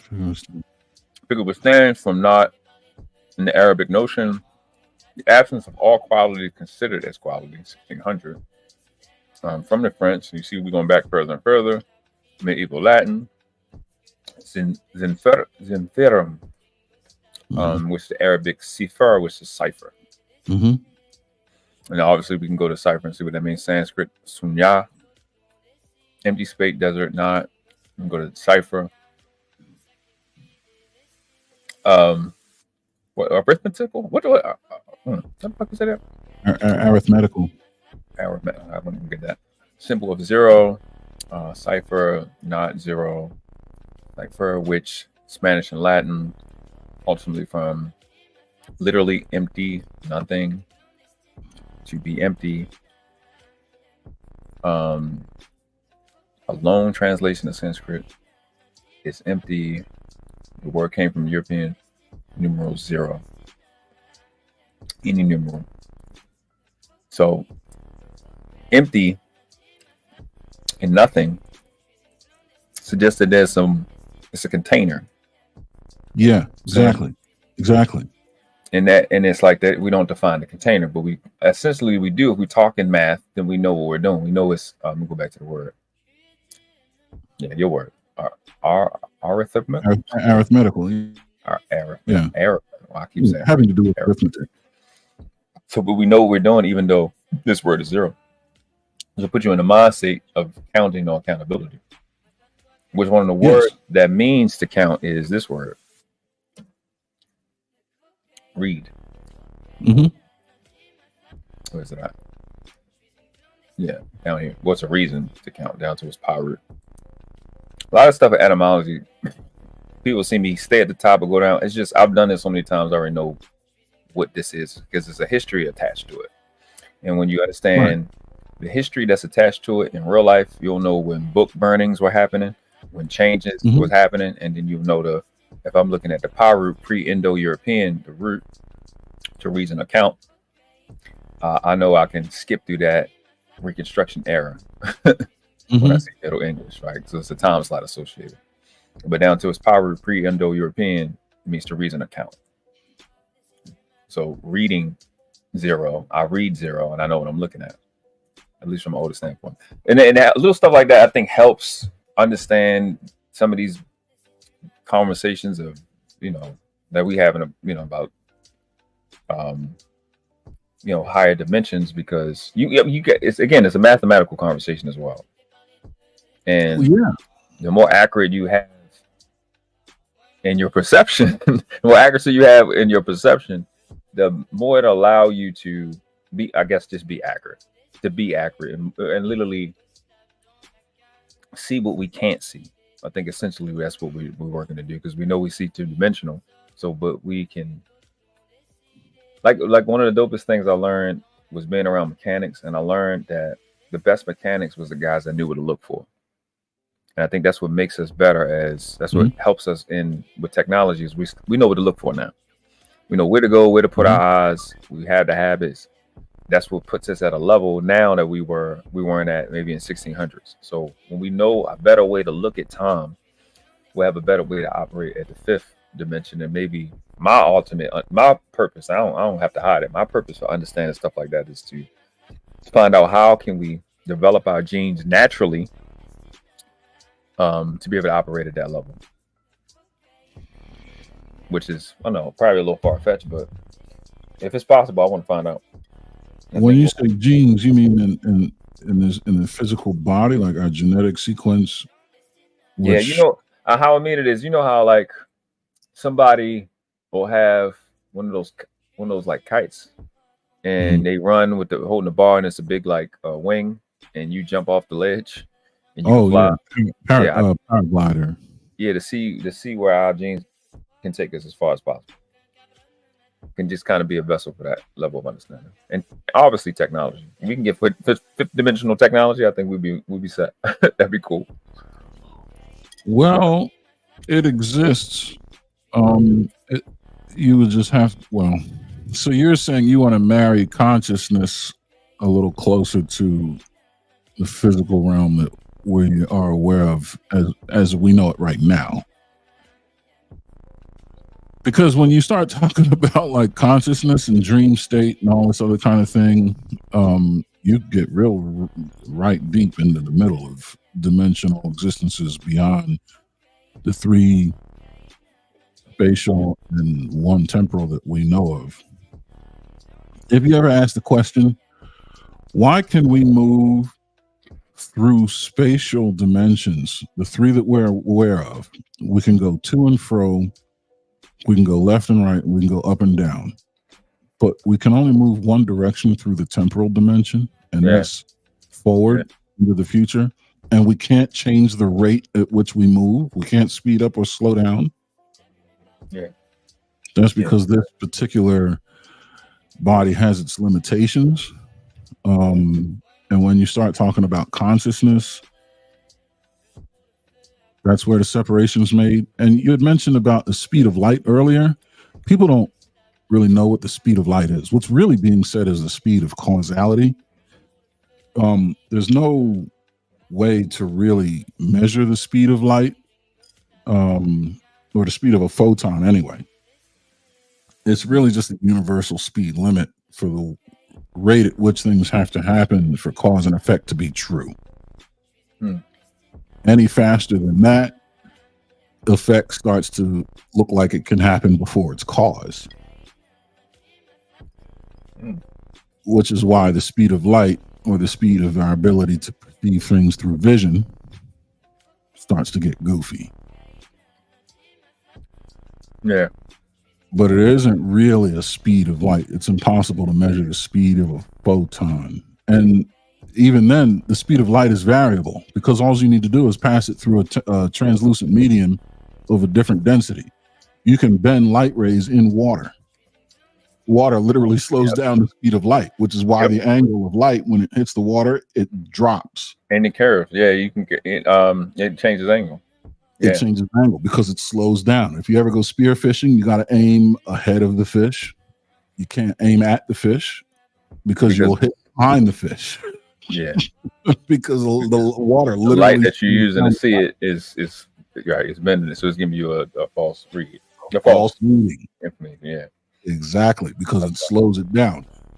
So when they say this speed of light threshold, people don't really know what they're saying, because I can shine a speed of light through I can shine a photon through a vacuum, and it's going to have the same effect that shining light through water does. If you shine it through a vacuum, it's going to move much quicker than it does through air at 14 psi or 1 atmosphere, the pressure at sea level.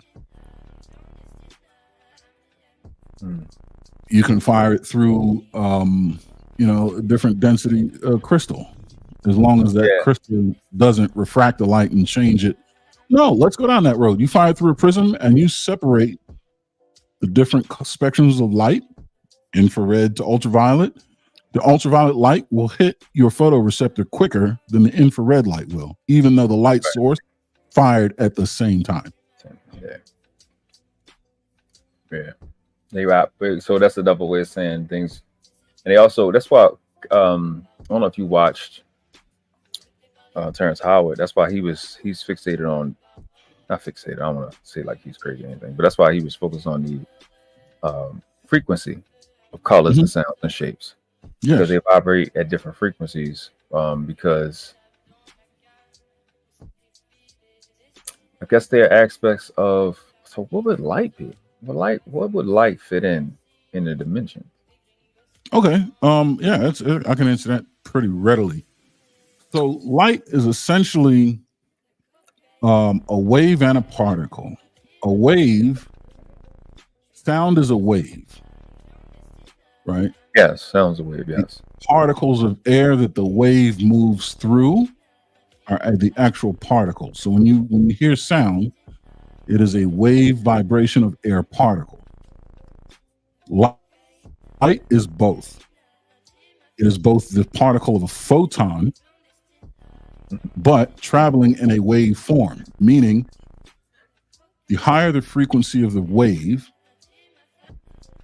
the more blue the light becomes, just like the higher pitch the sound becomes. The lower the frequency of light, it becomes more red. Just like the sound pitch becomes deeper.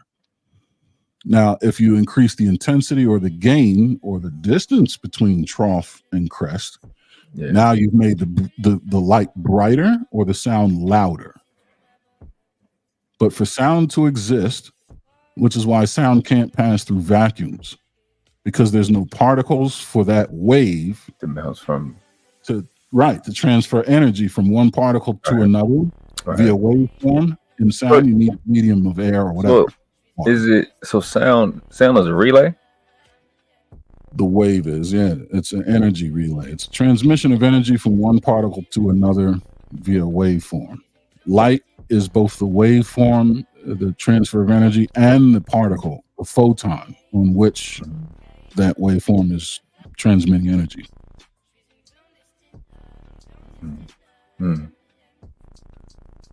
Which is why light can travel through space. Sound, not so much. I mean, it does because there are particles there, but nothing that your ear or any readily detectable. Right now, waves themselves can exist with like radio waves.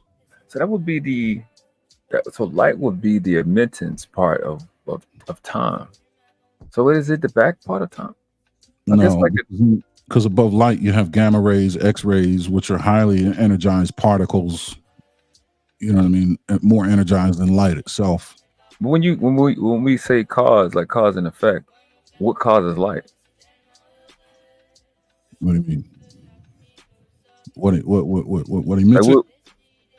Yeah. Like what do we get? Like what do we? Like how does science explain? I know how religion explains it. Well, I mean, so energy is neither created nor destroyed. It is only transformed in conditional location. You can either take energy and move it from here to there, or change its state, kinetic potential, right? And in order to do that, you need some kind of wave or work to transmit the energy state or location from one to another. And the light photon is just one of the subatomic particles that allows you to do that work. So it's like it's always, the energy was always there, the photon was always there. It's like where did this electron that transmits electromagnetic energy from one place to another come from? Where did the energy come from? Where did the electron come from? Well, it was always there. So wouldn't it be a product of, or well, that's product of, it's difficult to say. The nucleus that it's orbiting. Damn, can I use that word? Wouldn't it be a product of that? Doesn't that dictate how many electrons there is? No. A photon is a subatomic particle that doesn't need an atom. Like you can strip electrons. No, I'm talking about electrons. So electron would. That's another subatomic particle. So what happens is they exist in fields. The Higgs boson is one field in particular. Bosons are fields that they exist in. Okay. You don't need an atom for a subatomic particle to exist. In fact, if you fire an atom at another atom at near light speed, you can rip that atom apart into constituent subatomic particles: electron, photon, proton, neutron, all these different things. And they can even change quantum states. You can change an electron into a proton. And now we're getting into quantum physics. I don't know if you want to do that, but like that's why I started. I started learning quantum physics first, and I'm like, oh, you did it backwards.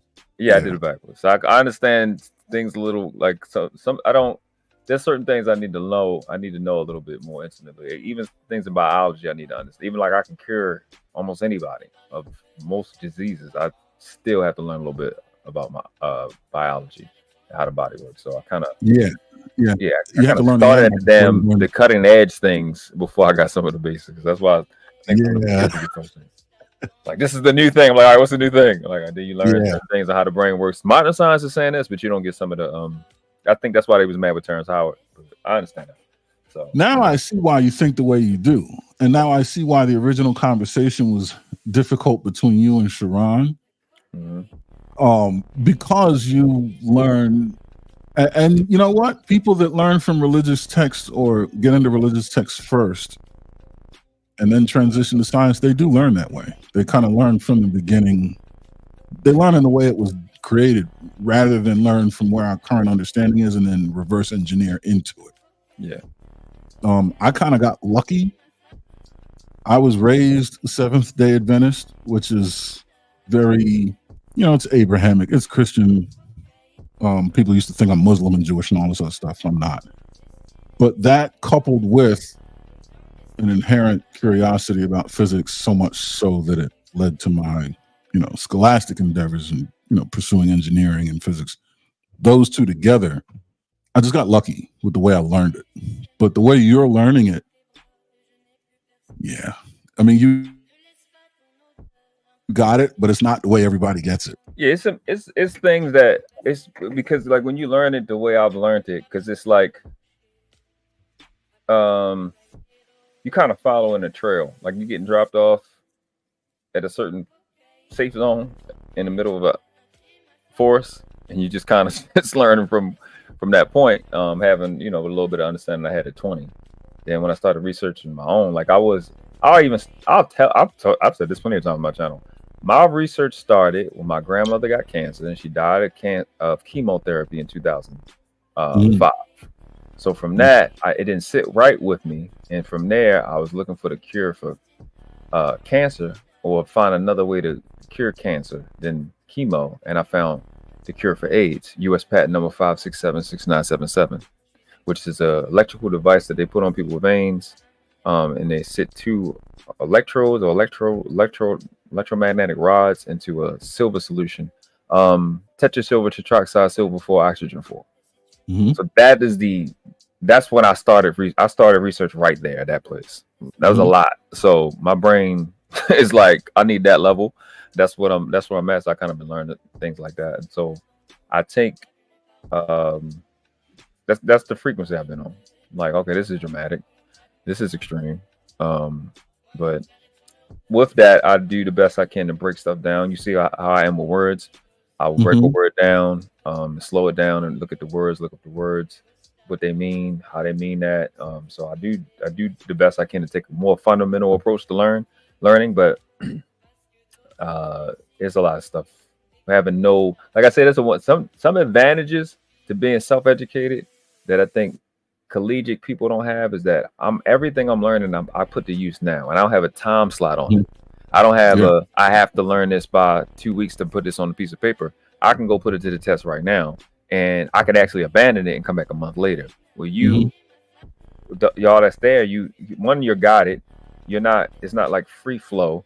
You have really a curriculum you have to learn. You can't really explore the information you're learning as much as you want to. Maybe it is fine. Maybe it's sufficient to you. And maybe you think whatever college you went to was enough. But there'll be some limitations I think we have. Advantages that we have when we do self-study. But then the disadvantages is we miss out on some things that are fundamental. And like you said earlier, you're not brought up to what we learned and how we learned it. Like similar to etymology. This word means this, but we got here because of this. Like I can go through, see medieval Latin, see let's say whatever, old High German, I can understand the history associated with that, whereas the average person wouldn't. So the same thing with, like you was explaining, lights and photons and the fields. I know about quantum fields and quasi, but the field above it, I don't know it as well. I'm not as familiar. I know that scientists say we can look at any atom, but it seems to change. It has a change of state when we observe it. I know things like that. Those little things in between.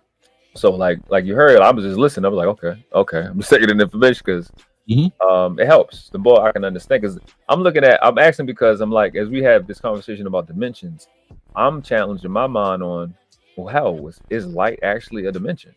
Is it one of the 3 or 4 dimensions? Just to challenge it, because we say it's always been there, and I know what the Bible says. But I'm looking at, okay, we can get the how many miles away because of what you were saying in terms of they're saying the speed of causation or cause action. Well, I say causation, cause action. Causality, but causality.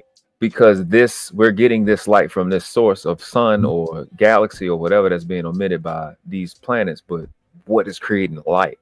Like what creates a light there? Is it a combination or collection of photons meeting up? Why are they meeting up and not exploding? Stuff like that. I ask questions like that. Why? What are they? Is it now just a field? Okay, yeah. Now, all right. And I'm glad when you say the sun, now I have an example to work with. So what's happening with the sun is a process of nuclear fusion, which is opposed to nuclear fission, which is what man uses for, power plants and things. And now this is my father, before I go any further, when he was in the Army in the Vietnam era, he was a nuclear weapons specialist, meaning he was like in the chain of individuals that directly followed Oppenheimer. He pretty much picked up where Oppenheimer left off, right, into the Cold War era. So a lot of my knowledge comes from him, and then on into my studies. So when the sun is probably the most efficient thermonuclear reaction available. And the reason why we don't use it is because we can't necessarily contain it, and you need an initial input of energy to cause the reaction to occur. And then once it occurs, it runs away up until iron. I'll get there in a minute. Mm-hmm. Fusion process is when you get two hydrogen atoms, fuse them together to create a helium atom, right? And so on and so forth down the periodic table of elements and it stops at iron. Whenever you fuse an atom with another atom of its kind, you release energy and material. There's a certain amount of energy that holds an atom together. Mm-hmm. There's a certain amount of energy that hold electrons around, right? When you fuse two atoms that are alike together, you can lose an electron or any other number of subatomic particles. Okay. Because it's not needed. It'll share electrons. One electron can bind two nucleuses together. Okay. That is a very layman way of putting things. Along with that lost electron comes energy. So now you have things like light, photons, electrons, right, being shared from the process of fusing these two atoms. Mm-hmm. When you go from helium to lithium, same thing, to beryllium, to boron, to carbon, to nitrogen, all the way down to iron. It stops at iron because now you can no longer fuse atoms. You've maxed out the amount of electrons that can be shared within an atom. You need to actually take on additional atoms, electrons, in order to continue to fuse them. And that's where you have that, essentially that effect where it collapses on itself to create neutron stars, black holes, and everything, where the density goes into an eternal state of collapse. Gravity has a lot to do with it. We'll get there later if you want.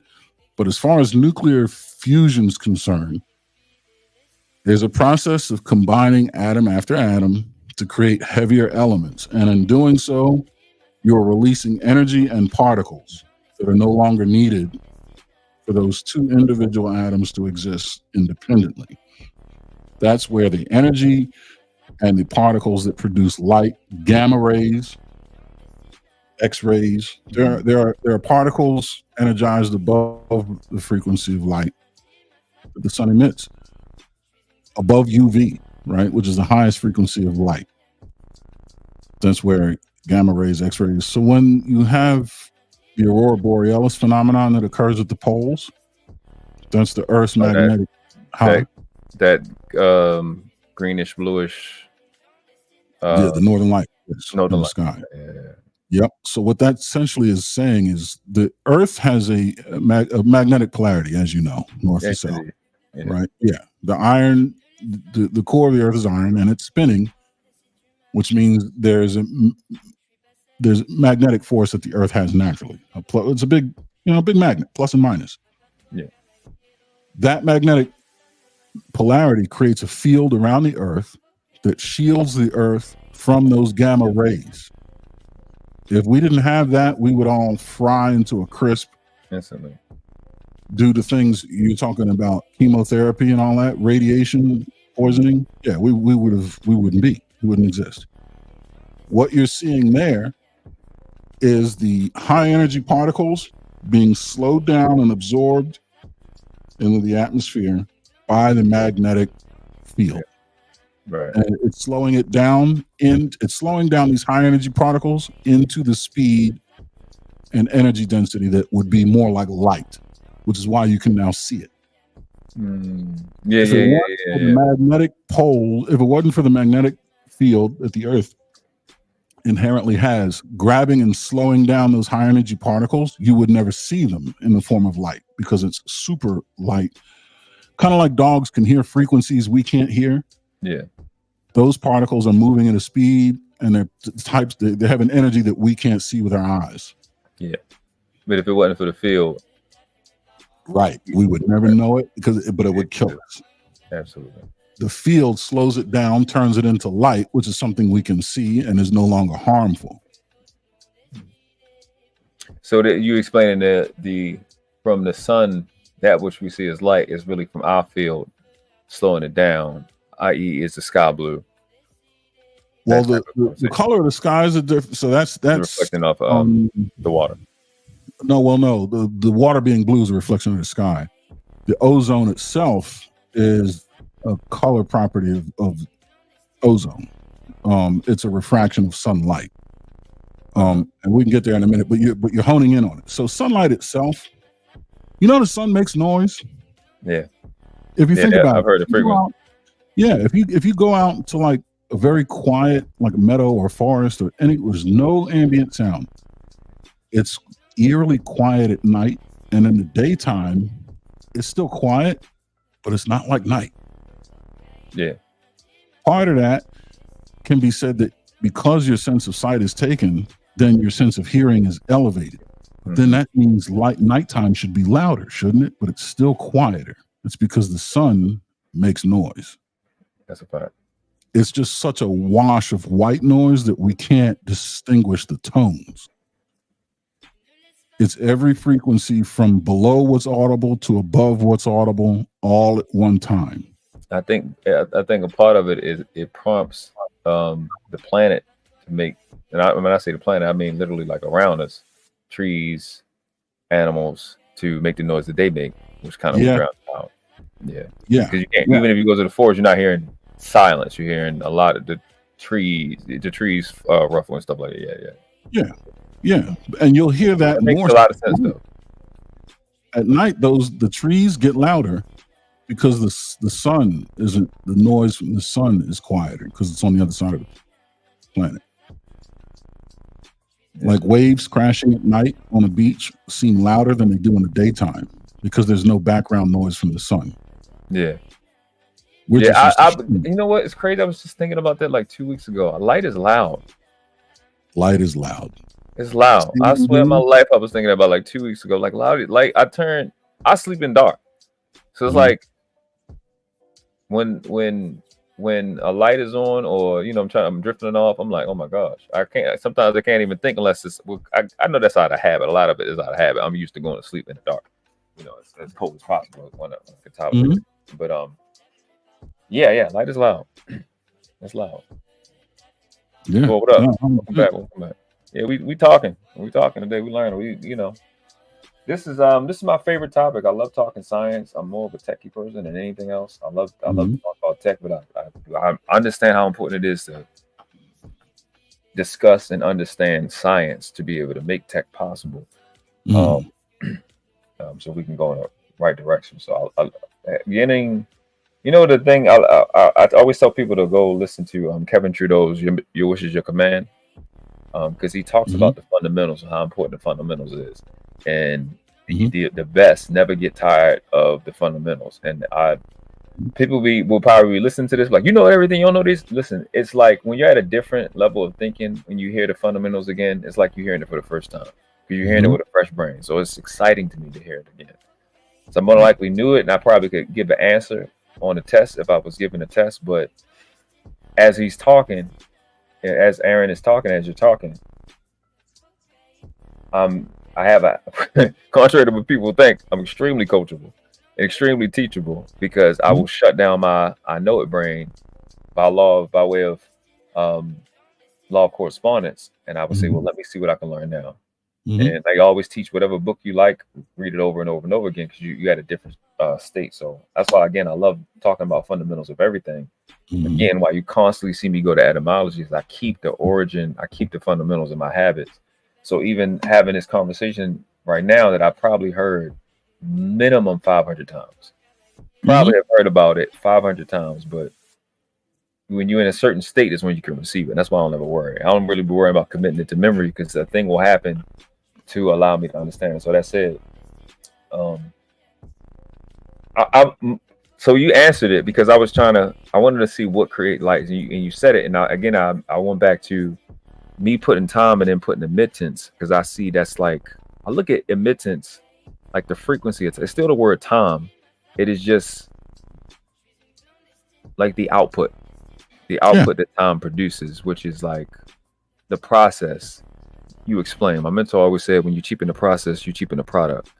Yes. And the process of making a light through atoms coming together at a certain rate and projecting electrons, losing electrons, being that emittance, being that output, allows the light that we see. I also think of how, for me, I think about a lot of stuff in a short period of time. So I'm thinking that what is the possibility that this little third rock creates such a perfect magnetic field to whatever electron output that this planet is.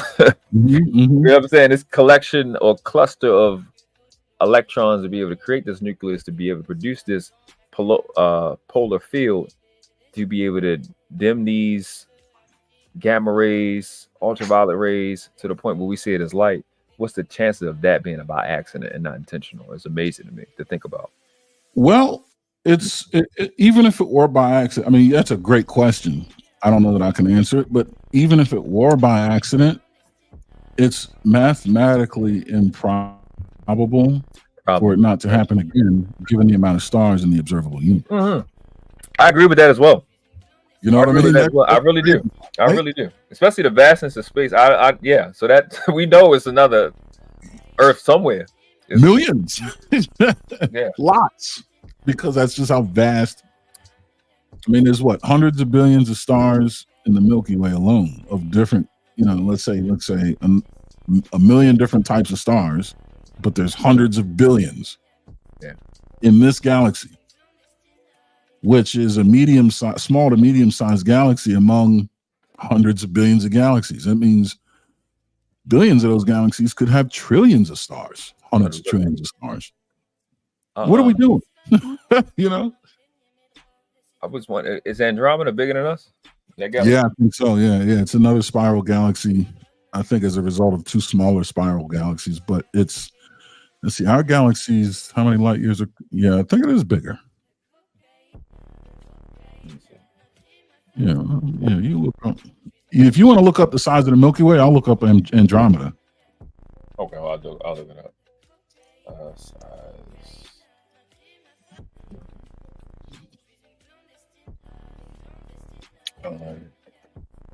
Okay, so the Milky Way galaxy is about 100,000 light years across, or 30 kiloparsecs (kpc). The galaxy's thickness varies depending on how far you are from the center, but it can be tens of thousands of light years across. The sun is located at 8 kpc, which is kiloparsecs, from the center of the galaxy, or the Orion arm. Oh, really? And our solar system is 26,000 light years from the center. So let me just look at. Well, I mean, if you got what you got, I'm about to look up what a light year is. 160,000 light years across. Okay, so it's way bigger than us. Oh shit. Yeah, and it's 2.5 million light years away from us. Yeah, so it's twice our size, tip to tip. And that's what I got so far. All right, let me get this super chat real quick. Shout out to Ariel. It's collision with another. Oh, go ahead. I'm sorry. Go ahead. No problem. Shout out to Ariel. She says, for the $6 euro, she says, just 6 viewers on this show. Just 6 viewers on this shows me that our people rather listen to mess than grow in knowledge. Hey, at least you here. You know what I'm saying? We know what they're going to do what they do. Appreciate you, baby.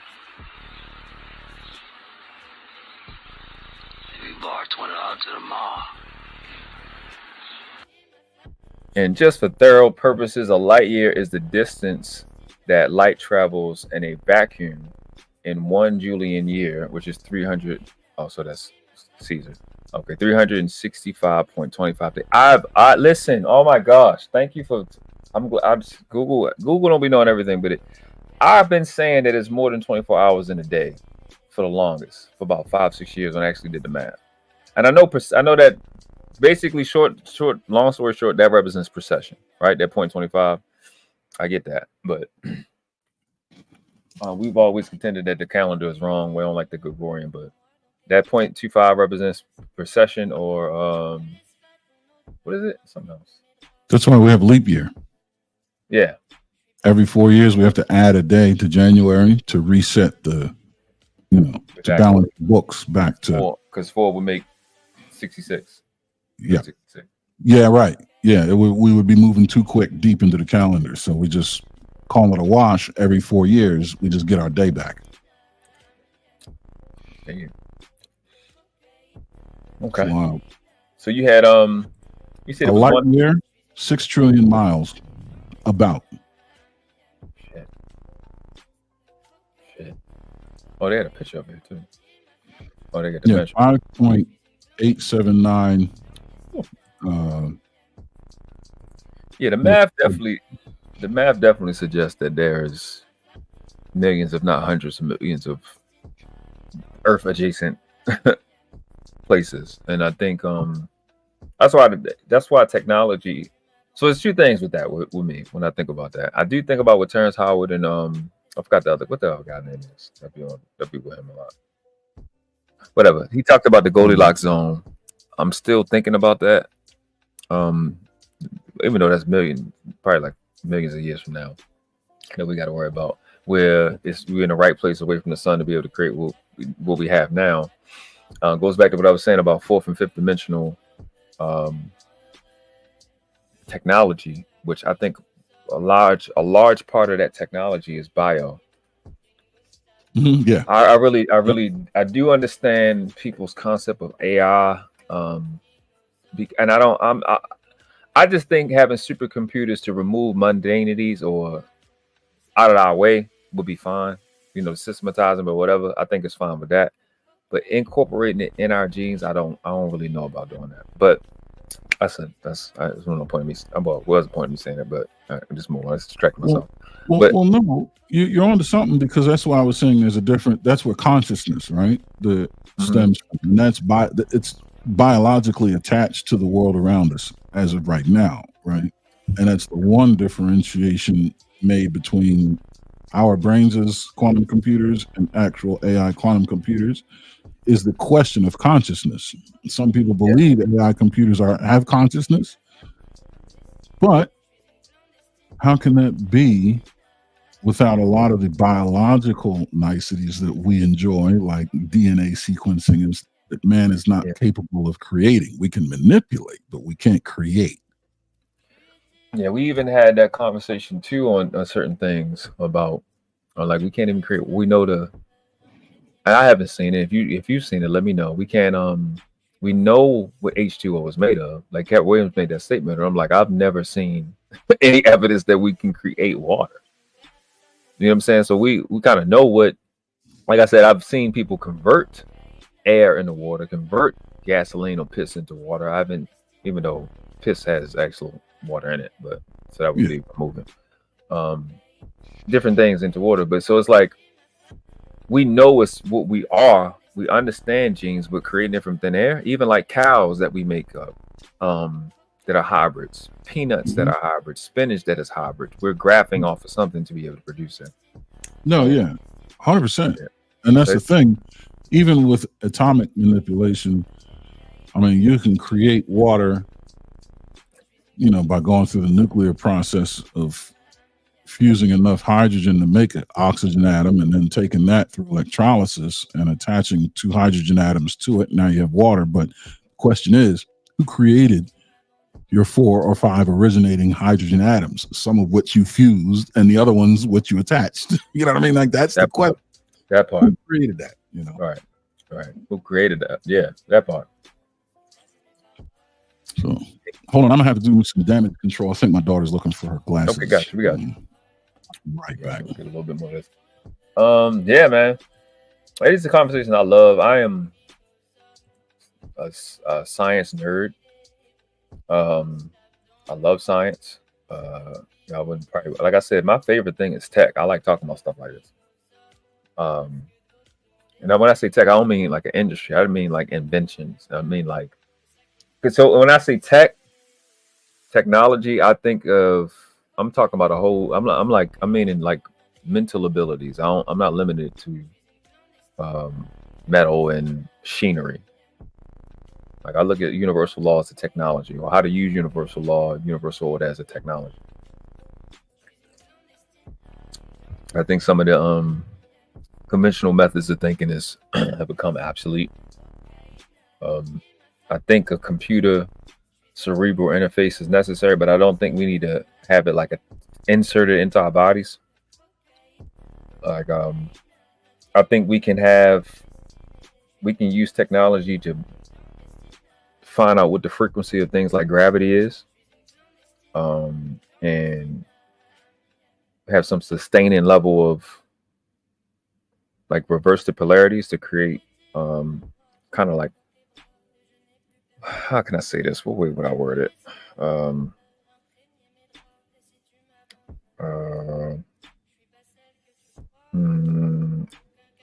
Can I say pro-terrestrial? Or can I say, what's the word for levitate? I don't know. I want to say levitating cities. I think we can find a frequency of gravity. And that's the things I'll be thinking about.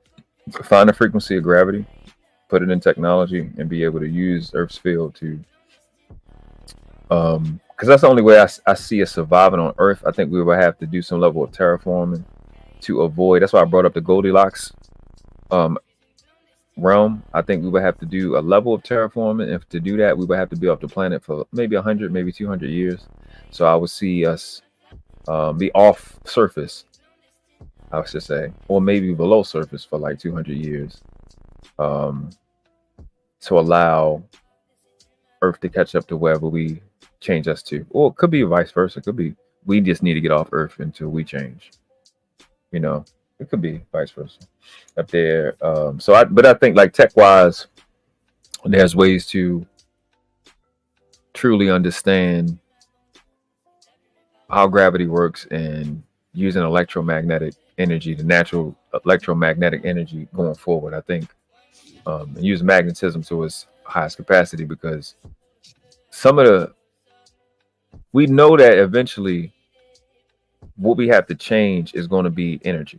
We know that that's the future. We're going to have to change. It's not a question that we need to produce way more energy, way more efficiently. I mean, 200 or not 1,000% more efficiency, and probably increase the output or amount of energy that we can harness by about 1 to 10,000 to really do the things that we need to do without injuring the Earth, without hurting the Earth.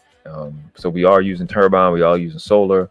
It could be wrong, but when I first started researching, this is when I was 20, but they said that, and I don't know all the joules, but they said 1 hour of geothermal energy produces 1,500 zenojoules of energy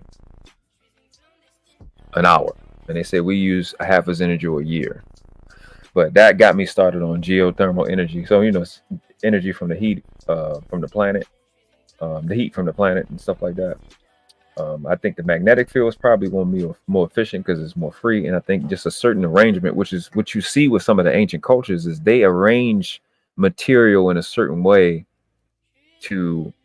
It's what it seems like. I mean, it's all we wasn't back there 10-15,000 years ago, but it seemed like they arranged material in a certain way to be able to harness a magnetic field, along with some of the other things that they did. We know about the King's Chamber, Queen's Chamber, and the guys Giza using, I don't even know if you want to call it wiring, but running different material through the pyramids to be able to seemingly pull energy from the ground or pull it from the atmosphere, or a combination of both to do something.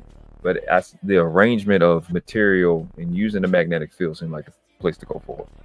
So I know you kind of came in a little bit late, but that's what I was looking at. I think that'll be more the focus technology-wise than combustion engines or even electrical vehicles we're using now. I just don't think we're going to be able to do the things that we want to do with those two means. I could be wrong. I mean, I know it's going to be electrical either way, but I don't think that should be sourced. I think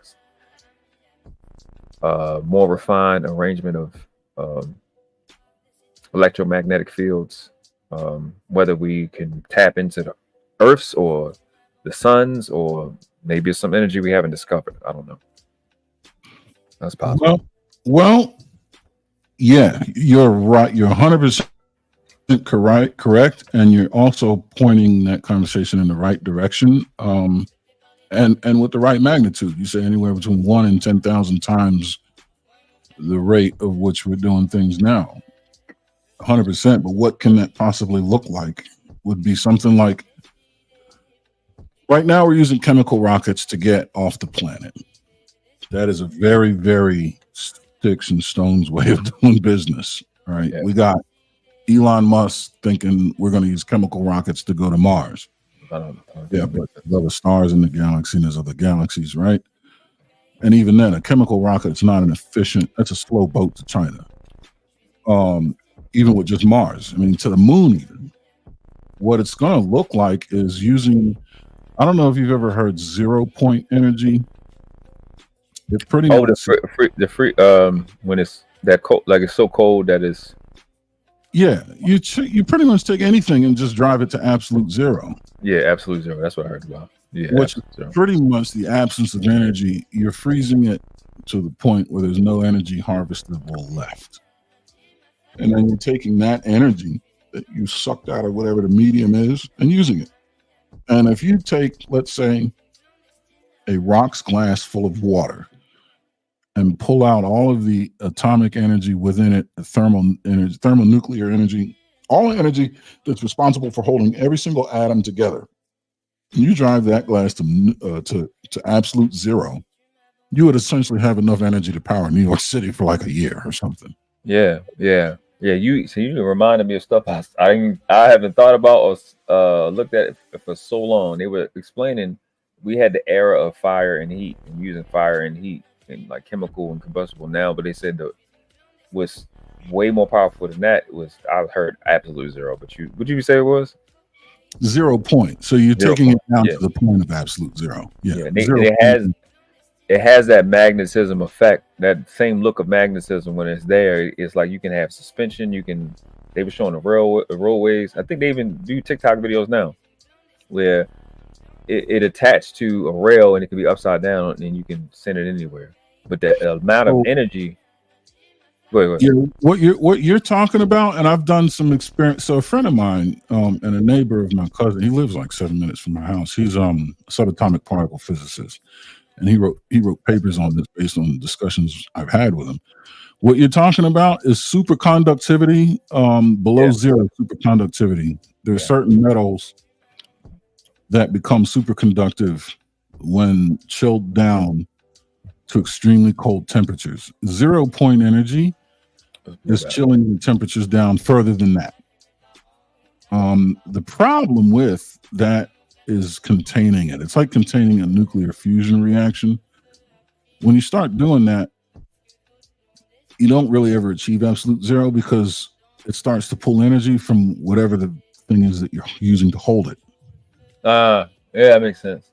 So it's even the clamp or device, the scaffolding that's holding your medium, it's now going to start pulling energy from that. So you can't really, you know what I mean? You start running the risk of making the whole room, bringing it down to, you know what I mean? It's a runaway. So you would have to suspend your medium in a vacuum, which means now you can't use sound because sound waves rely on pressure. Changing pressure using air molecules. Remember, we're talking about waves and energy and transferred in waves from molecule to molecule of air. But suspension in a vacuum is tough. You can't use sound, but you can use what you talked about, magnetism or superconductivity, which looks like magnetism. You're right, but it is. Yeah. Because magnetism is one way. Either it attracts or you can turn it over and it repels just enough and is balanced by the weight or mass of whatever it is, right? The force of gravity goes into a state of equilibrium with the magnetic repulsion, and that's where you get that float. Yeah.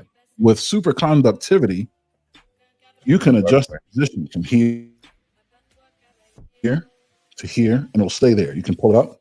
You can change its rotation like that. Yep. You know what I mean? Yep. You do all kinds That's of exactly what they showed. Yep. And it will move like that. You can change it like this, and it will move. You can raise it, and it will move. You can lower it. You can make it like that, and it stays there. Yeah. That's not magnetism. Yep. That's exactly you know exactly what I'm talking about. That's what I was talking about. Sub-zero superconductivity. And the guy I was talking to, he put me onto something. He said, mercury, the liquid metal, quicksilver that they use in thermometers. is a superconductor. Say it one more time. You breaking up. Mercury. Yeah. Is a superconductor. Yes, yeah, I've heard about that plenty of times, but we know the dangers of it. We used to use it much more often, and I think, I mean, it's evidence that the technology back in the day was better than what we got now, but that's enough conversation. Yeah. But I think that we got to find. I mean, maybe some type of.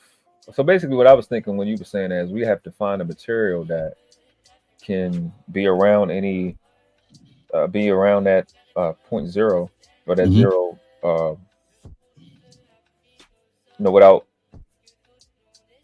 without being able to be pulled, like magnetism, without compromising the environment, without adding any heat to that. You just gotta find a material or make it. And I think after that, the possibilities are endless. I'm pretty sure they're closer than what we think. If not, let me tell you what they are. Remember in like around the year 2000 when the flat screen TV came out? Mm-hmm. I remember my dad and I, we were going shopping. We were in this high-end electronics store, and he spent $10,000 on this damn thing.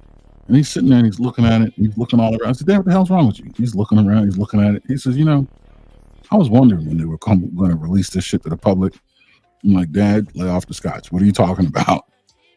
He's like, "This is an LCD." I said, "Yeah, that's what the tag says, doesn't it?" He says, "Man, we were using this shit as test equipment, the readouts from the nuclear, whatever he was doing back in the Vietnam. It's in the late 60s. Shit. I said, "Dad, are you serious?" He said, "Yeah." He said, "I was using this shit in the late 60s for readouts on the test equipment and some of the nuclear shit we were doing." Yeah. I said, "I got it here." He's like, "Yeah, look at crystal." He's like, "Man, this is old tech, man." He's like, "I saw this 20 years before you were born." I said, "Oh shit." Yeah, that's what you find out. The military was one of the places they be having all the technology. This shit don't come out to 10, 15 years later. That's what I learned. Like even when we was little, I have my son got it.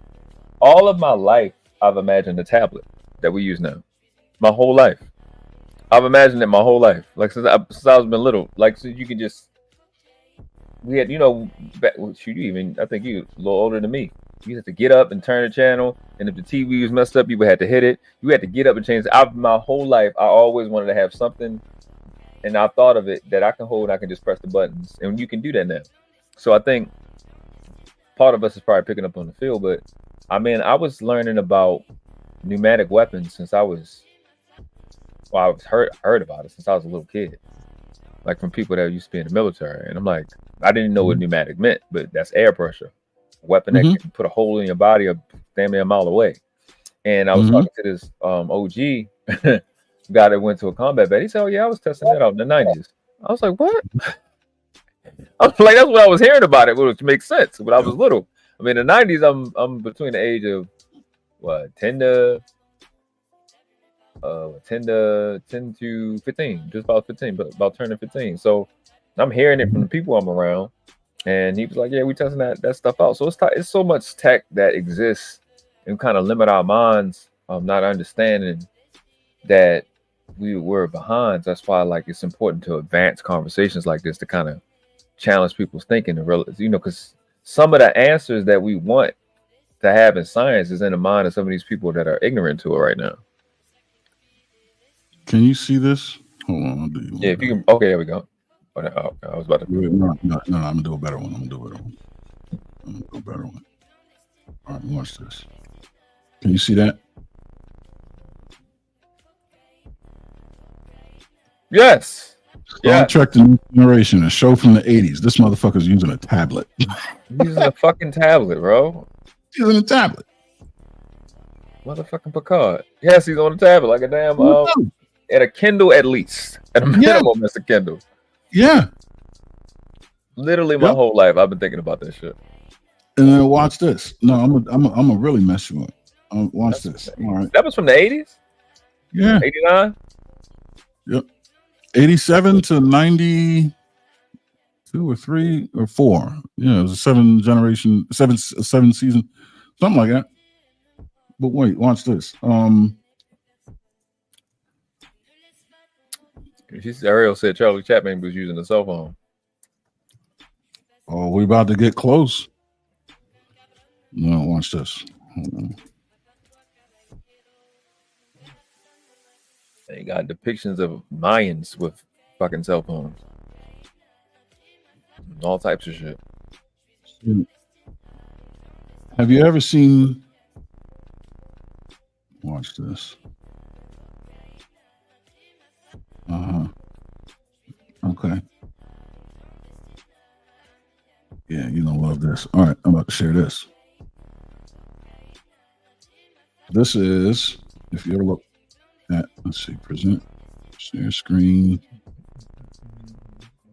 Boom.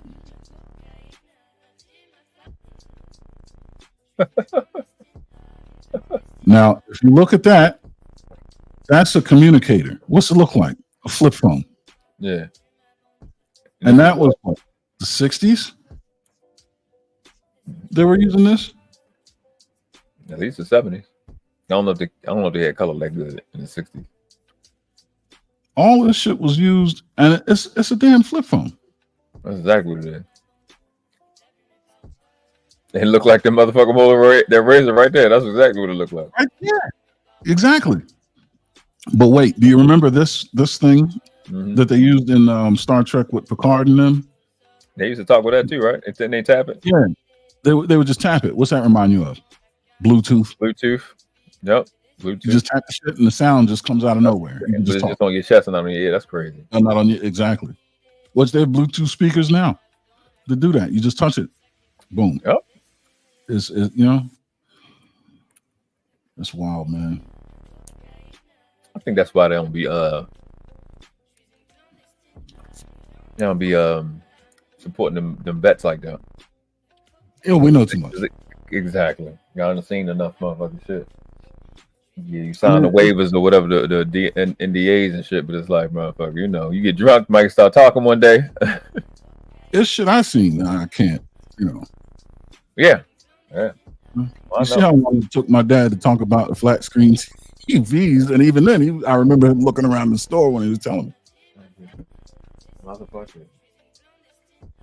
I seen this video of this guy. I don't even think he was in the military, but he said he can't talk about portobello mushrooms because he said you're supposed to cook them to a certain level on Joe Rogan shit. And he was like, you know, this part of the conversation is explosive, and my life is in danger. He was like, over portobello mushrooms? He was like, he was just staring. He was like, he's just staring at me. I will respect it. And God was like, thank you. So it's just, intel is important, man. It's a premium, man. It's the most important thing. And people just take it for granted, man. It kills me to see the Foot Locker filled. I'm not filled, but a line wrapped around the corner to buy them Jordans, but that damn library never packed. Yeah, it's a tragedy, and that's free information. Education is the key. I'm about to go back to school. Nobody's in that library. That's what my mentor told me. All this information you got. He said, listen, when you go to the library, it's gonna be empty. You're gonna be able to study without being bothered. And I'm like, hell no, not all people. It's people that know this. People want to know this. You go to the library, there's nobody there. The mortgage books are getting dust. The finance books is getting dust. All the library, the only thing they go in there is for the fiction. And it's probably just the babies that's in there getting that. That's it. For book reports and shit like that. That's the only time we was going to the libraries to do book reports. There'd be children in there doing it for that, and you know, using the computer. I don't know what they do now because everybody got a computer in their hand now, but it's just surprising, bro. Yeah. You just never taught. I was a horrible student. I had this so bad in the first quarter of my 12th grade year, I could have failed for the year. That's how bad I did. I was horrible. And it wasn't until I got around my mentor and the guys he was around, the guys he had around him, to teach me how I didn't learn. I loved learning until then, until I was 20, because it don't ever apply. You know what I'm saying? You know, the best intellects typically are the worst students. I remember my first grade year, my teacher would call home to my mother and complain so much that I just was not paying attention. He doesn't pay attention. He refuses to take part. He's always looking out that damn window. Every day she would get a phone call. And my mom said, did you ever ask him what was said in the lesson? She started doing that. She'll give a lesson and she'll ask me, what did we learn today? And I'd give it to her verbatim. She's like, what? She's like, yeah. He heard it once, got it, didn't need it anymore. And you're spending all this time reiterating to the rest of the kids. He's bored. He's out the window thinking about something else. Yeah. 6th grade, same story. I was never a good student at all, but I got a 1400 on my SATs and shit like that. You know, I got a 94 on the ASVAB or some shit out of 99. But you couldn't look at my grades and really tell. I mean, you would see spots where I get straight A's and then I'm getting D's and F's, and and it depended on the subject or the year. Like my 4th grade year, I had 1 B, I think, the whole year. Nearly flunked out of the 5th grade. And they're like, how is this possible? We were supposed to skip you to the 6th grade. And when I got to the 6th grade, that's the teacher that did the most complaining behind my 1st grade teacher. And I'm like, what the fuck is going on here? Yeah. It depends on how I feel about what you're teaching me. But if you teach me, I got it. Don't you worry. But fuck this. I'm not doing this stupid homework. Or you want me to do this book report on this bullshit, and I'm really studying some heavy shit. You know what I mean? Like, I'm in the library looking up 0 point energy, and you want me to read Mark Twain? Get the fuck out of here. Like, I had actually failed in the 6th grade, but I didn't fail because of grades. I failed because I was fighting. I just wasn't doing shit. I was just beating everybody up. I was fighting all the time. And I just refused to do homework. And I mean, that was the year my brother got killed, so I was just mad. Yeah, external shit happening. Yeah, so that wasn't no excuse, but that's just where my mind was at that little young age. Yeah. But when I was challenged, you ain't gonna do this, you gonna fail, reverse psychology my mother used on me. I guess you don't know her child. Well, I'm gonna just say he can't do it so he can do it. So that's when I started kicking ass. Like, the only reason I graduated high school is my mother said I was gonna fail. I just did it so she can to prove her wrong, and I just kicked ass for the rest of the year. But a lot of people don't know. I just think like what you were saying. I think particularly us as little boys, we need another way to learn. And maybe even the girls too. I just don't think it's. I know for a fact that formal education in this country is just not good enough. It's just not good enough in every way, shape, like almost every way, shape, or form. It's just not conducive to the human mind, especially for these boys. You're 100% correct. It's just not. They don't learn like that. Like, even I don't lecture my son. I correct him. I get his attention, and then we go do it, and he gives it back, and we don't have no problems, right? Not to say that nothing should be done on paper. I think we all know. Not we all know. Everybody that studies neurology, neuroscience knows how important writing is to the brain. Over 2,000 neurons go off when you're writing. That's why note taking and writing your dreams, when you're having stuff is why it works so well. Planning. So I'm not saying that, but I just think being like you were saying, you getting the lesson, you just looking out the window. Just don't think having long lectures for our youngest people that have the shortest attention span in our population is the way to go. Again, not to say that we shouldn't be putting their attention span to the test and trying to expand it. But I genuinely think there's a better way of teaching. Since I've graduated, YouTube, Reels, IG stories, etc. You see those different ways of doing math multiplication. I think those ways would have been way better than what we got. That long form that we got. I don't think it's sufficient. I just see it as more efficient. It's quicker, and you come to the right answer, right? So it's just stuff that we got to explore. We got to find a different way to teach these boys, because I think they're our geniuses that we really need. Not just like the little girls, 'cause I love the little girls too, but it's such a negative effect that boys are having in these schools, kind of deterring them from academics in a certain way, where so many consequences for not participating in a type of learning that's not conducive for at least seemingly some of the smartest ones. That's what it seems like. It's like the ones that be just super smart. Exploratory learning. Yeah. It's the learning through exploration, discovery, and creation that's being stifled, and that's really a byproduct of indoctrination. Yeah, just driving into your brain the traditional knowledge and traditional information that's taught in a traditional manner, and then proven that you've received this information by regurgitating it in a traditional sense or traditional way, standardized testing, it at best is just good enough for girls because they're very conversational. They have closer, they're more akin to the hive mind, and they're more what is this, where the phenomenon, not meritocracy, but everybody's kind of equal. Like I look at how girls, who? Not egalitarian. Yeah. Is that it? Egalitarian. Okay. They're more right. And I look at how boys play. First of all, there's very little dialogue.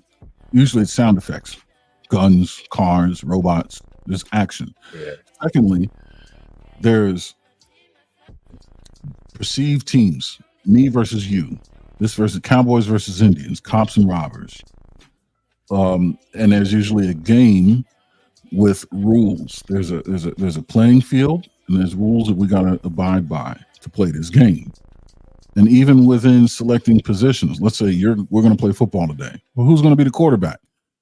Well, who can hit that trash can from this distance? Everybody hits it. Move the trash can a little further. Who can hit it? And you narrow it down. Now we know who the quarterback is. Well, who's going to be the lineman? Well, let's play King of the Hill.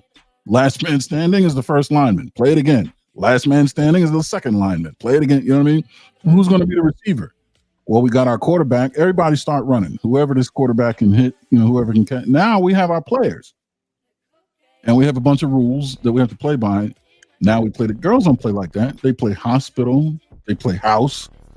They play dolls. There's no rank structure. There's no rules. It's very conversational. Make it up as you go along. It's very social. Yeah. Nothing wrong with that. But then there's traditions that are established that way. I'm the traditional mom. You're the traditional dad. These are the traditional. And we move these characters under the understanding of these traditional but very egalitarian roles. It's not like there's no competition, there's no end goal, there's no point scoring. Therefore, no explanation, no exploration. There's no frontier to push. Yeah. Boys will more than likely push a frontier just for the sake of competition or creativity. It's not, and like you said, it's not a slight or a knock on girls. It's just highlighting a difference in how we're wired. Yeah. And right now, the education system does not promote exploratory learning. It does not promote creativity. It holds you down to a traditional framework and conversing about it, just talking, and then using standardized testing to confirm who's the best of the best. How the fuck you gonna ask a monkey to get in the water and swim with fish if the standardized test is swimming? That monkey's far more intelligent than the motherfucking fish. Yes. But if swimming is the test, who's gonna win? The fish.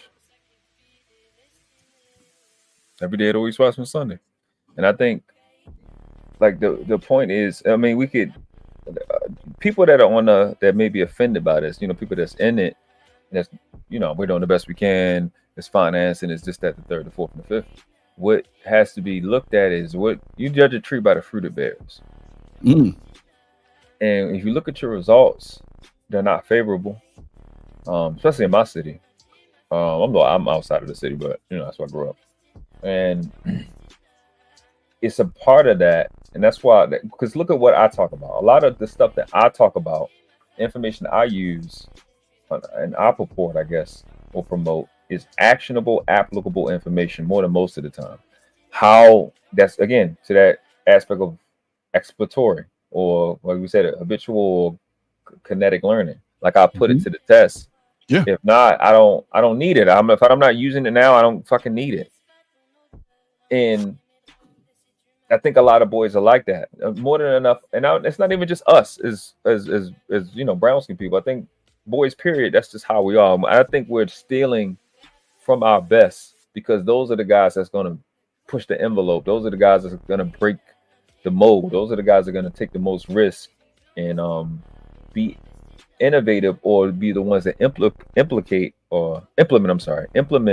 the some of the ideas that we have that are cutting edge, that are innovative, and kind of take these inventions. And I think that's where our shortcomings are, and we're missing a lot of scientists or scientific discoveries from not what's the perfect word? Not creating a optimal environment for that type of learning, or even, and you would think schools would want to do this, even Harvard and whoever would want to have a system of, here's a grant or a part of this school system set aside for auditory learners, for visual learners, for exploring learners, a combination of both, doing a test of finding out what to be able to position your preschooler, your kindergartner, your first grader, second grader, to be able to get the top quality of learning you get. However, contention could be, no, this is free education. We don't have the funding for all of that. Which is the only thing I can do is homeschool, like Natasha was saying earlier. As what I do in terms of health. We be in food desert, so I'll use something I can supplement, or I'll change my health, or I'll have more organic foods. I'll specialize my eating, so we have to specialize I'm specializing my intake, so I have to specialize my child's intake in terms of education. I got to see if he's auditory. We should have tests that we do, so we can do something in addition to that. But I just think a lot of parents that have their children, and a lot of parents that got 20-something-year-old boys now, 30-something-year-old, 20-something-year-old sons now, 30-something-year-old sons now, was cheated out of what they could be. And with those of us that have young boys now that got to go through it, them get cheated out of what they can be by not having a system that wants to identify that way of learning and put them in an optimal position for them to learn at a way that's helpful to them, because their goal in public school is just to make employees, not to make inventors, not to make and I think that's so they'll argue, oh no, it's fine, because their motto is to produce just taxpayers. You know what I mean? Yeah. So, and even at the collegiate level, what once was the academic embassy, or the bastions of intellectual superiority, so your MITs, your Ivy League group, those 7 colleges, that used to be where the precipice of education and discovery was found. But now it's more or less a networking opportunity to find out who's going to be the leader of the lemmings that we're making. Yes. You know what I mean? It's kind of like keeping it in the family, so to speak, and we're just creating more sophisticated lemmings to manage and run the lemmings. Yeah, absolutely. That's the good old boy network, as they call it, right? The good old, right? Yeah, and no longer is the extreme level of, well, it's still there. It's just very compartmentalized and being controlled by whoever you think is controlling it. But the discovery is not a free market enterprise anymore. And I don't know how much it ever really was. I do believe it was in the industrial era. I just think, coupled with Jim Crow, it wasn't something that was accessible to us, unfortunately. Yeah. You know what I mean? But I think that was as close as you're going to get to free market discovery, exploration, scientific, and even then you would have the Nikola Teslas show up, and look what they did to him. You know what I mean? So, but imagine if we had a society where every graduating class produced a Nikola Tesla, where Elon Musk is not the greatest mind, where he's pretty much average. That's what you mean. Rockets to Mars. You know what I mean? Like, what if the next graduating summa cum laude was actually the team to use, electromagnetic propulsion to get us up out of this damn solar system for real, and within an hour's time? You know what I mean? Look at what the hell they did in the 20s. I really think once we implement some of these things, we're a decade away. I really think we're a decade away. Once whatever we figure it out, I really think we're a decade away. It can happen in our lifetime. Yeah, something we didn't think was possible, even though it is what it is. Politics behind it. We didn't think we would see a president that looked like us. We didn't think we would see people not know what a woman is. Like, we've seen weirder things. Then what? Not seeing. We already seen the expansion in technology and consciousness in the 20s. Like, that's really where I guess whoever the powers to be, they was like, oh, whoa, let's shut this shit down, because you're just seeing too many great minds at one time. right? And even into the 30s. So when they, they did that, the crash and everything on purpose. That's a different conversation. But I know exactly what you mean. Oh boy, you're right on it though. Jekyll Island and all that other shit. So, so I it can happen, and I think that's what we have always been. I just think the when you kind of shift the value system that people have to learning how your brain works, learning how your mind works, and seeing how easy it is to access that genius level, just the access that genius level, how closer you are than you think. I think that'll inspire people, because that's what inspired me. I was like, damn, I'm really like 20. I'm like, I'm keeping up. Like, you know what I'm saying? Like, I'm hearing this, I'm listening to these TED Talks of these physicians, and I'm like, I can get it. I can't explain it like he can, but I can perceive it. Let me turn this next 2 pages and see. I think people so I do the best I can to kind of give like. Maybe you're not the explainer. Yeah. Maybe you're the applier. Maybe you're better at applying the shit than me. That's it. That's what I think. Or maybe you're the developer. Maybe you don't need to explain or apply it. Maybe you need to be the frontier man. Maybe you're the one that's creating the shit. Who knows? Yeah. But the fact that you can understand it is something that the explainer, the developer, and the implementer all have in common. Is the understanding of this shit. Exactly. We all get it. We all in the room. We know what do they say? You know the assignment. I know what has to be done. This is the assignment. Exactly. So you just like in the military, just like in the football locker room. Exactly. Everybody know their position, and you got to play your position. But which goes back to, how do you learn? Are you auditory? Are you visual? Are you an explorer? Are you kinetic or habitual? Do you need to do it to get it? You need a combination of both. You equal parts auditory and I was more so, let me hear it, let me do it. I'll see it once I do it. You know what I'm saying? You have some people that may get it in another order. Most boys are doers. They learn by doing. Most girls are learned by reading and discussing. Tell me about it. Let me ask you questions about it. Read to me about it. Boys are like, give me the instruction manual, and then let me do the shit. Let me do the shit. Let me go. And when it ain't working, I'll discover where it didn't go wrong. I'll revert back to the manual and let me do it again. And then you'll end up, Yeah. I think when setting up tests, I say these things, we can do these things on YouTube. We can research this stuff. We can put the questionnaires and stuff up for people. We can put that in our polls and put that on our community tabs and put it in our discourse. We can do way more than. That's the mindset, but I think that's one of the best things that I pulled from, the old saying, you become the top, the average of your best 5 friends, right? I think that's the best part of being in those environments, is learning what you can do by being around people that think in a way that you never thought. And hearing it, you go, well, you know what, I can do that. I can do that. You know what, you want some more time? I need more time. Get up an hour earlier. I never fucking thought of that. I can't get up an hour earlier. That's nothing stopped me from, like, so when it's new to you, it may be to somebody a little ahead of you, but that's the value system that exists when you change your environment and your intake.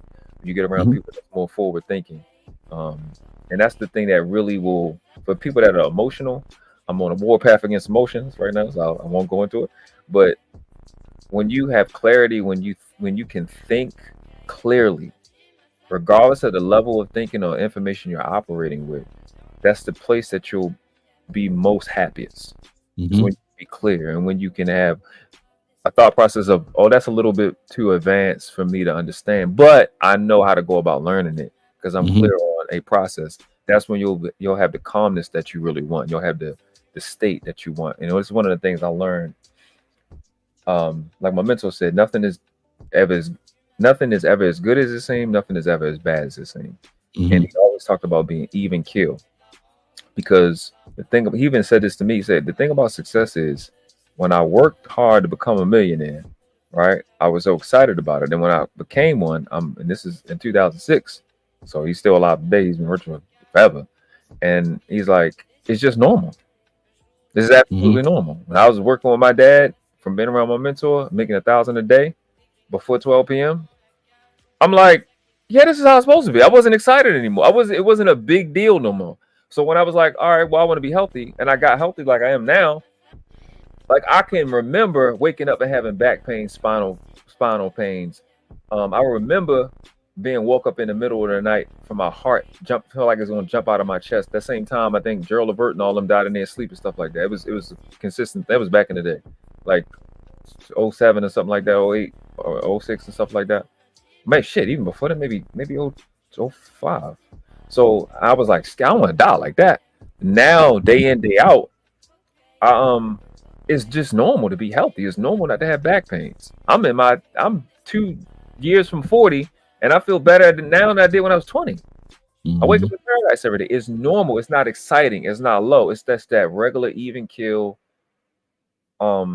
calmness, poised state that you want to be in. Not super angry, not super sad, not super excited. Just that even kill thing is staying in the space. And what I always say, the space of gratitude. It's always my goal to be grateful. Just want to be grateful. Being in a place to be appreciative, to actually and actionably be appreciative of the opportunities you have and the things that you've been given. And I care more about using what I've been given already than getting. That's all I focus on. Using it so I can show universe, God, or even impress upon my son and the younger ones, use what you do have, right? Be careful, be a good steward of what you've been given so you can qualify for more. Directly or indirectly. So that's the things that I focus on. And I think using the information, that's why I used to be a big researcher. I'm gonna look at a bunch of stuff when I was new and I was excited. Now I just want to master the little bit of stuff that I do know. And I know a little bit of stuff, because the more you learn, you like, nigga, I don't know shit. Like you know what I'm saying? Like today, I'm like, shit, nigga, I need to spend 2-3 years, and this is how my mind works. I need to spend 2-3 years learning how atoms work. Yeah. I need to get it. Yeah, learning discovery that you don't know shit. That's what learning is, really. And that's where the love of learning comes from. Yeah. It's fun. It's exciting because the more clear, it's like, you ever seen somebody with OCD get cleaning products? Yeah.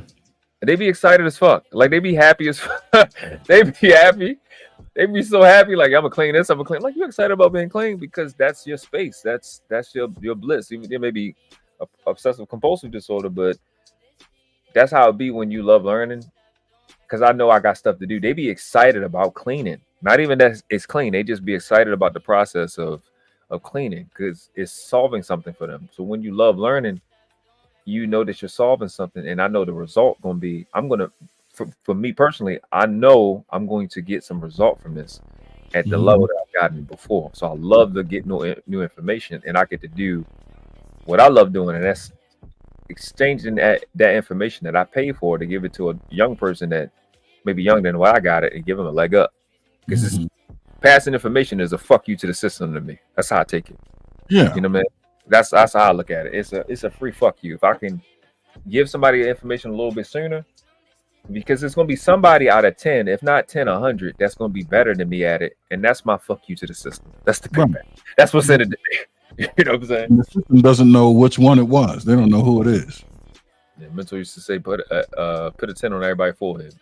Yeah. Yep. So and then let them do it again and again and again. You know what I mean? Absolutely. Yeah. Yeah. What you were talking about, hedonic adaptation or hedonic conditioning, the millionaire that becomes a millionaire and isn't happy that he's a millionaire. Oh, okay. Hedonic adaptation or conditioning pretty much suggests that humans return to a baseline level of happiness relatively quickly after experiencing positive changes or even negative changes. It's pretty much a return to or it's the new norm is really fast. Yeah. And it's not necessarily the goal that we're addicted to or that we're even after. It's the change required to meet that goal. So wanting to be a millionaire, that's fine. But when you become a millionaire, now you're going to want to be a billionaire. When you become a billionaire, now you're going to want to become, you know what I mean? It's awesome.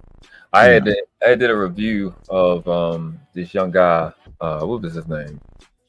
I think my last stream, forgot his name. Welsh, I think his last name was, and he was talking about that. He said, spent a little bit on that. He was talking about how he just sold his company at 26. for I think 10 million or something. Well, 9 figures. And he was saying, man, he said he was depressed. I think he said he was depressed. He said he thought he was going to get all this. It was going to be a new level. He said it just wasn't. He said he realized that wasn't, it don't mean shit. All this material shit don't mean shit. He said, yeah, I'm happy that, my mom, we going through something, but I'm happy that I got the money. I don't have to go through it. He said all this material shit it's like at the end of the day, what the process was made more important than the stuff. You know what I'm saying? And that's what I learned. Like I never wanted to. That's what's in it. I always use health because I just think that's the best basis because we all kind of can play that. It's not a talent thing, but health. Like it's a care thing for health. You know what I'm saying? And my passion was never to be healthy. Was never for me to have a bunch of abs and people look at me and touch me and shit like that. My passion was always because my grandmother died, so it was always to be able to. If somebody want to be able to save their grandmother, they can call me because I did it. You know what I'm saying? Right. My why was, you hear it. My why was bigger than me. Yeah. And that's what's exciting about it. You know what I'm saying? That my son has grown up with my diet. What's up? As I call you table up.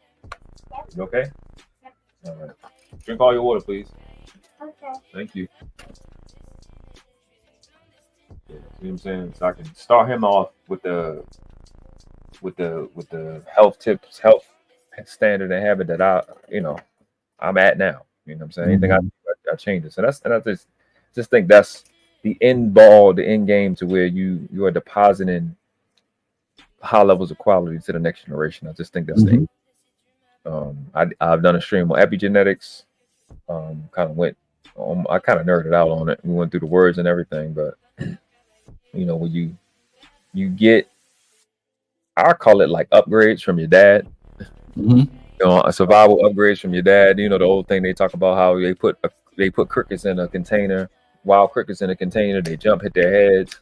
Then they have offspring. The next offspring, they stop jumping as high. Then the offspring never jump as high as their parents or predecessors. They have offspring, and the other generation, the next generation, badly are jumping. So I know it's a negative aspect of it. Well, they also talk about is another example of men that were in very, very cold places where there wasn't a lot of food, having really strong immune systems and digestive systems because their body was conditioned to take in so much nutrients because food was scarce. And that gave good health to their offspring, et cetera, et cetera. They talk about that too. So it's another aspect of it. So when you have so how I look at it is, and how I intend to use it is, when you're developing healthy neurological pathways, because of how epigenetics works, I think you can activate the genes that can suggest to your children. I know it's not guaranteed, but can activate those genes, those on switches of those genes. What was it called? Damn, I should just look the word up. I should just look the pull alive up. I forgot the word. Activate those genes that methylation is what it's called. Is it called methylation? I think it's called methylation. Activate those genes that will allow the brain to absorb information, retain information a little better. So that's how I look at stuff. Creating environments like this where we can talk and think and challenge and information. Just exchange information where the average person that's not used to this can know you in a place where this is what we do that at, or it's just all the drama that I'm sure you're aware of. You've been on panels with people arguing, but not just on panels, but in a household, creating a learning friendly environment. You know what I'm saying? That's what we're about. As you know from experience, over at the War Report, it's about that kind of experience. My guys, as much as we're the same, we're different in the places that count. We're very similar in intellect and direction, but with three different. Where my shortcomings are, one of them pick up. And I'm the scientist. One guy's the artist. The other guy's the politician. You know what I mean? Like one's all about logic. One's emotional authenticity, and the other one's about justice and tradition. And that's kind of It's a perfect blend, but we're all very forward thinking, intelligence oriented. Learning process is very important. Having the conversation is paramount. Keeping drama and toxicity to an absolute minimum. And that's the same vibe I get over here. That's why sometimes you don't even know it. I'll put you on the background. I'm listening, and I stay away from the other panels as much as possible. Yeah. I appreciate it, man. This is no live. I ain't even finished, but I think we mined out kind of what the purpose of that conversation was to really understand perception. That was my purpose, and understanding the cognizance, and really looking at your mind and how it works, and using different subjects and that's how I looked at it. Again, I always say with health, I looked at these different things in life as opportunities or practice, increasing my ability to think at high levels. That's how I looked at it. Everything else and I literally look at it as practice. As you teach, you learn. Yeah. Not worrying about failure, understanding that it's a good part of it, right? But we, again, like I said on your show one time, we set a standard on failure, on how we fail and how we excel. And when you have a standard and you for your failure, for the worst things, it makes it much simpler to have standards for better things. And I think that kind of difference between people. I'm going to fail this way. If I'm going to be late, it's going to be because of this. If I'm missed the mark, it's going to be because of this. And that's a standard where I'm not tolerating certain avenues. I'm not going to be late because I didn't get up early enough. I'm going to be late because the bridge fell. Right. You know what I'm saying? Yep. Certain stuff like that. I don't got to be that dramatic, but it's kind of not for the lack of effort. That's what my father used to say. If not for the lack of effort, this can happen, but I didn't do anything, not from my doing. So just certain things like that. And because like I explained the law of gender, which is one of my favorite laws, masculinity and femininity, really simply put, is masculinity raises the ceiling, but femininity raises the floor. That's really the level. Wow. You know what? Damn. Okay, I'm gonna take that one.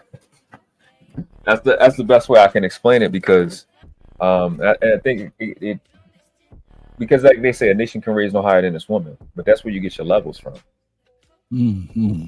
You get the levels when femininity, which that word means to suck. So at that we are taught that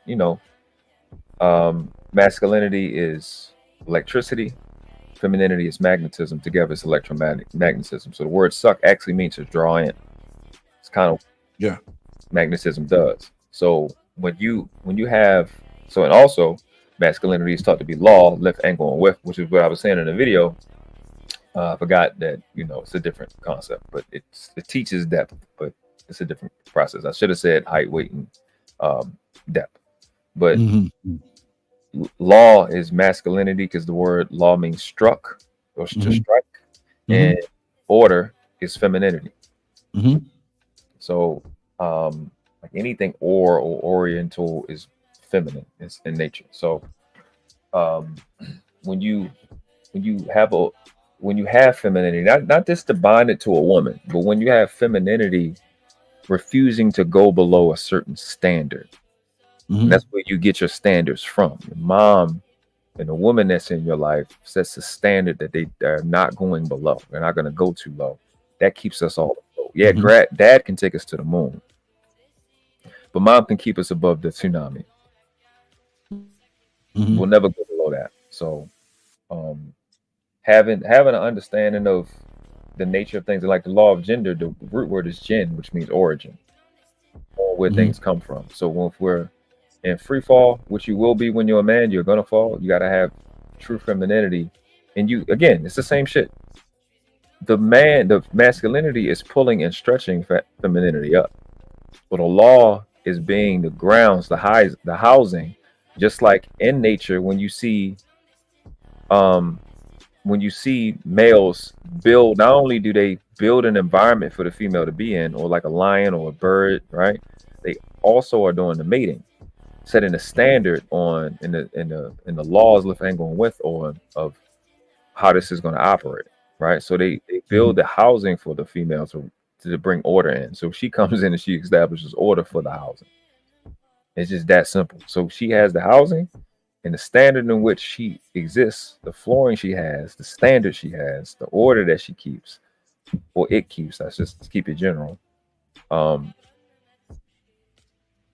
Obviously, the foundation got to be consistent with the order. It's what builds levels. It's what allows growth to happen. Not even that, I'm sorry, to stay. They sustain growth. That's what femininity does. Masculinity expands it.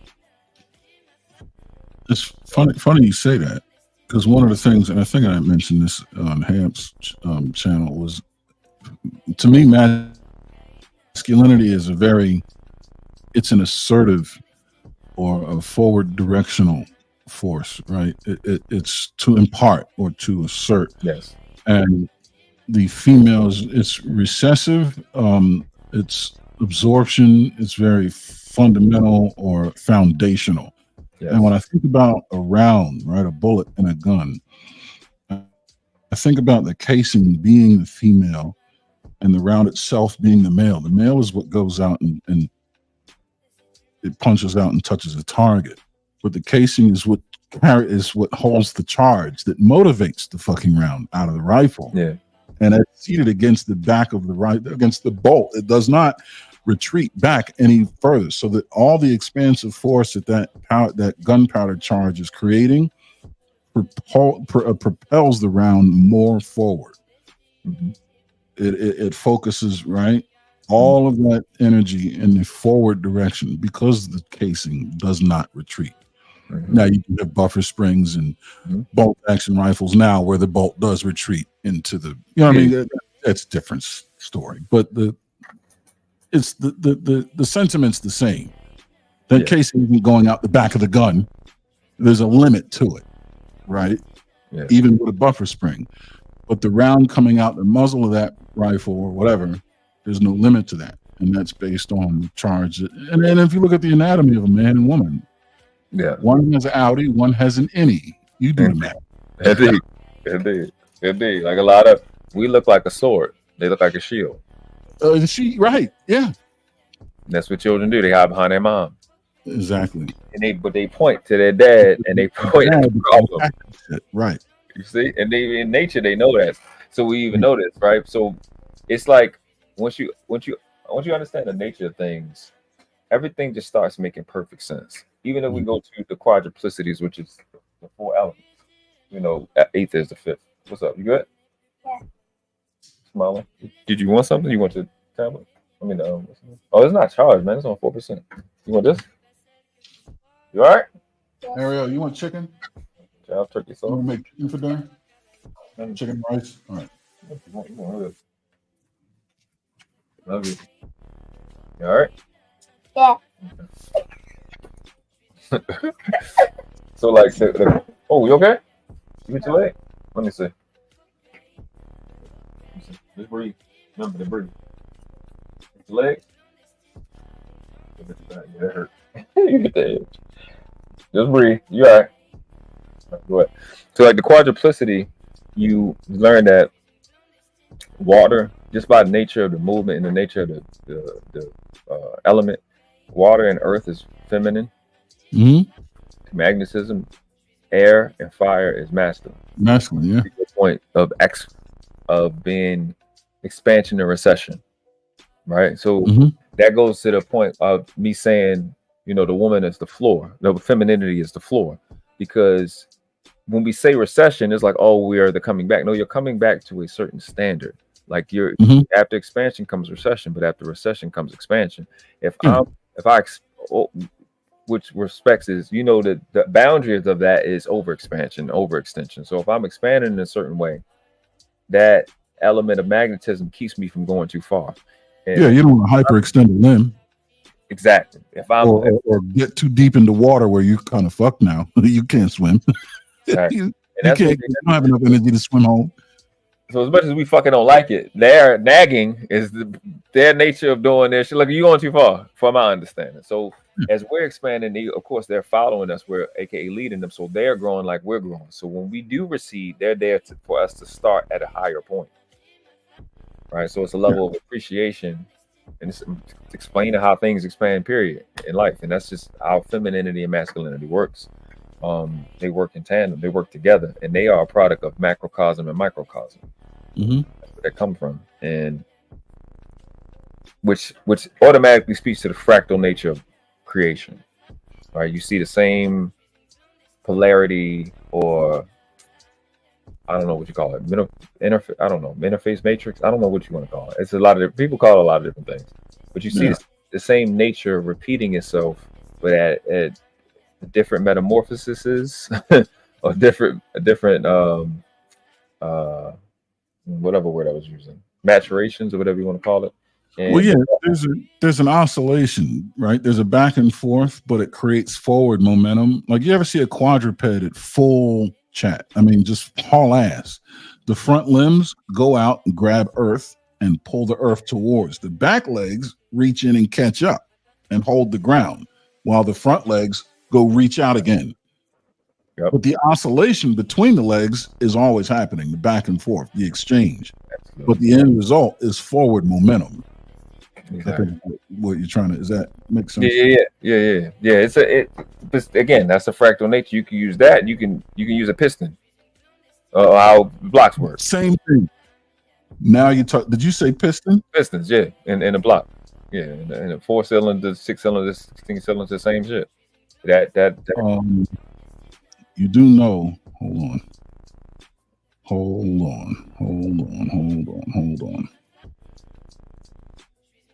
You stop rocking with us. Since 2000.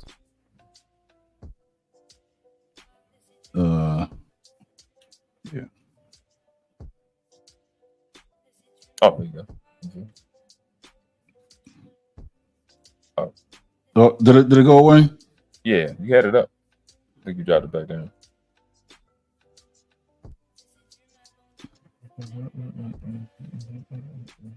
Here we go. Yeah. When you start talking about that is my life's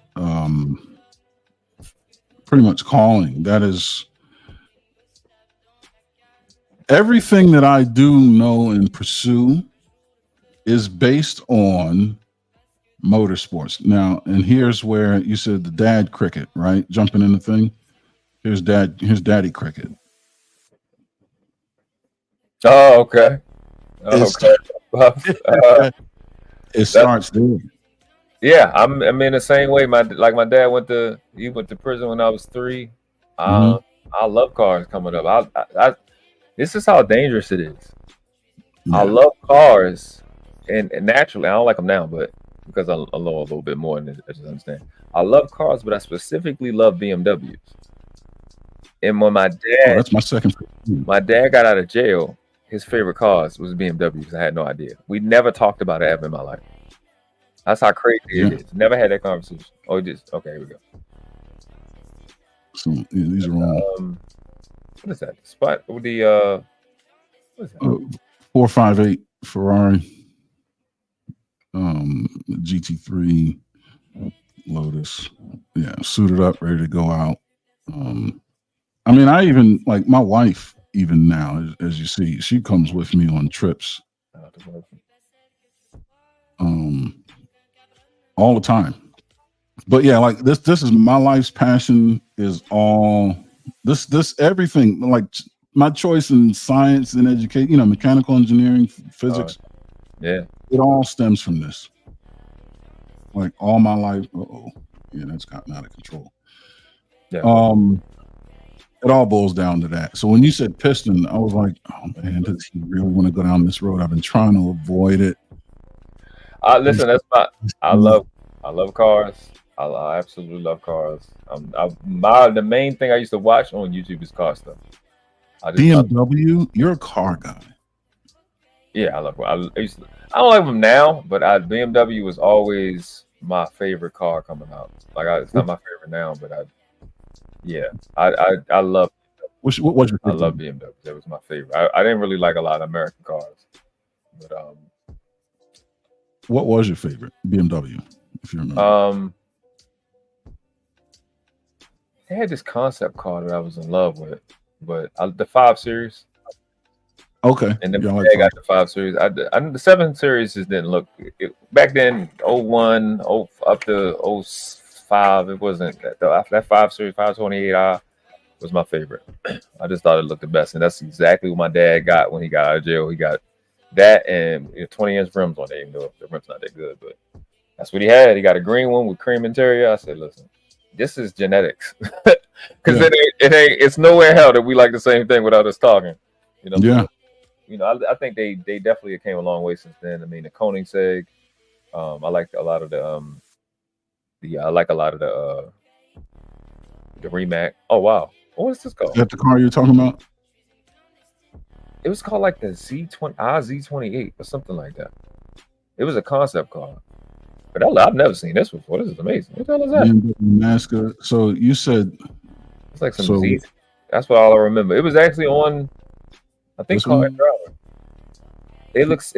See, this is what I keep finding, but it wasn't this, but it looked just like this, but it was like the concept of this. And it was like 500 horsepower or something like that. It was amazing, but hold on, that might be it. Yeah, I think this is it. Yeah, I think this is it. Have you seen? You should see this. If that's what you like. Let me see. I've never seen this a day in my life. It's a skin. That's wild. On the car. It's all skin. What does that mean? It opens. It's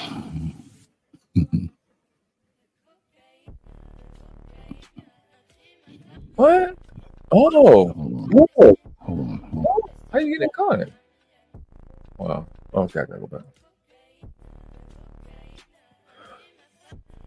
There it is. What up? What up? I'm all late. Make your dreams come true with exceptional offers on the E-Class sedan. Watch this. What is going on? The front of the car literally splits open to reveal its V8 package. We are in Munich, Germany. I've never seen this before in my life. What the Secret fuck? headlights. That is awesome. What's That's also crazy. cool about the front is that you can literally change the entire character of it. Ready? Want to change the body shape?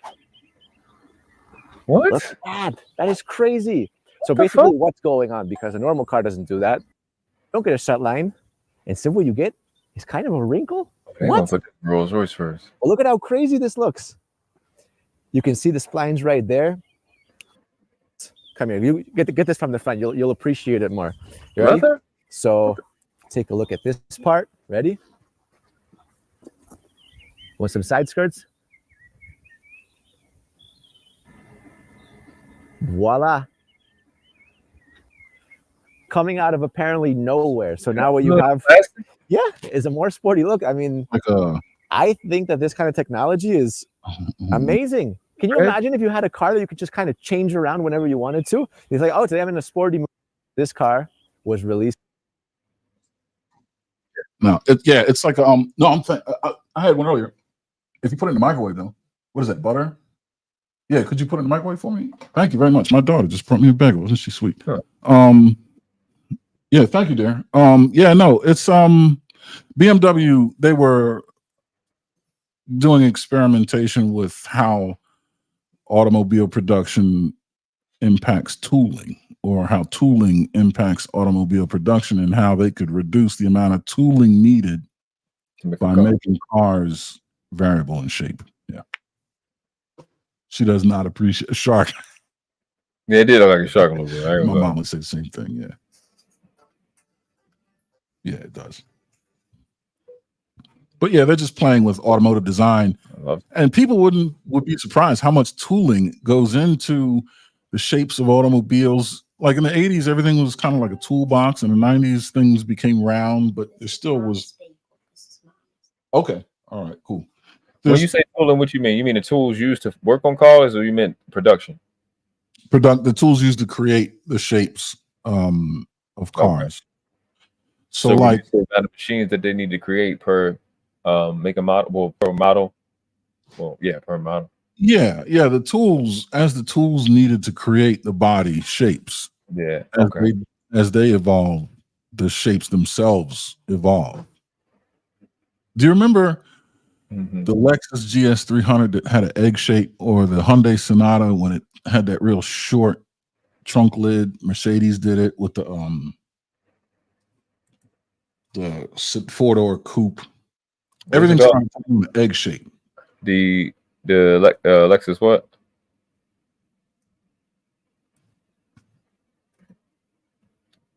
Let me see. You said Lexus G8? GS. Okay.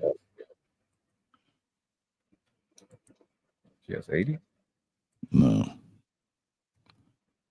All right. If you look up, all right, hold on. If we look at the 2013, okay, watch this.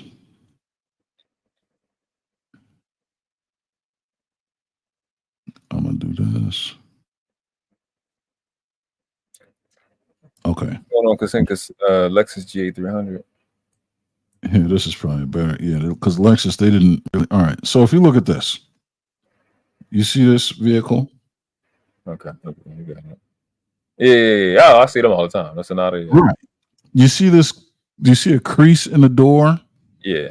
That goes between the handlebar. Like in the 80s, you didn't really see shapes like that. You see how the headlights integrate into the hood? Yeah. And like all of these different creases and valleys and stuff. And if you look at the overall shape of the roof across the top, the car takes more of an egg shape rather than, all right, let's look at a Hyundai Sonata 1998. Yeah, super ugly. Yeah, you see how the shape is more square and there's not as much texture in the surface of the vehicle. And if you look at, let's go back another 10 years, 1988. Same car, Hyundai Sonata. There's even less texture on the side of the vehicle. You see this? Yeah. That is a result of tooling. How the shapes become more, custom Lexus GS300, he's correct. That's a result of tooling becoming more sophisticated, being able to do things with, surfaces, change shapes, a lot more intricate contouring. And BMW, what they were doing was trying to introduce a way to increase the variety of shapes a car can take on without having such sophisticated tooling necessary to create those shapes. Yeah, that makes sense. Sense. Okay. I can see what you're saying. Because yeah, that makes sense. It makes sense. Because you've seen a lot of I think one of the most what's that car though? Is it McLaren? Those speed tails. Yes. Yeah. Speed tails and McLaren. Yeah, long tail. Yep. I think Rolls Royce. Is it Rolls Royce? Yeah, I think Rolls Royce got one too. I think that one is $1 million car. So I think so. The tooling. I said that to say the tooling is what allows cars like that to exist. I know race cars got it, but if you're doing production, they're finding better ways for the tooling. I guess to make it more efficient. I see what you're saying. Exactly. Those intricate shapes. Yeah, the Rolls Royce boat tail or the McLaren speed. When in the commercial, they just show that the clay things. But I guess what allow them to curve the clay is learning that they have the tooling to be able to make those curvatures and those indentations and stuff like that. Got it. Yes. So the clay models are anywhere between 1/6 the size up to full size, and you can do anything with that. But the tooling limits how much of that clay model you can actually put into production, which is why concept cars look a little different from the cars in reality, because a lot of it is tooling changes or regulations changes. The hood has to be this high off the ground for pedestrian safety. You can't have the headlights that low. Or we don't have a machine that can create this shape along the door, so we're going to make this door flat. But when you look at the concept car, it looked all, more futuristic than the one that hit the street. I never thought of that. I thought all of that was just, I didn't know that was separate from any other part of the engineering. Well, obviously, okay. I didn't know that was the bodies, what we call the tooling for the body was that much different from. Well, I guess it would make sense because I'm thinking about engineering with the time and chain, and all that other stuff. Exhaust. I guess it would make sense. I just never thought of it. Is what I'm saying. Yeah. I mean, I'm trying to think of a car. You know what? Here, I'll tell you what. If you look at I just talked it all up as aerodynamic. Every time it becomes more aerodynamic, which you don't think about the tools it take to create it, right? Yeah. Because essentially you like average, like the layman, average person, like we don't think about that, but because you car, socket, wrench, but even being a mechanic from time to time, with certain cars that have to have a special tool to remove certain bolts. Oh yeah. So, yeah, that would make actually makes a lot of sense. Think about it. There's even special tools to remove the oil filter from certain cars and buses and trucks and shit like that. So that would make sense. I just never thought of it. I don't even know if I would recognize it if I seen one without you telling me. A special tool for the body. Because when you watch how it's made, when cars come out, you kind of see the doors already. You know what I'm saying? Like you see the doors already made. Shit like that's interesting. Never even thought about the tools. Yep. But see, cars get more and more intricate as time goes on. But I think they will be. I think whatever technology that they're using, concept cars like that, with BMW owning Rolls Royce, I think Rolls Royce will get first dibs. Yeah, Rolls Royce, their coach building, which is essentially their bodywork department, is second to none. I mean, Rolls Royce coach work is pretty much groundbreaking. But some of your performance car companies, like you say, McLaren, they lead the way because they're more concerned with aero. Yeah. Aerodynamics. Yeah, they real big on that. Yeah. They real big on that. I think them and oh no. I'm about to be wrong. Well, I guess that's the level of it. But I think Pagani doesn't use. Pagani uses what, Mercedes motors? Yes. Yeah. Yeah. They use Mercedes. Yeah, they use AMG V12s. Regulations don't the creativity of clay designers, only the fabricators. Yeah. Regulations get in the way of the clay designers and the production. Yeah, and your production team. Regulations change. What regulations is the primary limiter. Limiter, yeah, and then tooling would be secondary. Of going from like the model to what's on the street, yeah. So, like you're saying, like an artist can come up with amazing things. It's just whether you have the tooling and the regulations of that respective country, exactly, or whatever. Yeah, that makes sense. This either ain't safe or we don't have a tool to create that shape. Yeah, that makes sense. Because at the end of the day, your car design, as cool as you want it to look, it's still got to be safe for the driver, even if it's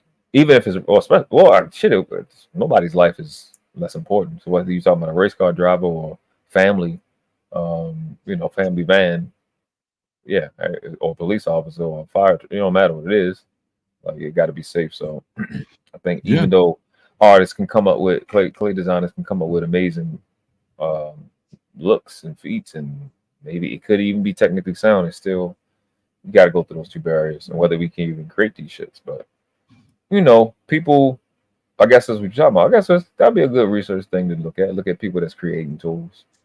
because we used to watch West Coast Customs, and they would create a lot of tools that they would need to make some of them choppers, which is cool as fuck. Yeah. A lot of people don't really appreciate. I mean, even something as simple like this will blow your mind. Even something as simple as this. And space shuttles, yeah, I can touch on that in just 1 second. And I'll just leave the automotive sector with this. If you look at this, do you see there's a bar that extends down underneath the trailer? Yeah. That's a regular, that right there is to see with the reflectors on it. Mm-hmm. If that wasn't there, whenever you rear-ended a truck, the front of your hood would go right underneath the truck. Right under the truck. I never thought of that. You know what the fuck I thought it was?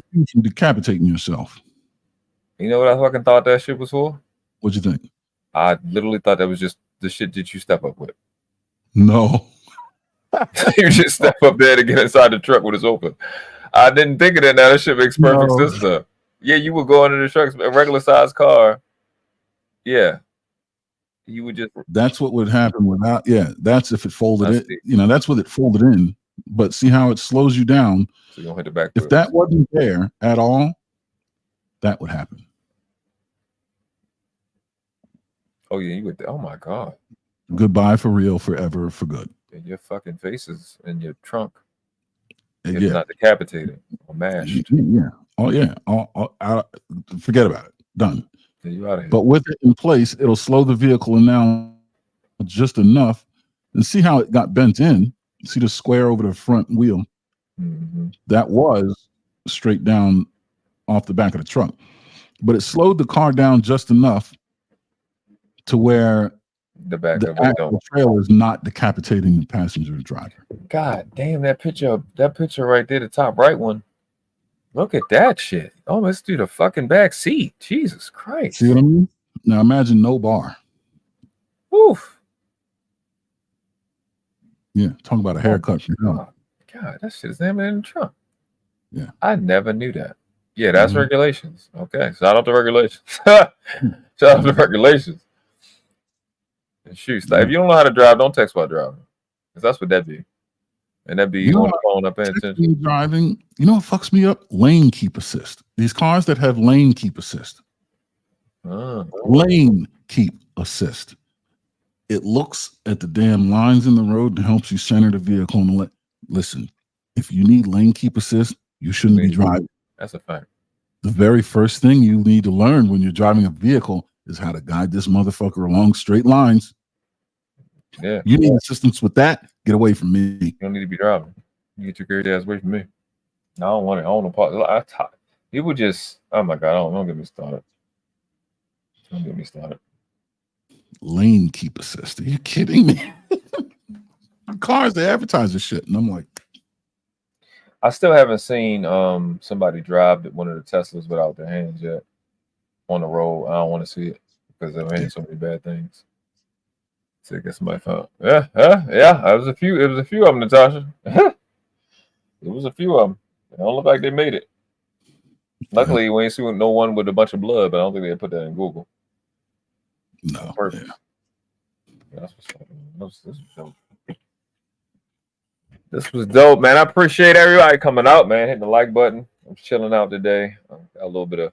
I supposed to been editing, but I'm like, should I go live? I ain't been live in I don't even know how long, like a week. I might go live tomorrow. Well, I'm a dip for real this time. My wife, she took the son out to do some back to school shopping, so dinner's on me, and my daughter's looking at me like she wants my chicken. I make Chinese like General Tso's chicken type thing. Okay. Yeah. Okay. Shout out to the dad cook, man. We appreciate it, man. We know how to throw down, man. I've been making. So my waffle maker went up, and I was like, you know what? Let me learn how to do pancakes because I not learn, but I never did vegan pancakes. So when I say learn, because it's a different recipe. So like I know how to make the freaking regular black white flour, but so had to learn today because I used millet one time. It was horrible. And then I mixed it with spelt. So last time I made it, it was half spelt, half millet. This time it was spelt, so I had to get the shit right. So I mastered it this morning, and I'm excited. So we ate it up, so it's cool, man. I like being able to cook. I like showing my sons that. So yeah, definitely shout out to the dads. Shout out to the moms, the dope moms out there doing dope mom shit. We couldn't do it without y'all. We appreciate y'all. I love dope parents, period. That because that's all the work. That's where the work gonna get done. It's just raising competent, self-reliant generations. You said try buckwheat. I keep looking at buckwheat. Might give it a shot. I like more alkaline grains, and I think buckwheat is pretty good. But I'm gonna give it a shot. I'm gonna try everything. I'm gonna try teff. I'm gonna try. I have never tried teff, not one time. I'm gonna try chickpeas. I'm pretty familiar with chickpeas. People be making like an egg thing with chickpeas. I'm gonna try that out. I'm gonna try a few things. Chickpea flour gets fine. Yeah. I'm more with chickpeas. I eat chickpeas. That's like one of the bases of my diet. I'm gonna try coconut flour, Amaranth. It's pretty good. I only eat out the organic markets. Well, we have a store here called Mom's. They got like a few, like three or four locations. Sprout is here. Obviously, Whole Foods. Actually, I just went to Whole Foods yesterday. So I'm gonna try that stuff. I had fun, man. This was good, man. This was a good stream. Ariel said great stream. Appreciate y'all, man. I like having streams like this. Add a different element. Please share it out. Tell your friends. We're over here talking some stuff that makes sense with all the nonsense that's going on. This was a great combo with me and you.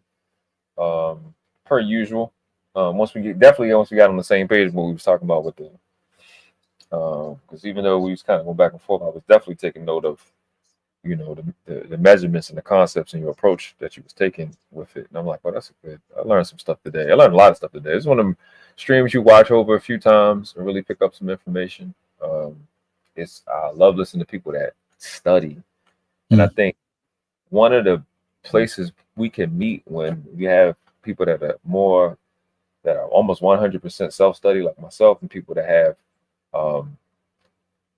college education, is that we meet at the same place, self-study, people that take intelligence serious. And I think that's where we can meet and exchange notes, because some of us have more on a self-education path. We got more of a free way of thinking, but we need that structure, we need that foundation, and we need that update on where you guys are. So I think and we need the unindoctrinated freedom to learn aspect as well. It makes us better teachers and better learners as well. So both are needed.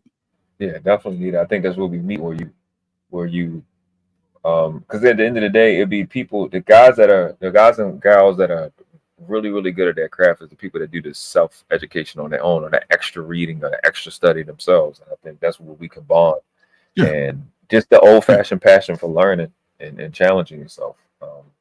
That's what I think the space will get to that eventually, when we keep doing things like this. And obviously it'll come after some type of result take place. Well, those guys over there, they're all doing this, or they're all doing that, and they all got their own thing, and they got, what I'm saying? So it'll come after that. But I enjoy it. At 38, I think I've challenged my body as much as I possibly can within my life. Granted, I didn't do like world-class athletic stuff, but I was never my goal. I never wanted to be an athlete professionally. Well, I wanted to be in the NFL, but I was like, real early, I was like, I'm meant to do more than that. That's why I never try to box. Or people be telling me to box, no, I got bad intentions. I respect the craft of boxing. I don't want to get in boxing. I got bad intentions. I don't want to disrespect the sport. I've said that since I was a little kid. That's why I ain't doing it. I swear my life, I'm not joking. I'm not gassing. I had bad intentions. I knew I wanted to hurt people. Yeah. And I'm like, I love the sport too much to be in it. MMA and all that. Football is a little different. You can hurt people like I was. Yeah. But that shit is too violent. So I'm not a good fighter, because I don't fight by fighting a very unitasking purpose for me. I don't. Yeah. That's why I grew up not really liking play fighting. Yeah, that's what I'm saying. Yeah, I'm not like with women. I don't play fight with women like that. No, you know what I'm saying? No, I tickle you and stuff. We can make little jokes, but like the playing, swinging at I got too many habits. So My wife and I tried play fighting one time, and then never again. Because I'm like, oh, you're actually kind of strong. No, nope. Mm-mm. Mm-mm. Yeah, that's what's up. We're not gonna be here killing each other because because it feels like you're trying to kill me, and to stop that, I'm gonna have to kill you. And nah, so we just agreed, no, not for us. Okay, fine, man. Natasha be remembering what I be saying over here. I mean, you niggas no good. Absolute no good, nigga. Don't be swinging at me. That's why I didn't talk about fight, bro. I've been in so many fights in my life, man. Oh my gosh. That's why I make love, not war. I'm a lover, not a fighter, but I can fight my fucking ass off, so don't get no ideas. Absolutely. Shout out to y'all military people, because one, I learned a lot from military people and some of the OGs a lot. So my whole life they kind of take to me for whatever reason. I don't know why. I don't know why that reason is, but I guess I don't know. I'm disciplined, so I know y'all have, even but it's Navy, Air Force, or Army, or Marines. I have a discipline, habit of discipline, of that you have to adhere to be who you are. And like MJ early in the chat, she's still in the military now, so shout out to her. Yeah, and, thank you for your service. We appreciate it. Definitely. I do. I can't. Tommy B, MJ, Mandro. I don't know if you know Mandro. Oh yeah. He's a special operations guy like myself. Yes, it's a few people. So yeah, he freaking he's what is he, Green Beret, every bit of it. I met a few Green Berets, and they my kind of people. I like Green Berets. I met some special lives, some shadows, some ghosts in my life, and it changes your life, the way they think and the way they go about things. It's military people, period. Even Sexy Ray that was in the chat, shout out to her. Kind of bond with them a little bit more, because I guess I'm more militant, and I never lived like the civilian life, but we talking a different world than y'all come from. But I love the way y'all think, and it's just fun. I love disciplined people, and people that understands the severity and gravity of situations, warfare, threats, people that can assess threats, profile. It's refreshing, you know what I'm saying? Because it lets you know you're not crazy. Because like, listen, this is infinite. So like when I say it, y'all get it. In y'all world in which y'all taught, whether you in combat or not, you understand that misinformation is a death sentence.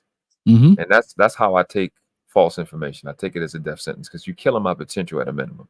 Yeah. You're taking options from me at a minimum. Maybe not life-threatening, but that's how I look at things. So yeah. Definitely enjoy. Appreciation for life. You're right, 100%, man. Yeah, definitely. I appreciate you, man. Shout out to y'all. Thank you for coming up, bro. We're actually gonna shut down. I'm gonna go play with my child. I hope the rain stops. Maybe we can go to the damn playground, get dirty again. I appreciate you, bro. Enjoy your day. Enjoy dinner with the babies. I know they're not babies, but they always babies to us. Like I don't know. Well, I don't know about you. I know you're a parent. Like my goddaughter is 23. Every time I see her face, I just see her face when she's a baby. I don't know what it is. I don't know what that's called. I just still see her as a child, like an infant. You know what I mean? I know she's 5'8". Like 5'8", 5'9". I don't know what that is, but you just still see your baby. You still respect them, but it's like, I don't know. I don't know what it's about. I don't know. My son's 7. I still look at him like an infant. Parenthood. No, it's about. I'm 43. My parents, they're early to mid 70s, and they still look at me like a baby. So. I they always be a baby. I don't know. That's the joy of being a parent. But all right, Aaron, appreciate you, bro. You be safe. All right, love you, man. Take care. Man. Right. Natasha, Ariel, Gore, Kasim, appreciate you coming through. Kasim, I ain't seen you in a bit. I don't be on risky that much, but I know that's where you be. I haven't seen you in the chat in a few, but I think like a month or two. Narratives, Sexy Red, everybody. Shout out to Sharon, shout out to Brownie Ellie, Dope Live. Please go watch her live. Please go watch the rest of Sharon live. I might do a video covering the rest of this. Probably make it fun. I'll probably do it tomorrow or something. Did you hold up? I just seen a comment. Did Ariel address something I said? Let me look. Something Oh, okay.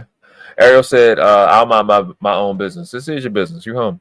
She said, but this would be a great weekly show with you and Aaron. Hey, man, we can definitely have that on the table. I've been bouncing ideas off of people. I have a live that I want to put together. I don't care if it's on this channel or not, with the Kamala Harris and Donald Trump kind of debate. As two people that I know that I fuck with very heavy in this space that's kind of on the opposite side of the Camilla, or Kamala, whatever her name is.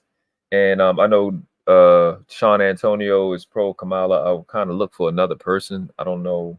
That's, not just pro Kamala, but like educated in the area like he is. I had hollered at him in Sexy Red's live yesterday, I think. Yeah, yesterday.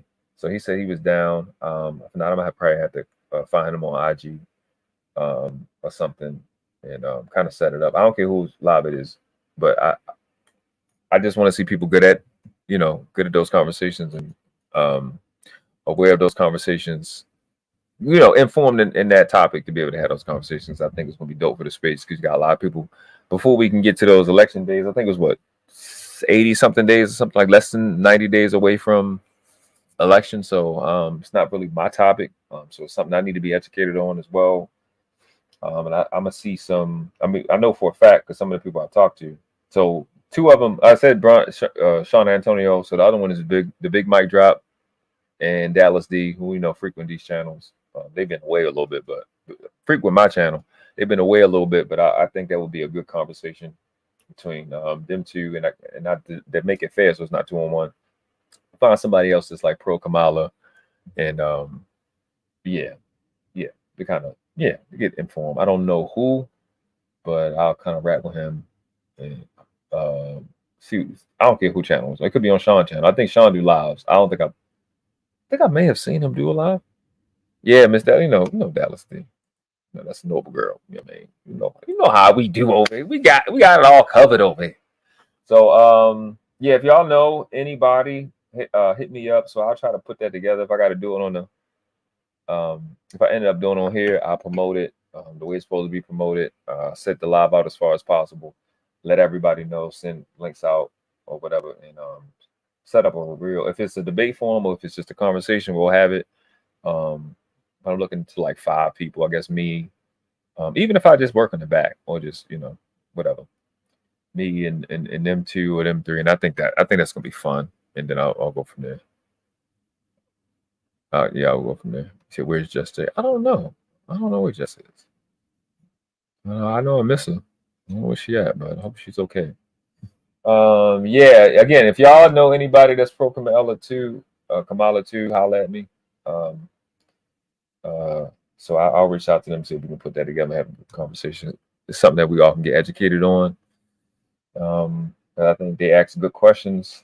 I know Sean has the information on a lot of things that's brought up about Kamala, whatever her name is.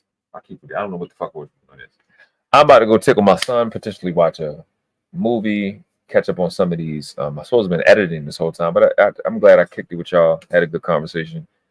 Go hit the link to Sharon's channel, the rest of Sharon's live, so you can see the dumb shit that Fatty said.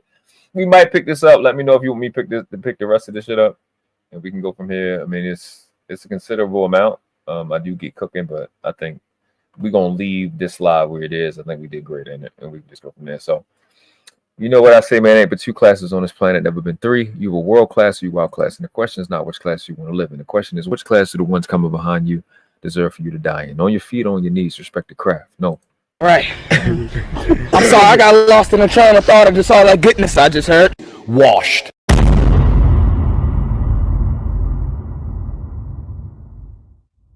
Like we weren't supposed to come up with something this clean. Like something happened.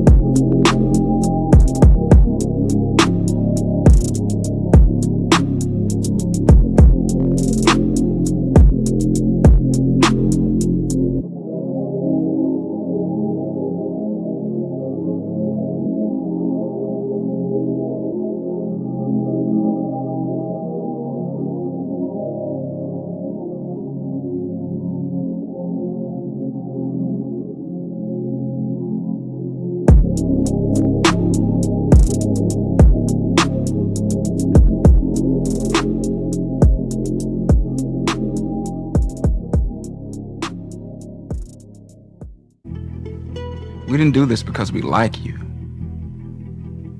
We did this because we are you. Boom, the world class.